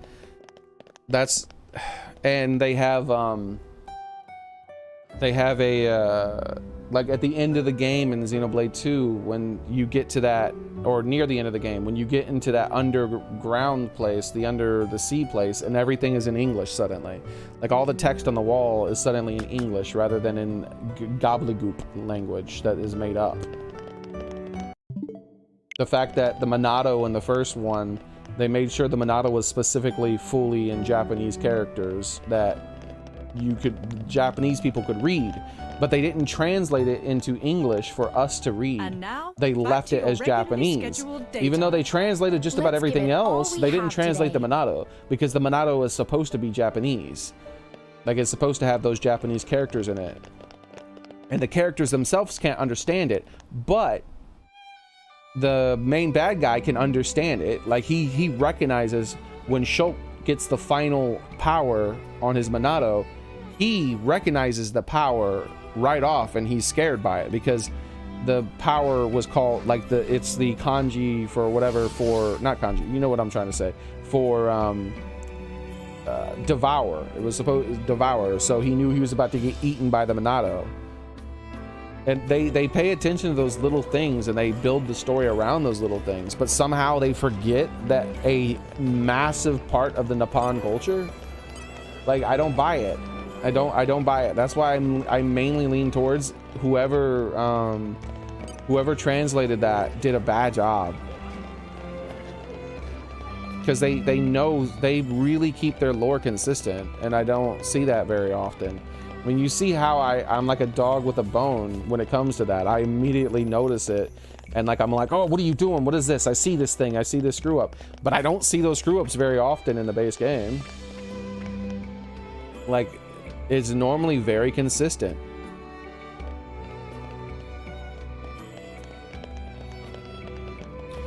It's like as cool as her armor is and his armor is.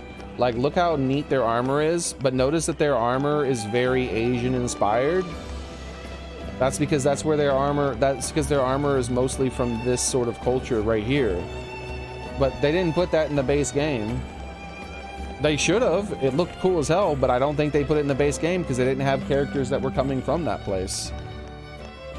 But then you look at all the blades, and almost every blade in the game has a American English accent specifically. But then Nia is a blade. Why doesn't Nia have an American English accent? Because Nia is pretending to be the daughter of that guy who died. She didn't just adopt the way she looked, she adopted the way she spoke too. So Nia is one of the few blades who, even though she's a blade, does not speak with an American accent. She specifically speaks with an English accent. They pay attention to these extremely minor details. So I don't buy it. I hate Xenoblade 1's DLC for being inconsistent. Everything else is so consistent. It's one of the things I really respect and like about Xenoblade.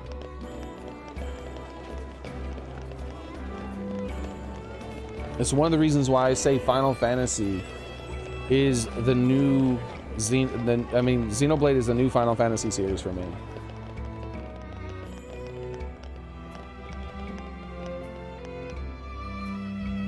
One moment.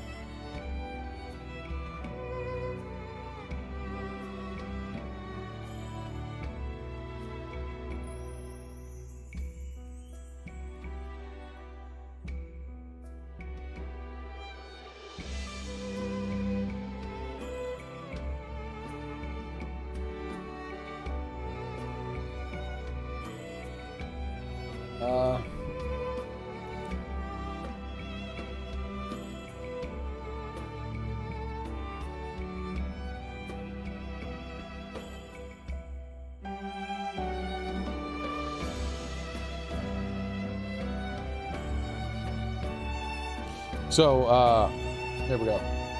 I just had to jot that. Oh, also one more thing, hold on.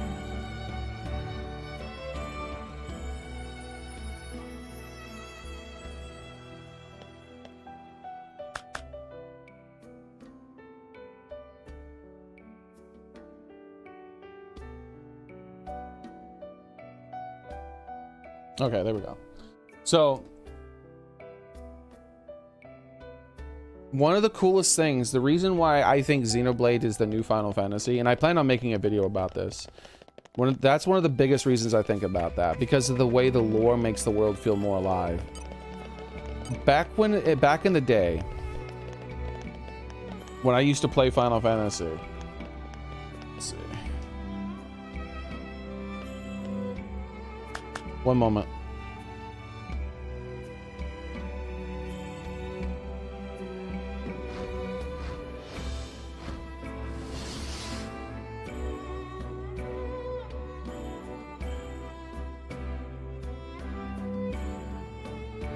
Okay, so back in the day when I would play Final Fantasy, it felt like a new world. It was escapism almost. It was something different, something weird.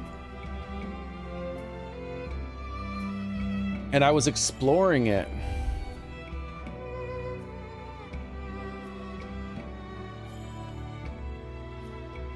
I wasn't just playing the story as fast as I could. I wasn't like, oh, let's just run through the story as fast as I can.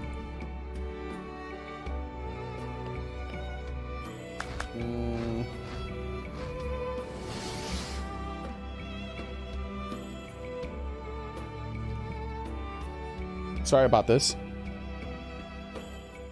Okay. I wasn't running through the story as fast as I can and just trying to finish it as quickly as I could and experiencing the story being told to me, because that's a movie. That's a movie.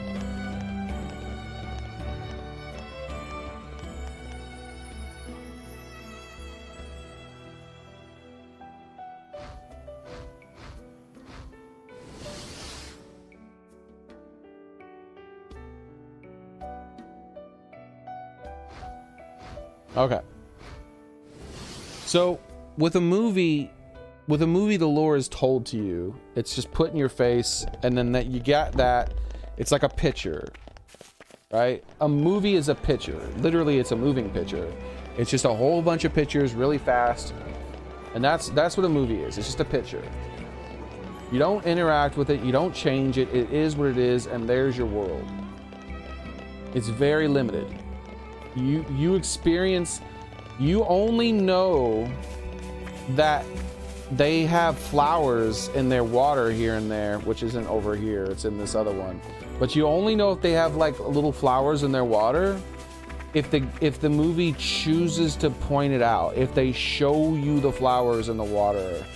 There's lily pads over here, but deeper into the town, there's flowers. And see, there might be a reason for that. Who knows? You never know. Like, sometimes you can pick up on it, sometimes you don't. Notice that when in the entrance, in the moat outside the town, there's like lily pads and there's not really much vegetation beyond some lily pads. But for some reason, when we go deeper in here, there's some flowers mixed in. Now, there's probably not any real reason for that. There's probably not any real reason for this. But there could be. A lot of times in mini games, there'll be a thing that, and it's like, and then maybe there'll be an NPC who's talking about it here that you went and interacted with, and then you went and explored and you went and grabbed this thing and did this thing. You experience the worlds in a video game. You go to that world, you live in that world, and you experience them. In movies, you watch it.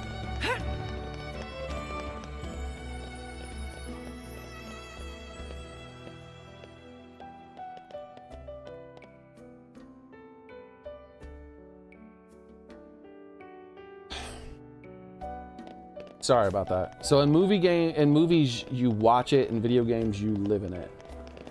I don't feel like I'm living in Final Fantasy worlds anymore. They feel mass-produced, like, just experiences. They could just pretty much be a movie, even though they still have video game mechanics and all this other stuff. And I don't mind lots of cutscenes. I love it, obviously. I love a good story.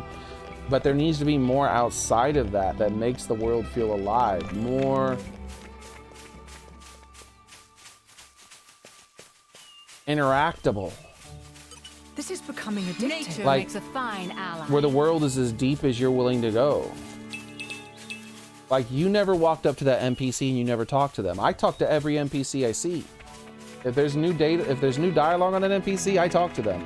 Especially because the game makes a big point on pointing out that they have new dialogue. That means the developers want you to go up to them and they want you to talk to them and they want you to experience that lore. But you don't have to. I mean, there's a reason why when I play through one of these types of games, I spend hundreds of hours beating it one time. And it's because I want to be in that world. I want to experience all these things. I want to explore it. I want to go through this world and, like, be the characters doing those things. And in Final Fantasy and a lot of modern RPGs, I don't feel like that. Like,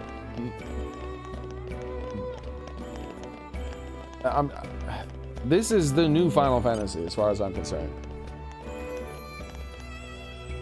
The worlds are infinitely more interesting than any modern Final Fantasy game. Water!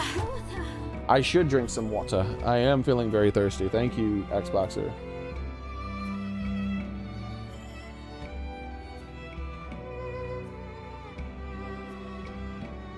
Our squad's job is to guard the palace, but they don't send anyone decent for the job these days. Bleeding shame.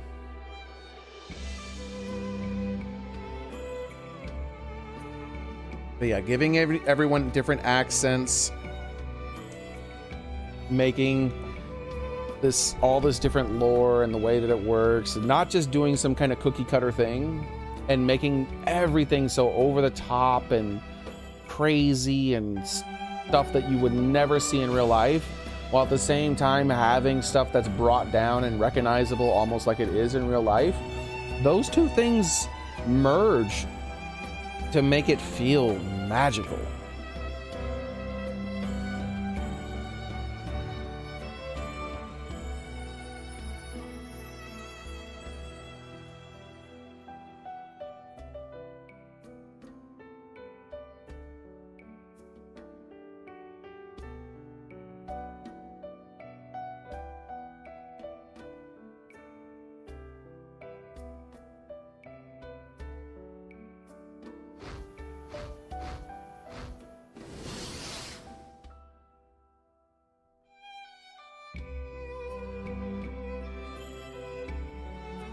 There we go. That should be the last note I need to make. So, problem is the place hasn't needed defending in a long time, so no invasion gets far enough to actually threaten it, which is great, but it means our squad is short on our real fighters lately. Everyone's gets this job because of family connections, and they do all they do is skiv off and swoon about admiring each other's shoes.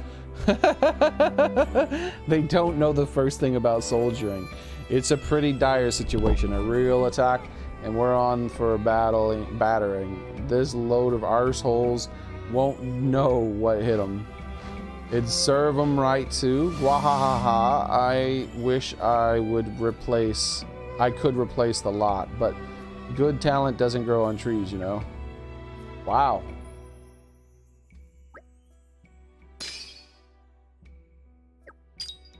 The old commander dude is saying that people have become soft.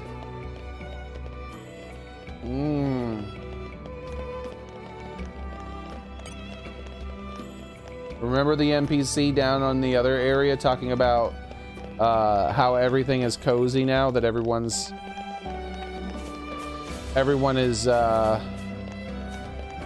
getting along so well, and there hasn't been a lot of strife, and there hasn't been any hard times anymore. But maybe that's not the best because people are like getting maybe, you know, they're, I can't remember what he said, how exactly he said it. Let's see.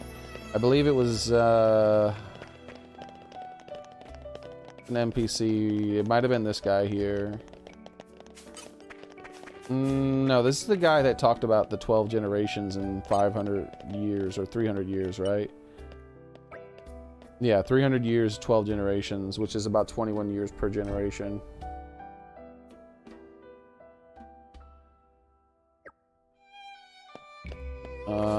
It was further back this way then. It's probably this NPC over here. I think, because I feel like it was one of the ones in the back corner.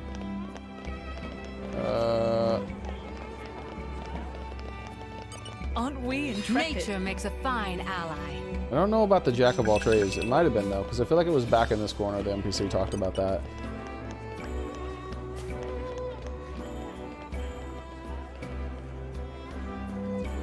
No, this is the guy who's referencing the nation who doesn't respect, who treats their blades like crap, like they're tools rather than people. Ah, here we go. So it is this guy though. I think it is. He goes on to it. So I'm not going to name names, but there are certain countries where drivers use blades like they're disposable items, and it's not just down to the humans either. The blades just go along with it like it's meant to be that way. So weird. Surely it's not right to say that some people deserve to be treated with less respect because of things that they can't control. Take Torna. It's peaceful as anything, and humans, blades, and titans live together in harmony. Sometimes I wonder if it's made Torna a bit too soft. So that's the second time they've referenced Torna getting a little softy. Foreshadowing the fact that they're probably going to get destroyed by Malos and crew. Good night, Daily. Yeah, ProCal used to be all over that. I forgot about ProCal. I couldn't remember his name, but I do remember that there was a guy who was doing that. I hope these Nippon have a special thing. I like these little secret Nippon back here. I hope there's something secret with them. They're a funny little crew.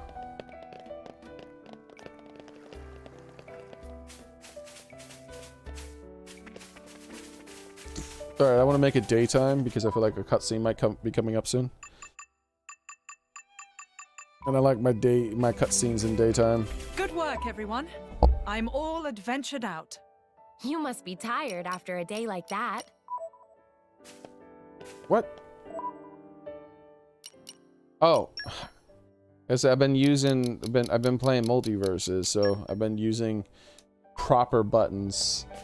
I always mix up the select and start, not select and start, but the confirm and back buttons after switching off of a game, Nintendo game for a while. Did you guys see it? The Tornin Army, I meant. Weren't you watching? It was the Royal Tornin Army guys. They had those whopping long spears and really functional light armor. Really functional light armor. The designs on that armor is just, man, they are so cool. This year, I'm definitely joining up.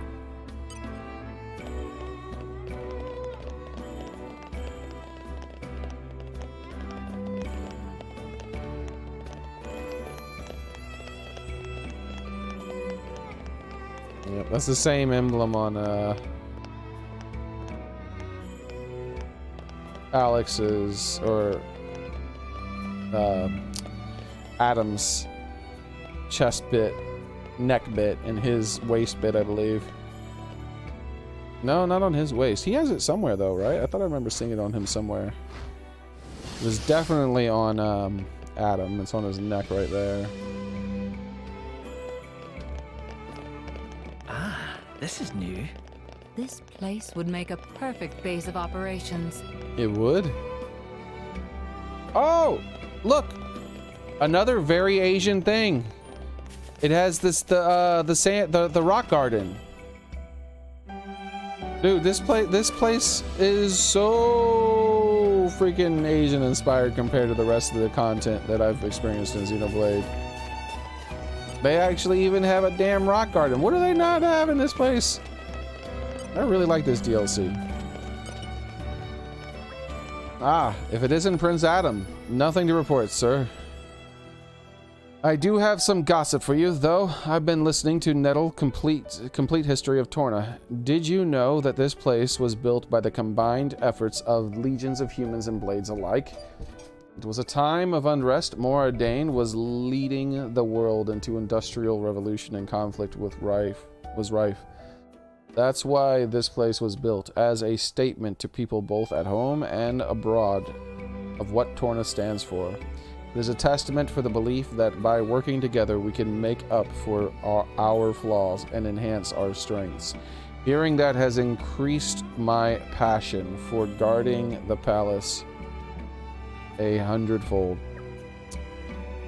I wonder if there's a political statement being made by this DLC.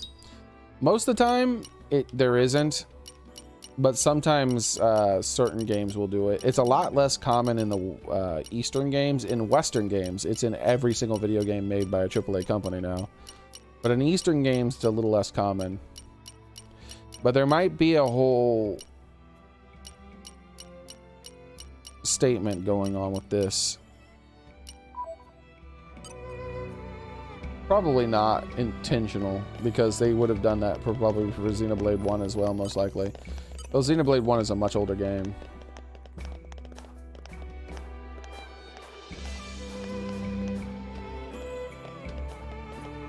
Oreso, like the Xenoblade 1 city. I mean Xenoblade 2. Yeah, I like the Nippon city in Xenoblade 1. I think in Xenoblade 1 that would be my favorite. This is definitely really high up there. This looks really cool. And Xenoblade 1 though, for sure, the Nippons would be my favorite because they were the most unique. They had the like their culture was the most unique as well. Like the Hyentia were basically just technologically advanced humans. The Machina were just refugees living in a village. The Homs were just technologically devolved / technologically advanced, almost like post-apocalyptic. But they were all the same, really. There wasn't really much difference. But the Nippon were very different. Not only was there, it wasn't just, oh, like the Nippon replicated a lot of Hyentian technology and a lot of technology that the Homs were using, but they were doing it in their own way. They weren't just little humans, and Hyentia were just humans with ears and feathers, and they lived longer. And the Machina were just humans that lived longer and had different types of bodies that were technologically based. They were almost like drones, I mean androids. But they all felt kind of humanish, like different aspects of humanity. But the Nippon were very unique. They had very different stuff. And yeah, they had some stuff that obviously humans did. Obviously, they would. But they were definitely the most unique there, the way they did things. The way their houses, the way their culture was, everything about them. They even made sure that they spoke differently. Where the only difference between Hyentia and Homs was that Hyentia spoke more properly. Like, they make a big deal about that. Rhine specifically makes a big deal. He's like, yeah, I was wondering, because why does she talk so fancy like? So basically, Homs, there are probably some Homs that talk fancy, but if they're talking fancy like that, if they're being all proper, they're being a little stuck up. Where Hyentia, it's culturally normal for them to talk like what Homs consider to be stuck up-ish. But we see that kind of stuff in real life between humans. That's not really that big a deal. So I really like the Nippon. Plus, I still wonder if it was a play, like, because it's something I brought up before. I didn't tell you it, Livy, but in Japan and Japanese are made up words. That's not what the Japanese call themselves. They call themselves Nippon. It's spelled slightly differently though. And I wonder if that's a coincidence that the Nippon have such a close name. Probably just a coincidence, but it might not be. I did a bit of traveling myself back in the day, saw a bit of the world. Plentiful lands of lakes and forests, exotic cities with strange houses and even stranger food. But I have to say, there's no place quite like Torna. No big wars or famine or terrible epidemics here. Tornans live in peace and quiet thanks to our wise and prudent king. Past kings might have been brutal despots, but our king rules with reason and isn't afraid to change and reform. Some folks are critical of a king with such a progressive outlook, but I think he's clever, very clever.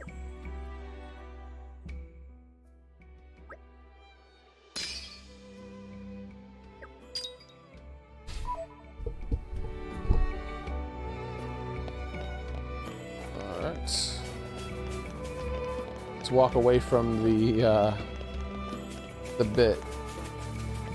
We'll get locked into a cutscene, I'm pretty sure, when we walk to that door. I'm smashing up your rock guard. What do you think, huh? Huh? Disrespectful, huh? Yeah. What you gonna do about it?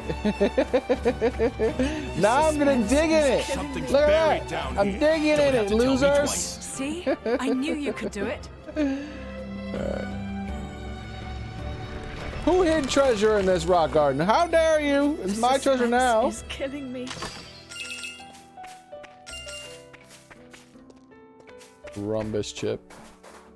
You know what would have been funny is if the items I got were like had names that were references to like being rude. Rumbus is almost kind of a rude word. Glass chip.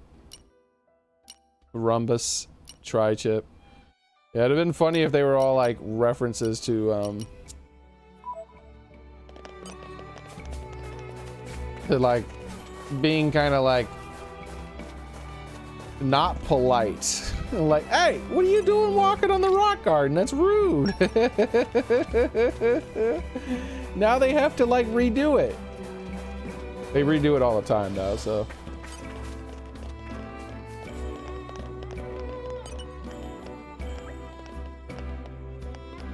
Welcome, travelers. Have you been enjoying some of the Tornan sights? There's plenty to see in the residential ward. There are a range of merchants, and the artisans have their workshops there. But of course, the main tourist spot in the town of Oria Palace, where the king of Torna lives. All right, hold on.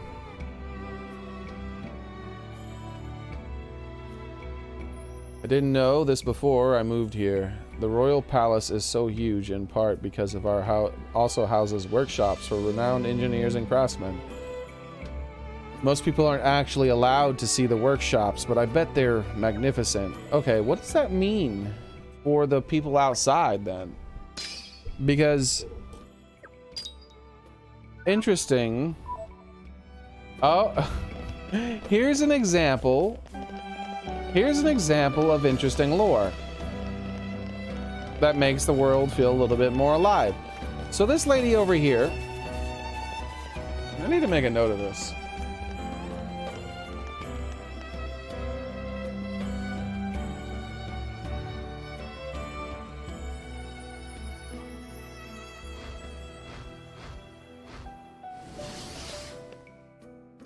So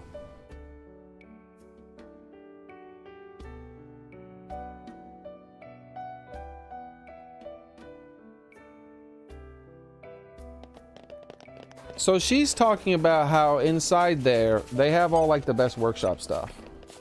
Like the people who are best at doing things live inside there. So all the most fancy artisans and creators live in there. However, if you remember, there's a few workshop people who aren't in there that we get to meet. Let me look over here before I go, because I'm going to come back into this. Okay, so we have to talk to this one. Before we talk to her, though, let's go back over here.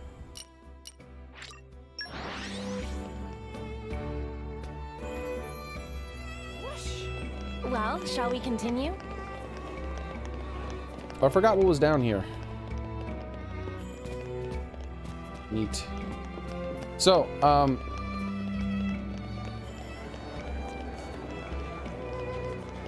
we have a few different people. One is this guy who said that the master craftsman person builder that he was working for died. And notice he's working outside. Not he's a builder, so even if he was a master, he would probably be working outside sometimes. But her specifically, she has her stall set up here, and she's a glassmaker. But she's an apprentice glassmaker, and she says her master glassmaker is really, really good at doing his job, but he's nowhere. Where is he? Well, if you talk to that NPC, the lore of this world says that he would probably be in there since he's a master at his job. So, you know, an inconsistent game when it comes to lore would have him be right here. However, let's take a look at the consistency. There is someone who is a master and who is out here. This guy. Apparently, he's able to make all kinds of ingenious inventions that no one can do. Notice that his name is Loopy Inventor. And the two inventions he makes for you both have downsides that he could have tried to do something to prevent, but he went out of his way not to because he thought it was funny or he liked it or something. So he might be able to be a master crafter who should be inside there, but he makes a bunch of annoying shit like loudspeakers and stuff like that that you can't turn off. And so they got rid of him and they made him work out here instead.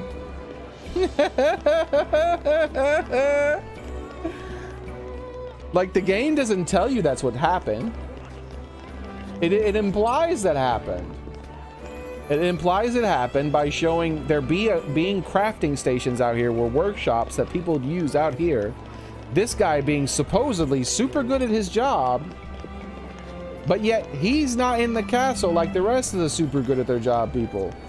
Could it be because he's a loopy, crazy inventor who does dumb shit on, but is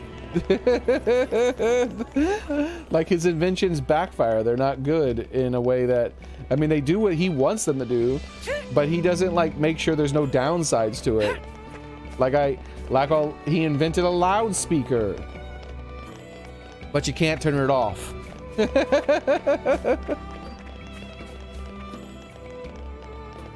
That's what I mean. That's what I'm talking about.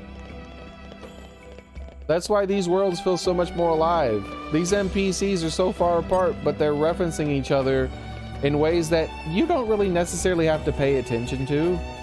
I guarantee, like, the average player won't even make that connection. That this lady says that a lot of the craftsmen live in there. The specific best craftsmen in this region live inside there. But yet, supposedly, there's a scientist down there who's really, really good at mechanical stuff.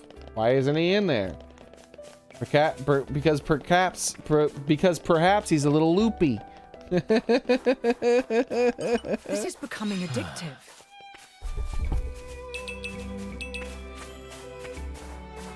You're coming with me, treasure. You're coming with me, treasure. That's the kind of stuff that's in real worlds.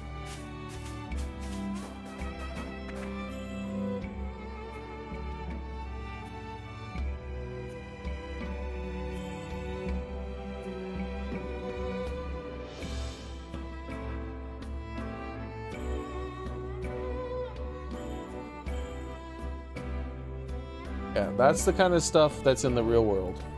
Because the real world's the real world. Everything's connected in the real world. Some person over here who's mad about some noise that they were hearing, that isn't just some made-up dialogue. That's disconnected from anything. There's someone in the world, in real life, Well, here we are. making that coming with noise me, that's annoying treasure. that person. And so there's lots of references to it in real The life. suspense You might is talk to killing another me. person in real life somewhere that is having an issue with a thing that they're having to do, and so it turns out that they're like trying to fix something in their place, and so they're making lots of noise, and then you're like, oh, these two things are Suspense is connected. killing me. And then it turns out then you meet maybe there's some other person somewhere that you meet that's talking about something that they're talking about somebody with, trying to help them figure out a way to do a thing in a little more quieter way, and then you're like, oh, these are all connected, because it's real life. Everything is connected like that. But in a story, in a video game, frequently it's not. Especially these mass-produced AAA games lately. Like this NPC who says some disjointed dialogue, it's not related to anything but themselves. There's not some other person in the world who says anything that's related to this person in any way. And there will be lots of NPCs that do that. Most NPCs in video games are like that. But this game has a lot more of these types of dialogues sprinkled in there that make the world feel more alive.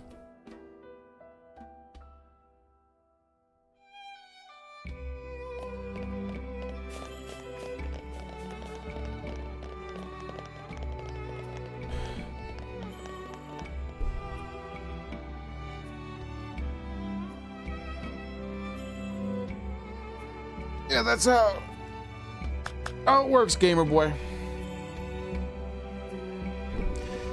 Filthy rich people want you to make up for their climate issues. Like some of these people who are the most strident protesters and most vocal people who are trying to change laws and stuff like that to prevent climate change, they are the worst polluters in the world. Like the absolute worst polluters in the world, to the point where they pollute more than thousands of people combined that are just normal people. That's what it's about. It's about they don't want the world to go to shit, but they also don't want to be horribly polluting people, stop being horribly polluting people themselves. So instead what they do is they're trying to make it so that everybody else has to make up for what they do. You can see it through their actions too. Like for instance, they buy credits, like carbon credits and stuff like that.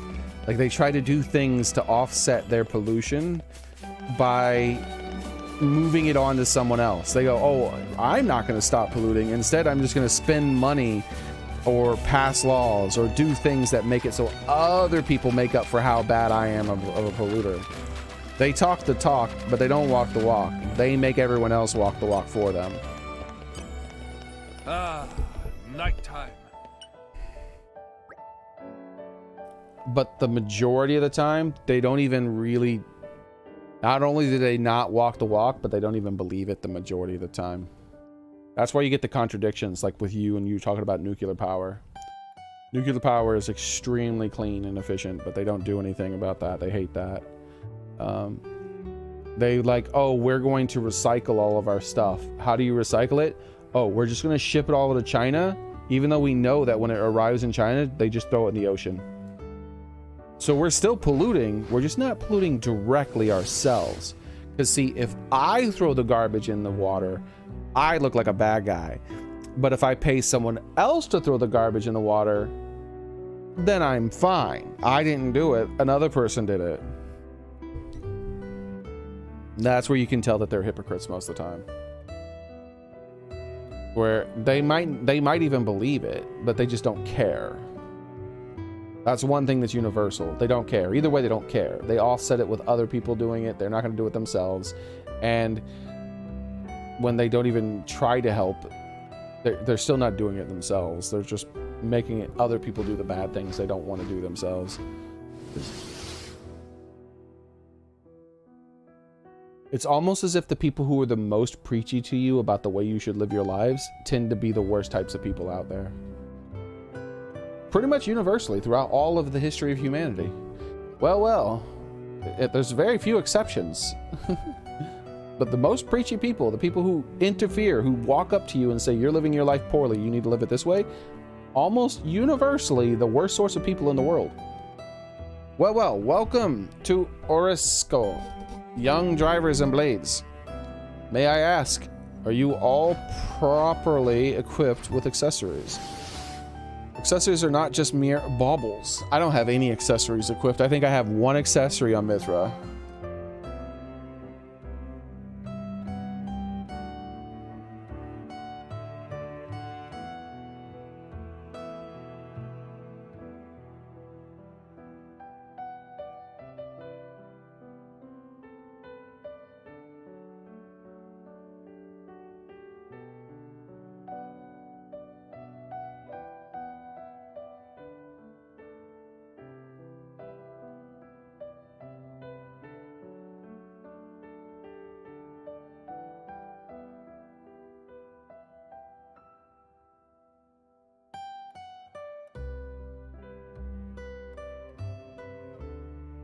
Okay.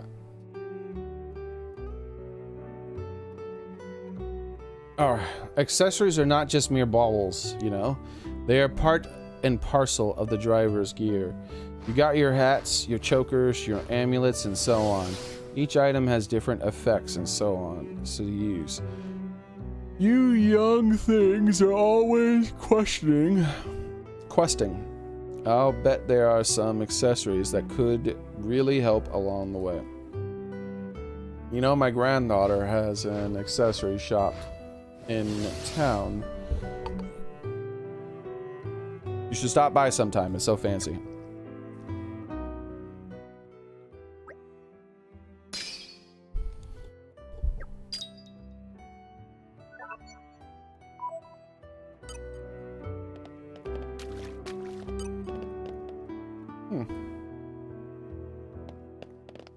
Let's talk to her granddaughter again.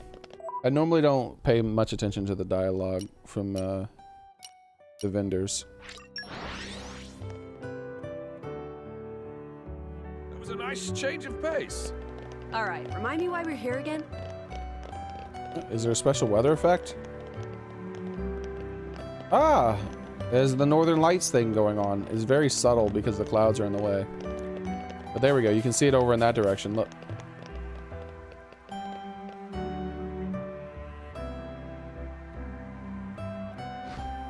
That's a pretty rare weather effect in this game. This is the first time it's ever happened. Alright, let's talk to this accessory person here.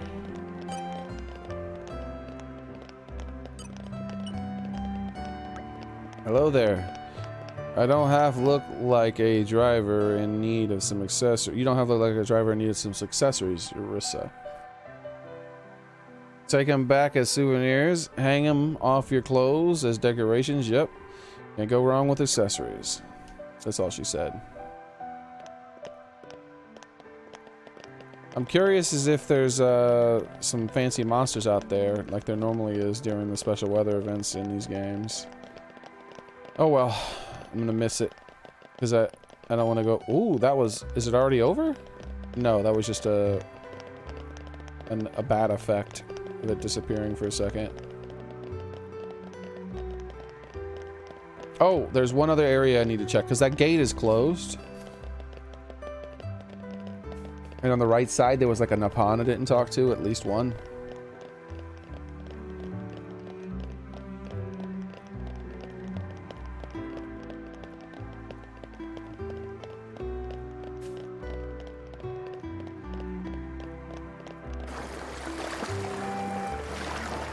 Water doesn't exist. Water exists. Water doesn't exist. Water exists. Water doesn't exist. Water exists. Water doesn't exist. Water exists. No? Yes. Off. On. Off. On. That's the limitations of the Nintendo Switch right there. Climb stairs straight up and get to the Sakanazadam Garden, Pride of Capital. From there, friends can head to Aquala Watchtower or amble over Horus Palace. 10 out of 10 humor. But not to miss Garden's beautiful place of calm. And recently traveling bards set up in wonderful music too. If gate closed, Rikiko recommend going around and entering from the side of shopping ward.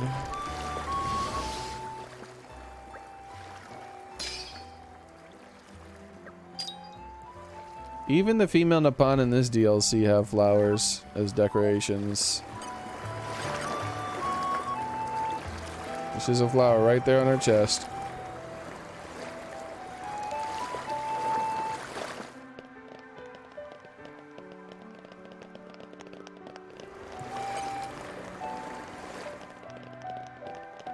Hold on, what was that?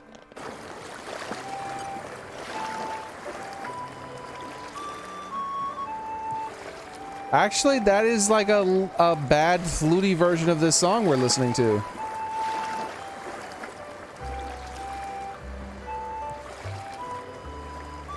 Listen to it.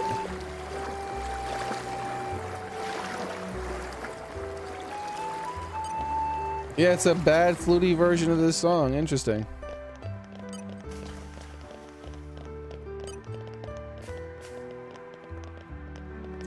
It was something I wanted to do and I forgot. That sucks because it was interesting in my head. I got distracted by the water. Look at the tantrum over there that Nippon's throwing. Meme, Tornet Town wonderful. Impressive palaces, beautiful gardens, and then splendid moats, full of wonders. Sightseeing? Meh, no.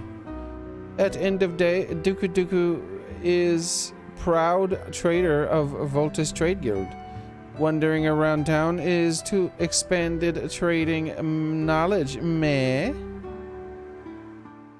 Oh, I remember what I wanted to do.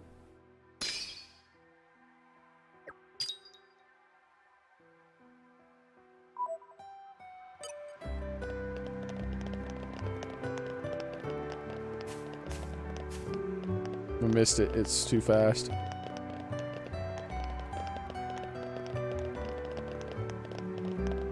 Me want to be more fashionable.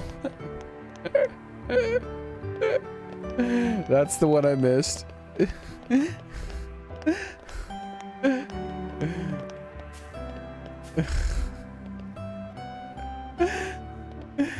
You're just throwing a tantrum because they can't be more fashionable.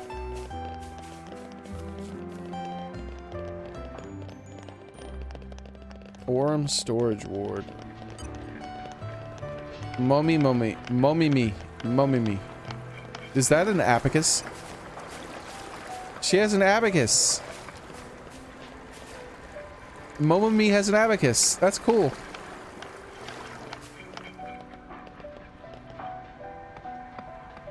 Ooh, Momiki looks like she has a lot of money too. Look at that fancy looking jewelry.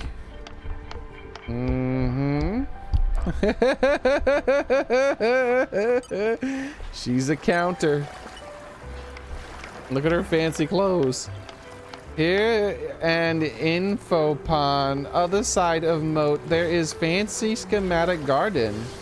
And in one corner of garden is very tall lookout point. View from tippity top is probably enough to make eyes hurt.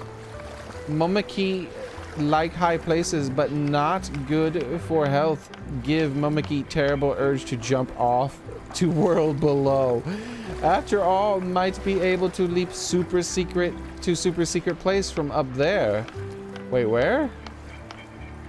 I gotta reread it. I was already gonna reread it because I was like, what exactly place does she mean? But now she's saying there's a secret. Roof of building or hidden way back street. But Momaki, sure landing from that high up will hurt like crazy. So probably best to resist urges. Leave it to real daredevils. Does she have flowers? Nah. Not all Nippon have flowers. And besides, this isn't the same world. This is an alternate universe. The Nippon here have a different culture. They use a lot more metal in their building is the easiest thing to see when it comes to their culture. Like they use actual weapons, they have like leather outfits, and they have like sunglasses sometimes, and they use metal jewelry and metal tools and things like that. They're very different than the Nippon and Xenoblade 1. Other side of moat, there is fancy schematic garden. And in one corner of garden is very tall lookout point. Okay. We'll look for that place. All I do is work in the warehouse. Work, work, work. I never get to do anything fun. I'd really love to do something touristy, like go on a shopping spree or visit the park in the middle of the city. The park was designed by a famous gardener. Did you know that? It's supposed to be so beautiful. Supposedly, I guess. There are so many NPCs here.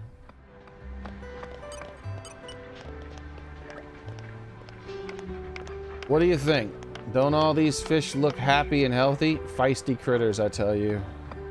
They've got it good. I'm even selling fish to the palace now, considering who my customer is. I really want to provide the best I can. Hey, what do you mean my fish don't look good enough to sell to the palace? See how many big glossy fish are swimming around in the moat? Every one of them started out in these pails. Oh, interesting.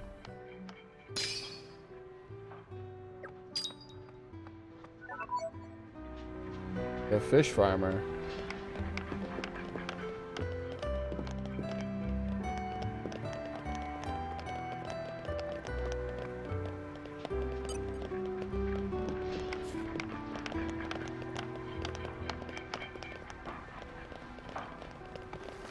Okay, what else do we have over here? Oh, look at him. He's enjoying the sky. He's like, ah. Ah. He likes that weather effect. The Aurora Borealis, or whatever the heck it's called.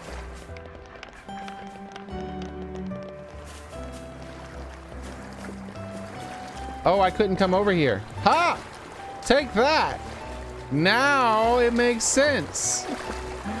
Guys, I was thinking, I was like looking at this and I'm like, oh, isn't that like one of those like fish type things? I've seen that some before where it's to keep out big fish. Well, guess what? Over here, there's a fish farmer who makes baby fish who he releases over here eventually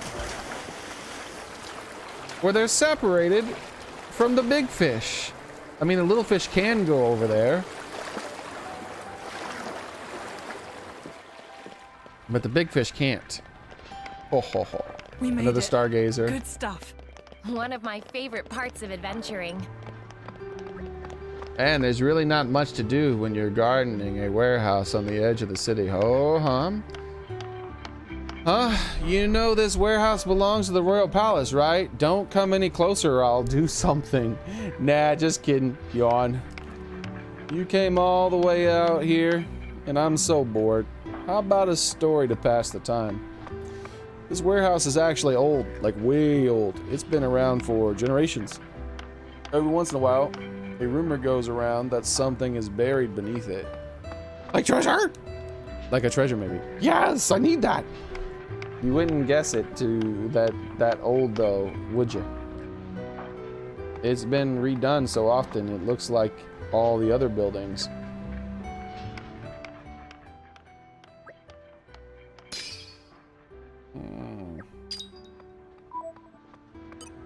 Treasure. Slacker soldier. Yes. Yeah. Treasure, you say? Let me in! Secret entrance. I want my treasure. Ooh.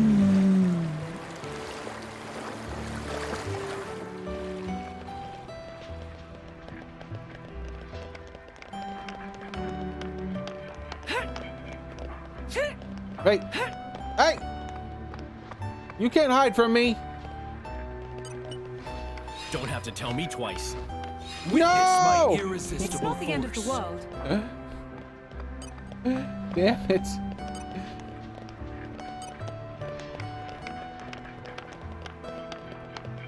I wanted my treasure, man.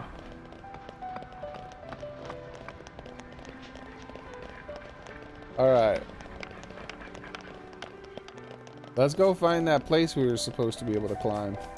Also, speaking of places, I mean, speaking of a thing, the rock garden place.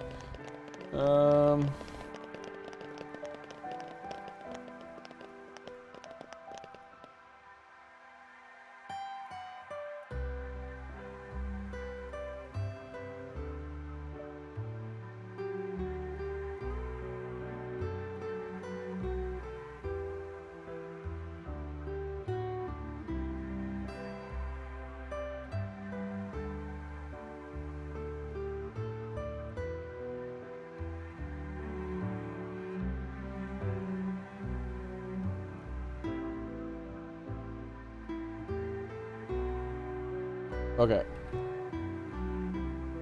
I'm trying to remember. Trying to look it up because I can't remember. Been too long.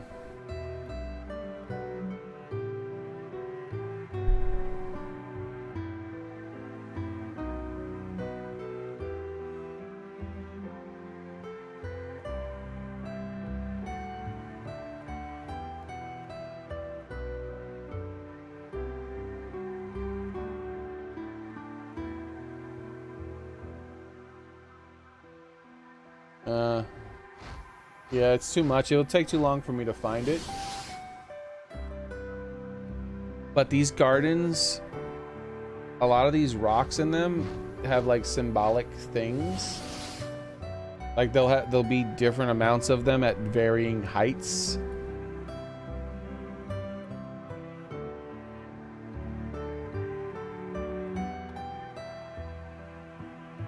The Zen gardens.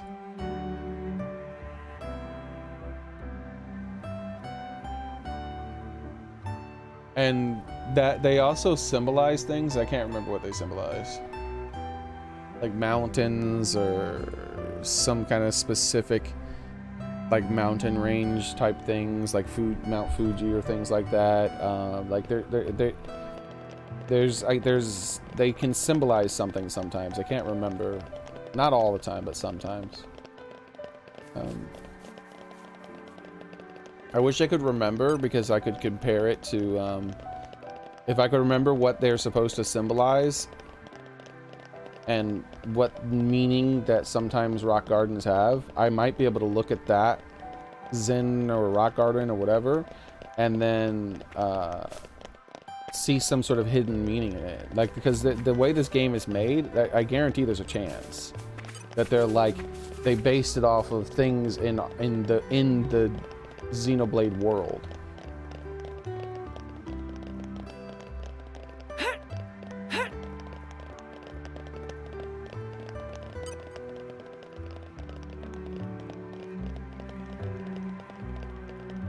Like these could be representations of Titans.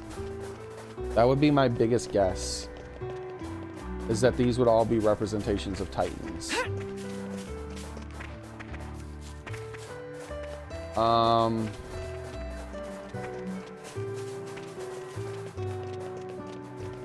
So I think you would be supposed to be looking at it from this angle.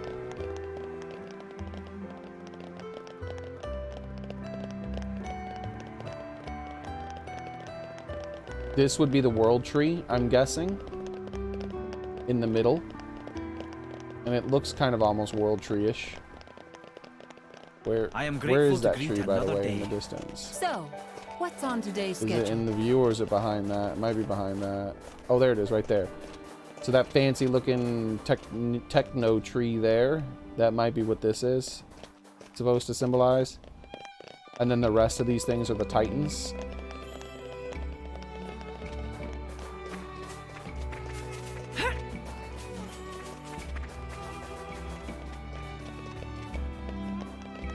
If I remembered better how many Titans there were and which Titans were where.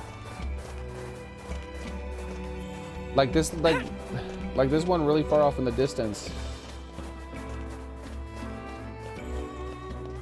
There's like, let me see. Xenoblade.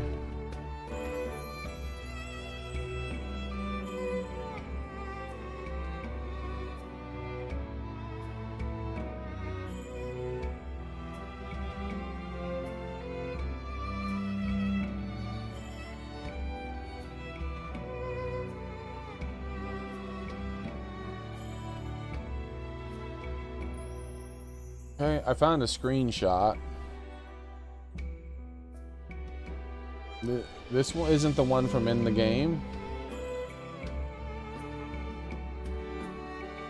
But this is a picture of a map on someone's table. Which I think we looked at this too.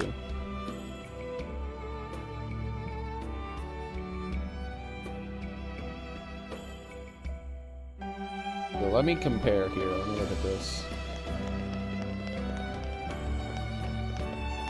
So one of the biggest Titans, which is the Gormott Titan, is right here. Yep.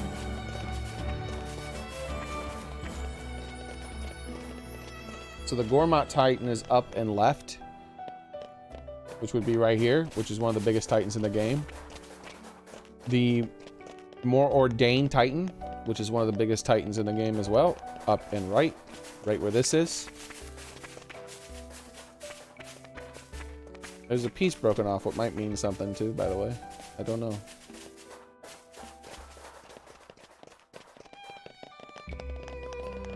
And then, yep, up in this direction, this is Indel. This would be where Indel would be. And then there should be another rock over here. Yep, there's a rock over here. This here would be Judicium. And there should be at least 2 rocks down this way. There's 3. Is there a 4th one? Because there could be a 4th one. Ah, there is technically a 4th one right here. Which would be, so that those are those 4 Titans right there, which would be Aurea, Ginbu. This one would be Ginbu, most likely. This one would be Torna. Wait, where is it? This one would be Torna. This one would be Leftheria. Yeah, I think they made this rock garden to represent the Titan map.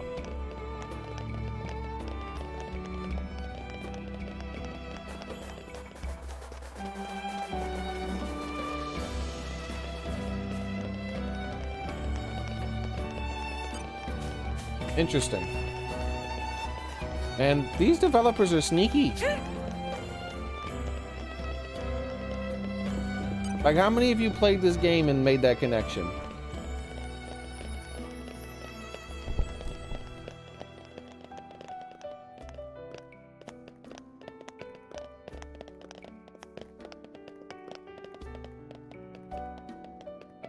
The 4 constellations in Japan culture all over again.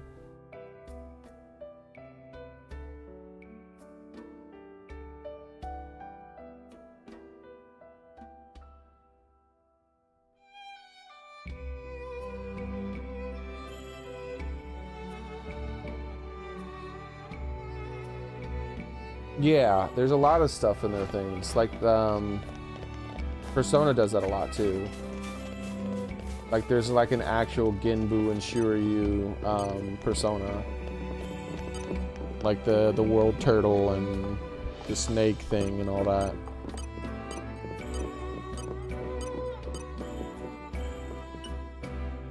They're very sneaky, Xboxer. They're very sneaky. Did you know that this splendid garden was made for the first king of Torna? The placement of the stones and the patterns in the sand are meant to reflect the natural world we're part of. Didn't even need this dialogue. I already figured it out, but thank you, Arb. But do you know that what purpose the garden was made and why this location in particular was chosen? The intention was that seeing this garden would keep the viewer from losing their grounding in nature. Ancient Tornans thought it, and I guarantee there's people who would have read this and still not figured that out. Like, they're like, oh, it's supposed to represent the natural garden. I'm sure it's some kind of a natural world. It's probably some sort of symbolic thing. And you just move on to the next NPC without thinking, oh, meaning the rocks are the Titans. Ancient Tornians thought it was the utmost importance and the current king in keeping this tradition alive too. The king sounds like he cares, and the Titans are great. He cares about the Titans a great deal. Now, isn't that the ruler we can all be proud of? But yeah, that's why. That is the difference. That's yet another difference, another major difference. And like a game like this and a game like Final Fantasy nowadays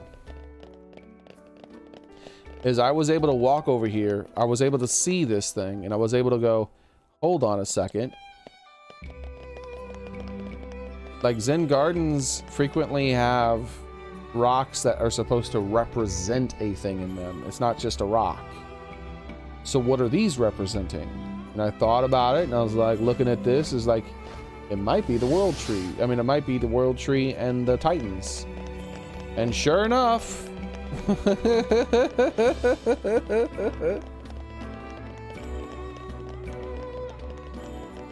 in a Final Fantasy game, something's there because it looks pretty. It just looks pretty. There's no real thought in it. And most video games, in fact. And that's not universal. Even the worst video games out there still have things that are connected that are interesting normally. The suspense. But this game, the sheer amount of it, the density of the things that are placed to make the world feel more alive is so much higher than the average RPG nowadays. Like, it's so much. Just this little town here.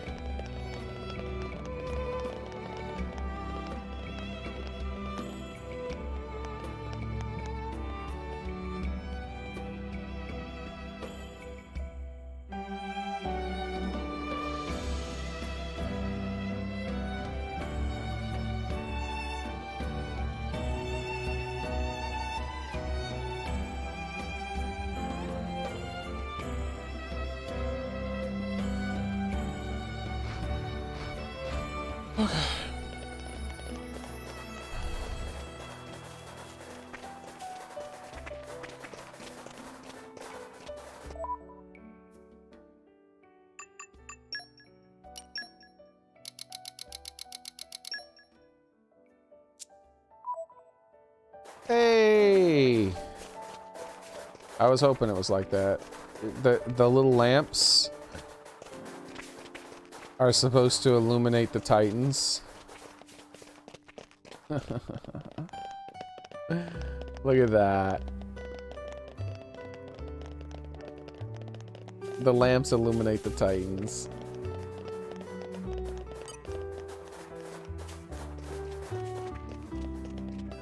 Interesting. That means this isn't the proper viewing angle, by the way. Or maybe it is. I can see all the lamps from here. They're partially obscured, but I can see all the lamps from this angle. Like this light here, you can just barely make it out through there.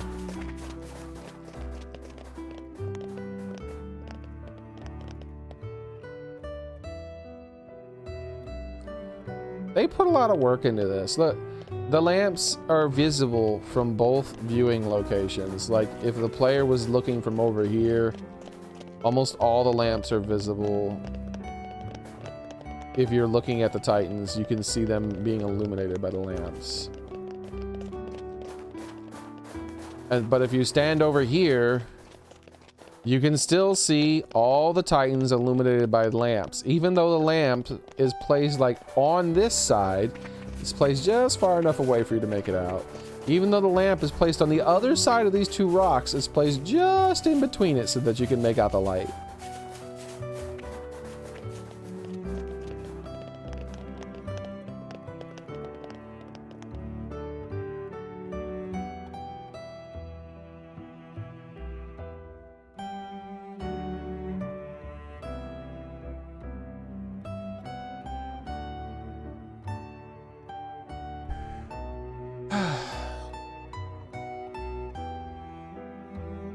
This is made by people who care about their work. This is the difference between people who actually have a passion for their work, people who care about it, and people who don't, who are just mass produced.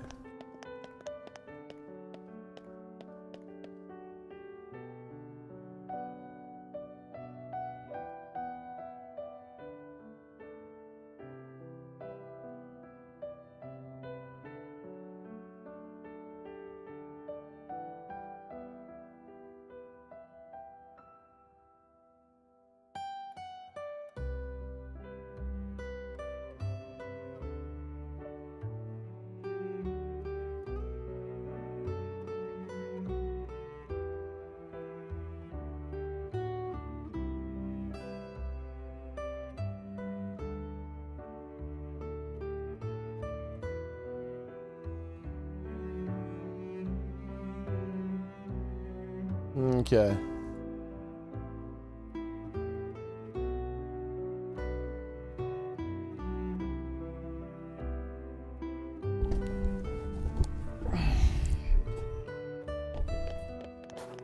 I've barely been playing the game. I've just been appreciating it. Because you don't see stuff like this in video games now, and as often as I used to when I was younger, dude. This is becoming addictive. Things like Breath of Fire 3. When you first started playing with Ryu, he can't even draw his sword.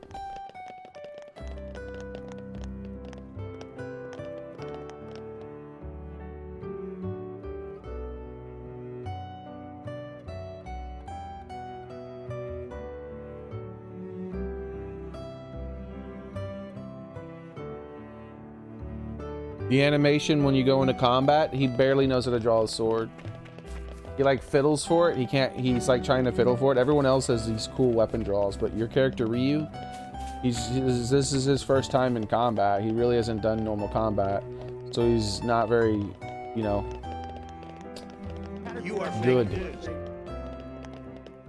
So he's just like fiddling at his sword, trying to draw it, doing a bad job. And then when he attacks, he literally turns his head and wiggles his sword. Where everyone else has these really cool attack animations. But as you progress through the game, and you finish certain major story elements, Ryu's attack animations start to change.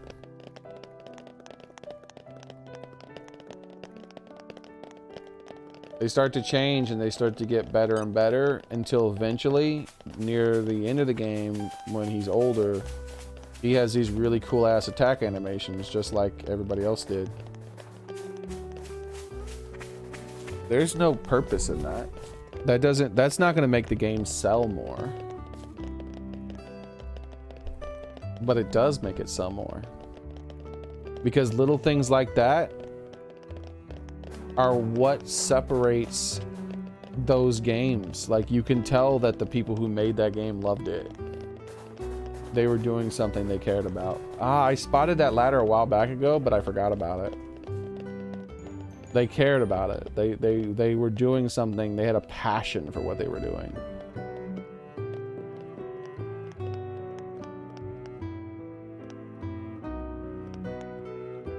Ah, the first rays of the morning sun. And just like that, all the nightmares wash away. I wonder what's in store for us today. Oh, baby, we gonna be jumping. We're gonna find some secrets. We're gonna find some secrets, boys.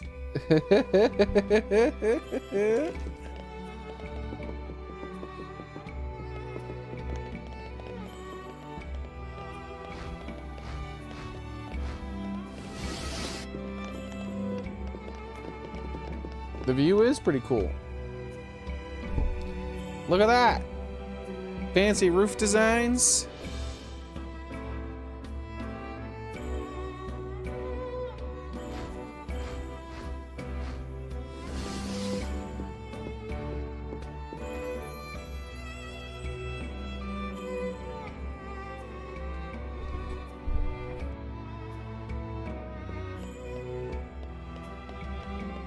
The Xenoblade world, the Monolith Soft, the Xenoblade makers, are currently the best, like, fantasy world JRPG makers, period. Probably because they still have the most passion. Doesn't mean they will forever be that way. Xenoblade 3 might be the one where they start to become more mass-produced. I don't know. But as it stands right now, they care so much more about their games.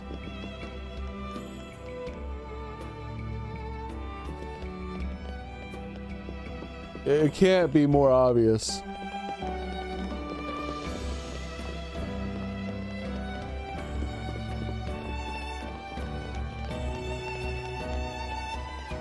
Well, hello there, roof with a ladder on it.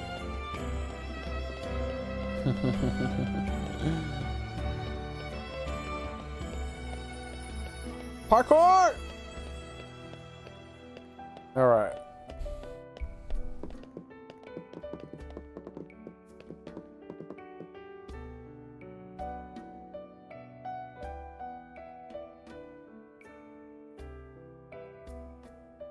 Passion.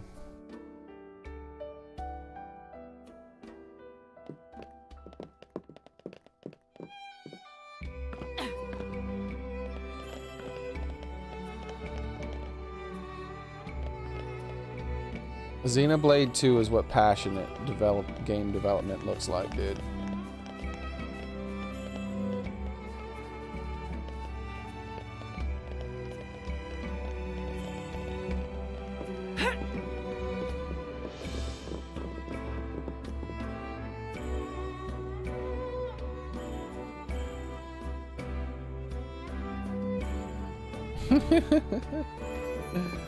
The suspense is killing me. I'm doing almost nothing in this game and I'm enjoying it so much.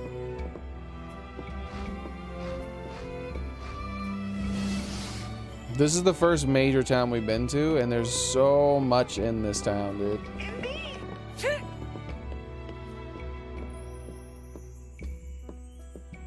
And like I said, remember I was talking about like a futuristic-y slash past slash fantasy sort of Asian representation of architecture?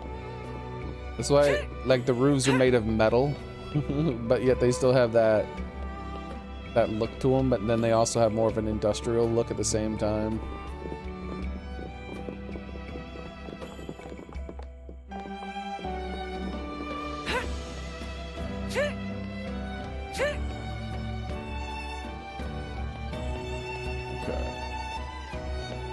Can I get back up from here? It doesn't look like it. I might have to go all the way back around. We'll see.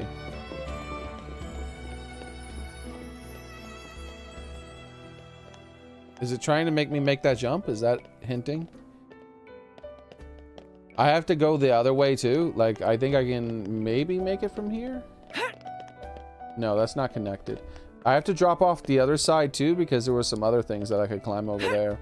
But if you look over here, I think this board here is a hint that I'm supposed to try to make that jump and get over there. Maybe? Because it's so out of place. I don't have to though. I think I can go across this way. Look at the top of this. They didn't have to do this. Look at that. This is so unnecessary.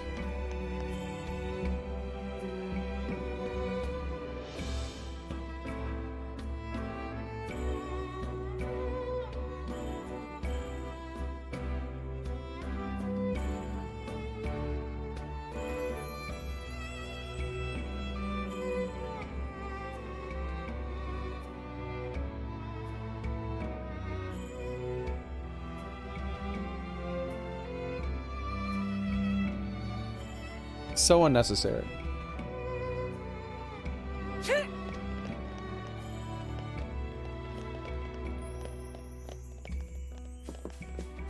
What are you doing, little guy? I wish I could talk to him.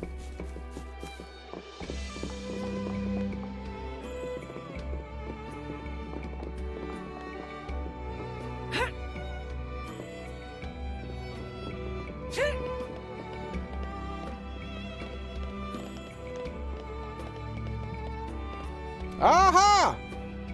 Oh, sneaky ass! The suspense is killing me. The suspense is killing me. The suspense is killing me.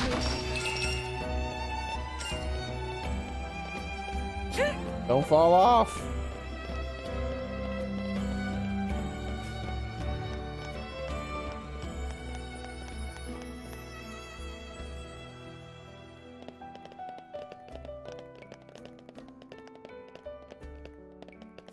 Oh no!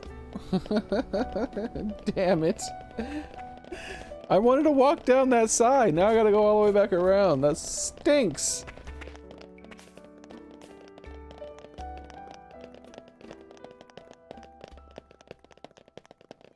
Inside trading equals bad. Someone should tell our government officials that.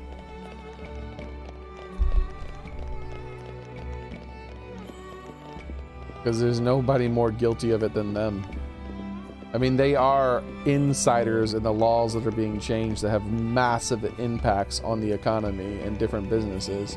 But yet they're for some reason allowed to invest in those same companies that are impacted by their laws. Kind of fucking weird, huh?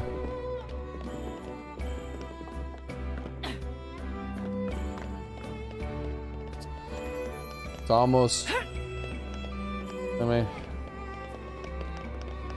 pretty easy to figure out why so many of them are millionaires out of nowhere as soon as they become politicians. And the ones that are the most in charge, the ones that are like speakers of the house and whatnot, they're so rich that they're almost billionaires.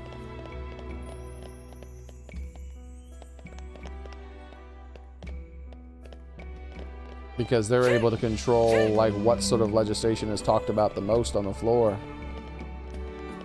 Interesting. Interesting how that ends up working.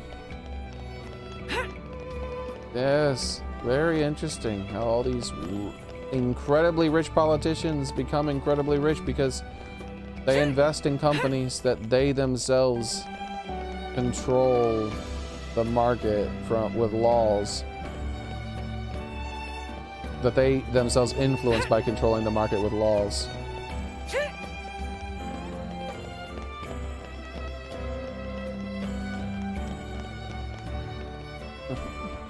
Okay. Don't fall, don't fall. No, no, I'm gonna fall! I'm gonna fall!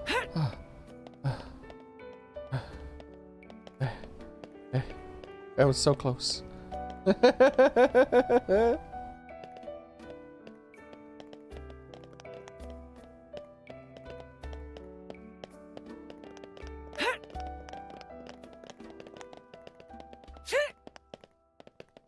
Yeah, I was about to say, I think I can get up here, but I don't think it matters as much.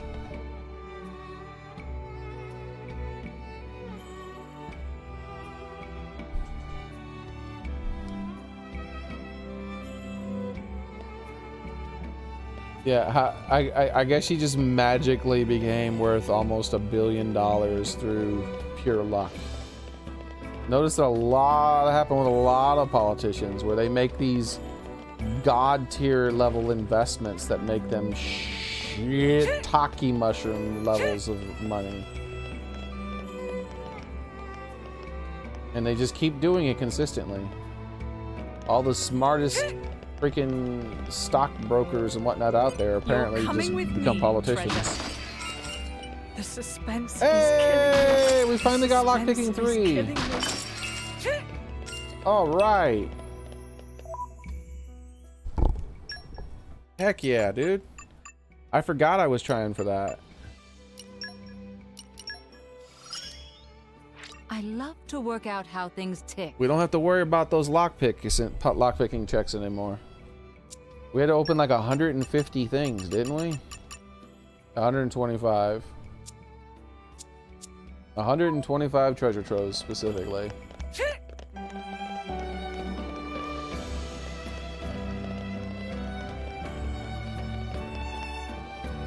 And I came all the way over here. I came all the way over here. I jumped down from there, went all the way across the railing, all the way across all this stuff.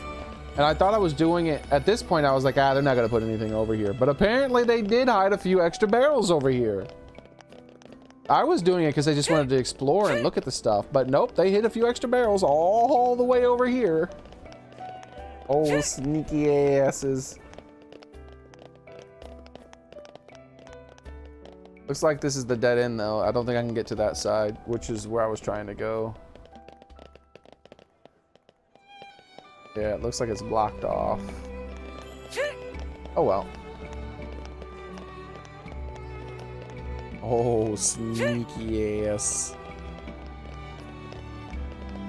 You know how bad this would be for the rain? Oh no, I'm stuck! Oh no, never mind, I'm fine. Oh no, I might be stuck again. Never mind, I'm fine.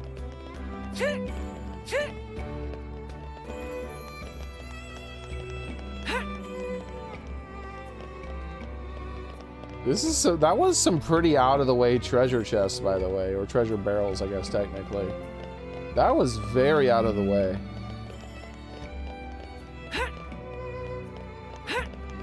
I wonder how many people find that on their first playthrough without like looking it up. Who but me would be so ridiculously stupid as to be like, I want to just run all across this rooftop, all the way from one end to the other. I feel like it's only me. Good work, everyone. You must be tired after a day like that. Right back to where we started, guys. Look at that. Can we go over here?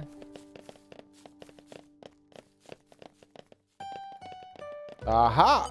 The suspense is killing me. Pretty neat looking.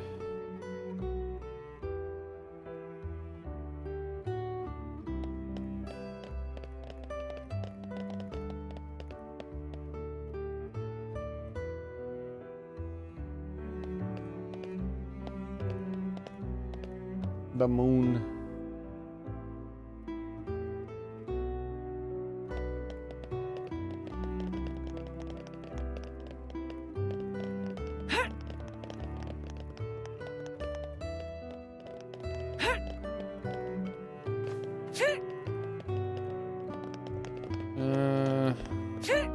I think I can get up there.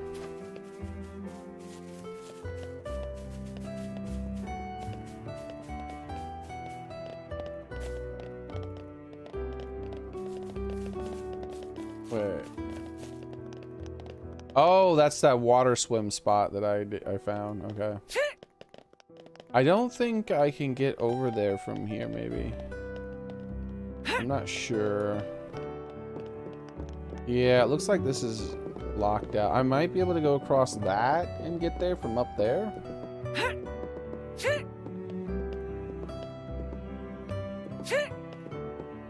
But I know for sure. Whoa. Almost. I was about to say I know for sure it won't let me up there. Oh wait, never mind.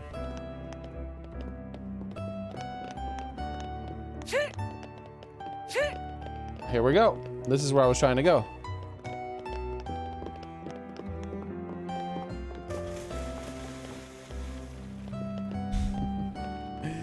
Now this is what I was expecting the top of this pillar to look like. Just nothing. Not much of a texture at all. That's what I thought the golden one was going to be too. I can drop down here because there's those barrels are there to look to get back up. We can look around down here. Or not barrels, but boxes.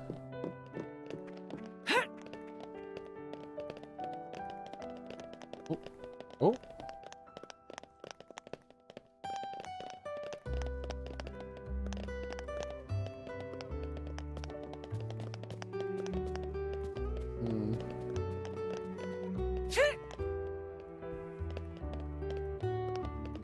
Okay.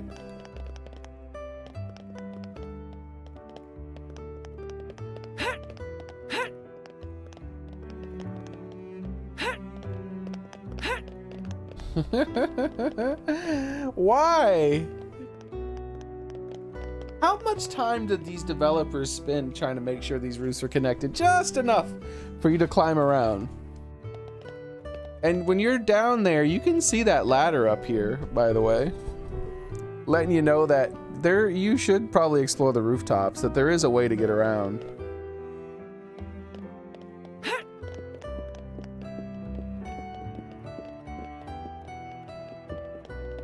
You're coming with me, treasure. Oh, sneaky ass treasure.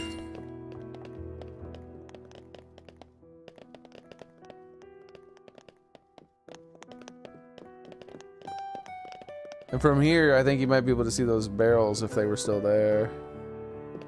We're not even done yet. We're just done with this side, I think. Uh-oh.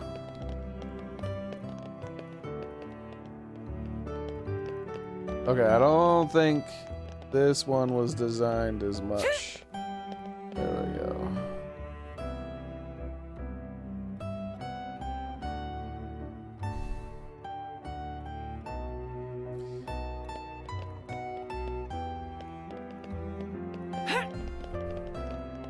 I think it's time for me to get down.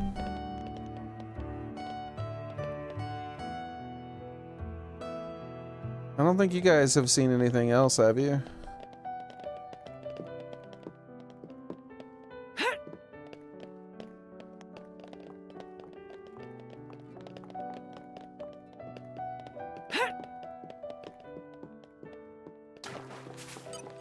Aren't we I'm interested? something of an expert. All right, now we have to figure out how to get to the other side. Because it doesn't look like that's connected to the other side. All that stuff was connected in a way I wasn't 100% sure it was.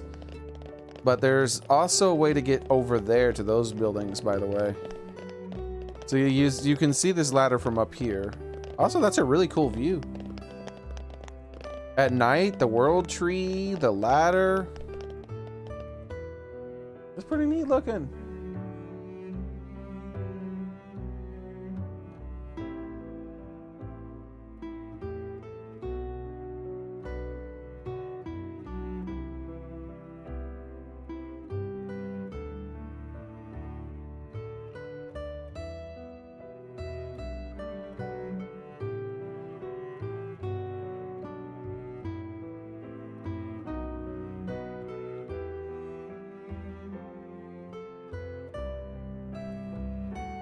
It is already 8 p.m., man. You know what's funny? Do you know what I did for the last 5 hours?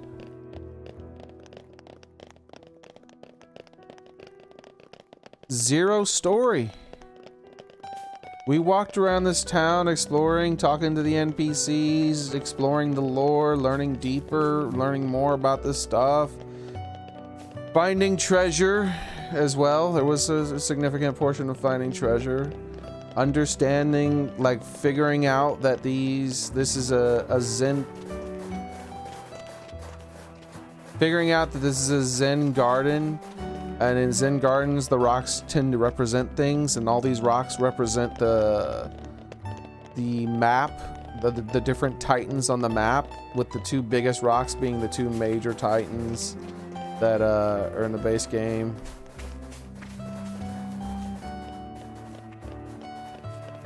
learning all this extra stuff, having all this fun.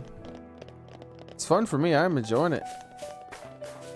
This world is extremely immersive because of all that stuff. Immersive. How do I get over there is the question. How do I get on top of these roofs? There might not be a way up there yet, or the ladder is a sneaky hidden thing that I haven't spotted yet. Let's save.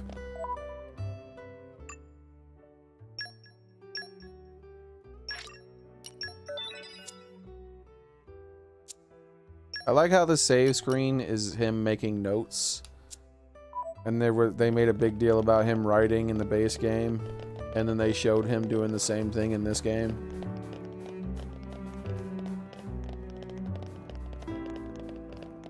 I'm getting kind of close to the cutscene that's probably going to occur when I walk over there. I don't see any ladders. So the reason why I know there's at least... Oh, wait. I jump up from there. I already remembered. I already figured it out when I was down there. I don't know why I forgot. Brain dead dumbness. Because when I was down there looking up at it, I saw another place that looked like I could drop down from up there. At least I thought I did. But we're going to find out if it's the case, though. It might not be connected still. But it was like over here in this direction. Right here. Yep, there's how you get over there. Right here.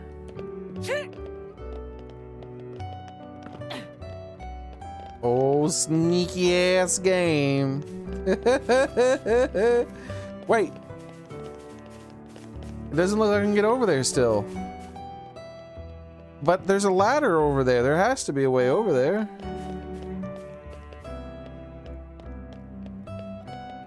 Damn you, video game. Alright, let's get back up there so I can take a look and maybe... Let's make sure I wasn't hallucinating.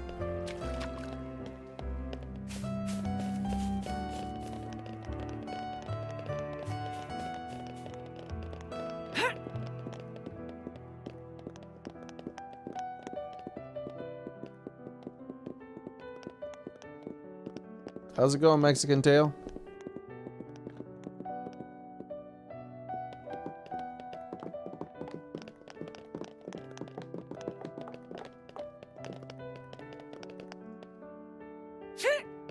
Do you think maybe it was that ladder I spotted and then I thought it was a different ladder?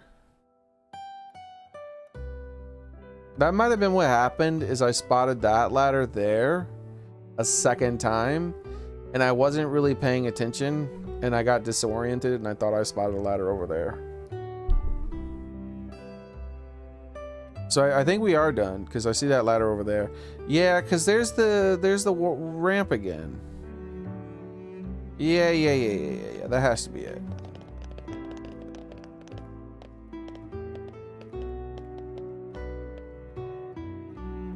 But we even found some barrels way over there, though, where we had to walk all the way along the edge. That was crazy.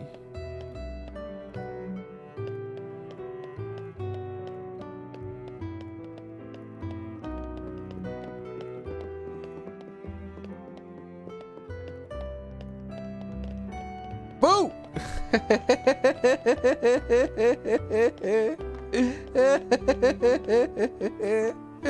That would freak people out. Gotcha!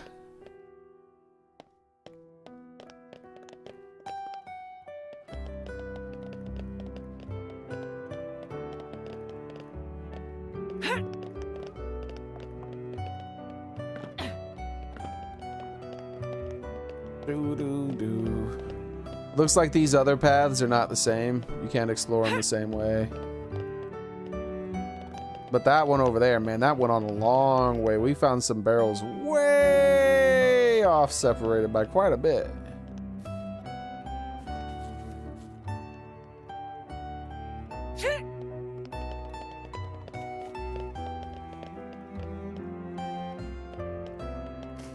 I like the banners.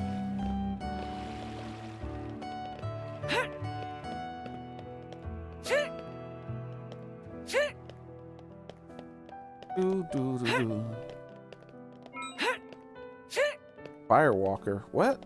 Ah, the first rays of the How morning does she sun. unlock a skill And from just like that, all the just walking nightmares wash around? away. I wonder what's in store for us today. What does she have to do for that skill? Like walk a certain amount? An honor.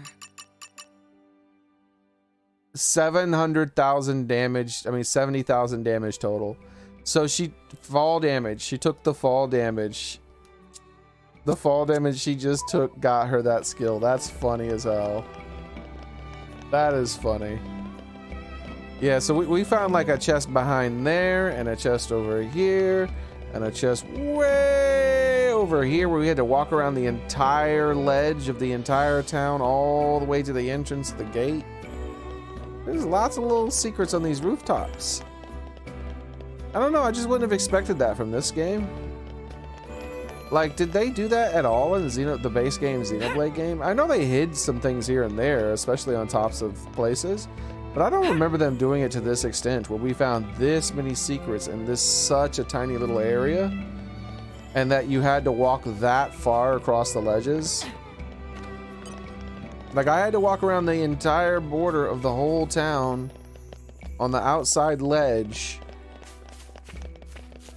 just all the way back there, walking on this damn ledge, all the way to the point where I got all the way way over here, and then there was a secret right there. Can I get to there from here, maybe? Oh, no, almost. It's almost, you could almost get up from there from here. No, they just meant for you to walk all the way around, apparently.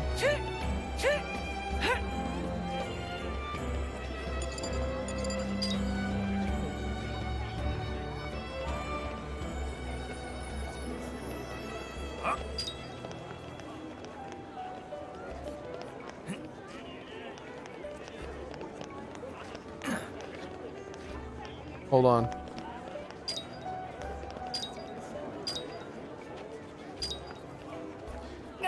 Wait for it. Wait for it. She's Princess Peach, y'all. Look, she's Princess Peach. I told you. Look at her. Look at her use float. Damn you, Princess Peach.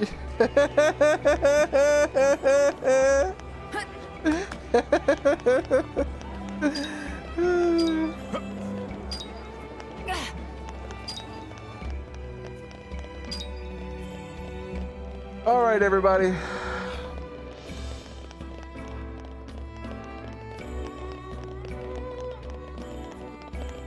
Look how cool this place is, man. Lego Superheroes 2. That's cool. I've never played a Lego game. My mom loves them, though.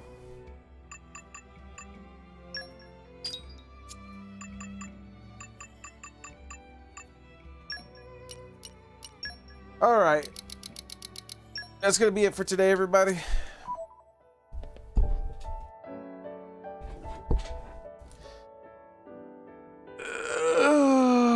This is a super cool place, man.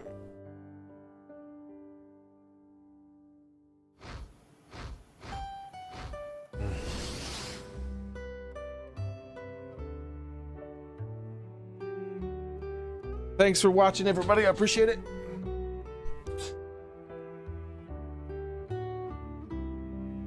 But it is now time to go.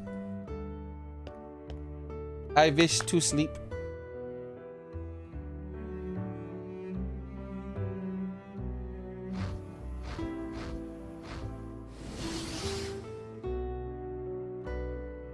There we go. I wish for that to be the end of the day. So, I hope to see you guys next time I stream. Thank you very much for being here. I had lots of fun. I don't think this was as exciting a stream for some people as it was for me, because there was not as much gameplay, but there was a lot of talks, a lot of discussions, and a lot of appreciation for this game and gaming in general today. So I think that it was an interesting thing personally. Made me enjoy the game more than I was already enjoying it to really analyze why it's so cool. So that's going to be it for today, everyone. I hope to see you guys the next time I stream. But for now, that is it for today. So thank you guys very much. You guys have a nice night, everyone. Good night. Goodbye. Bye. Thank you, thank you, thank you. Tomorrow we're going to focus a little bit more on the story. And gush a little bit less about how good this is. Later.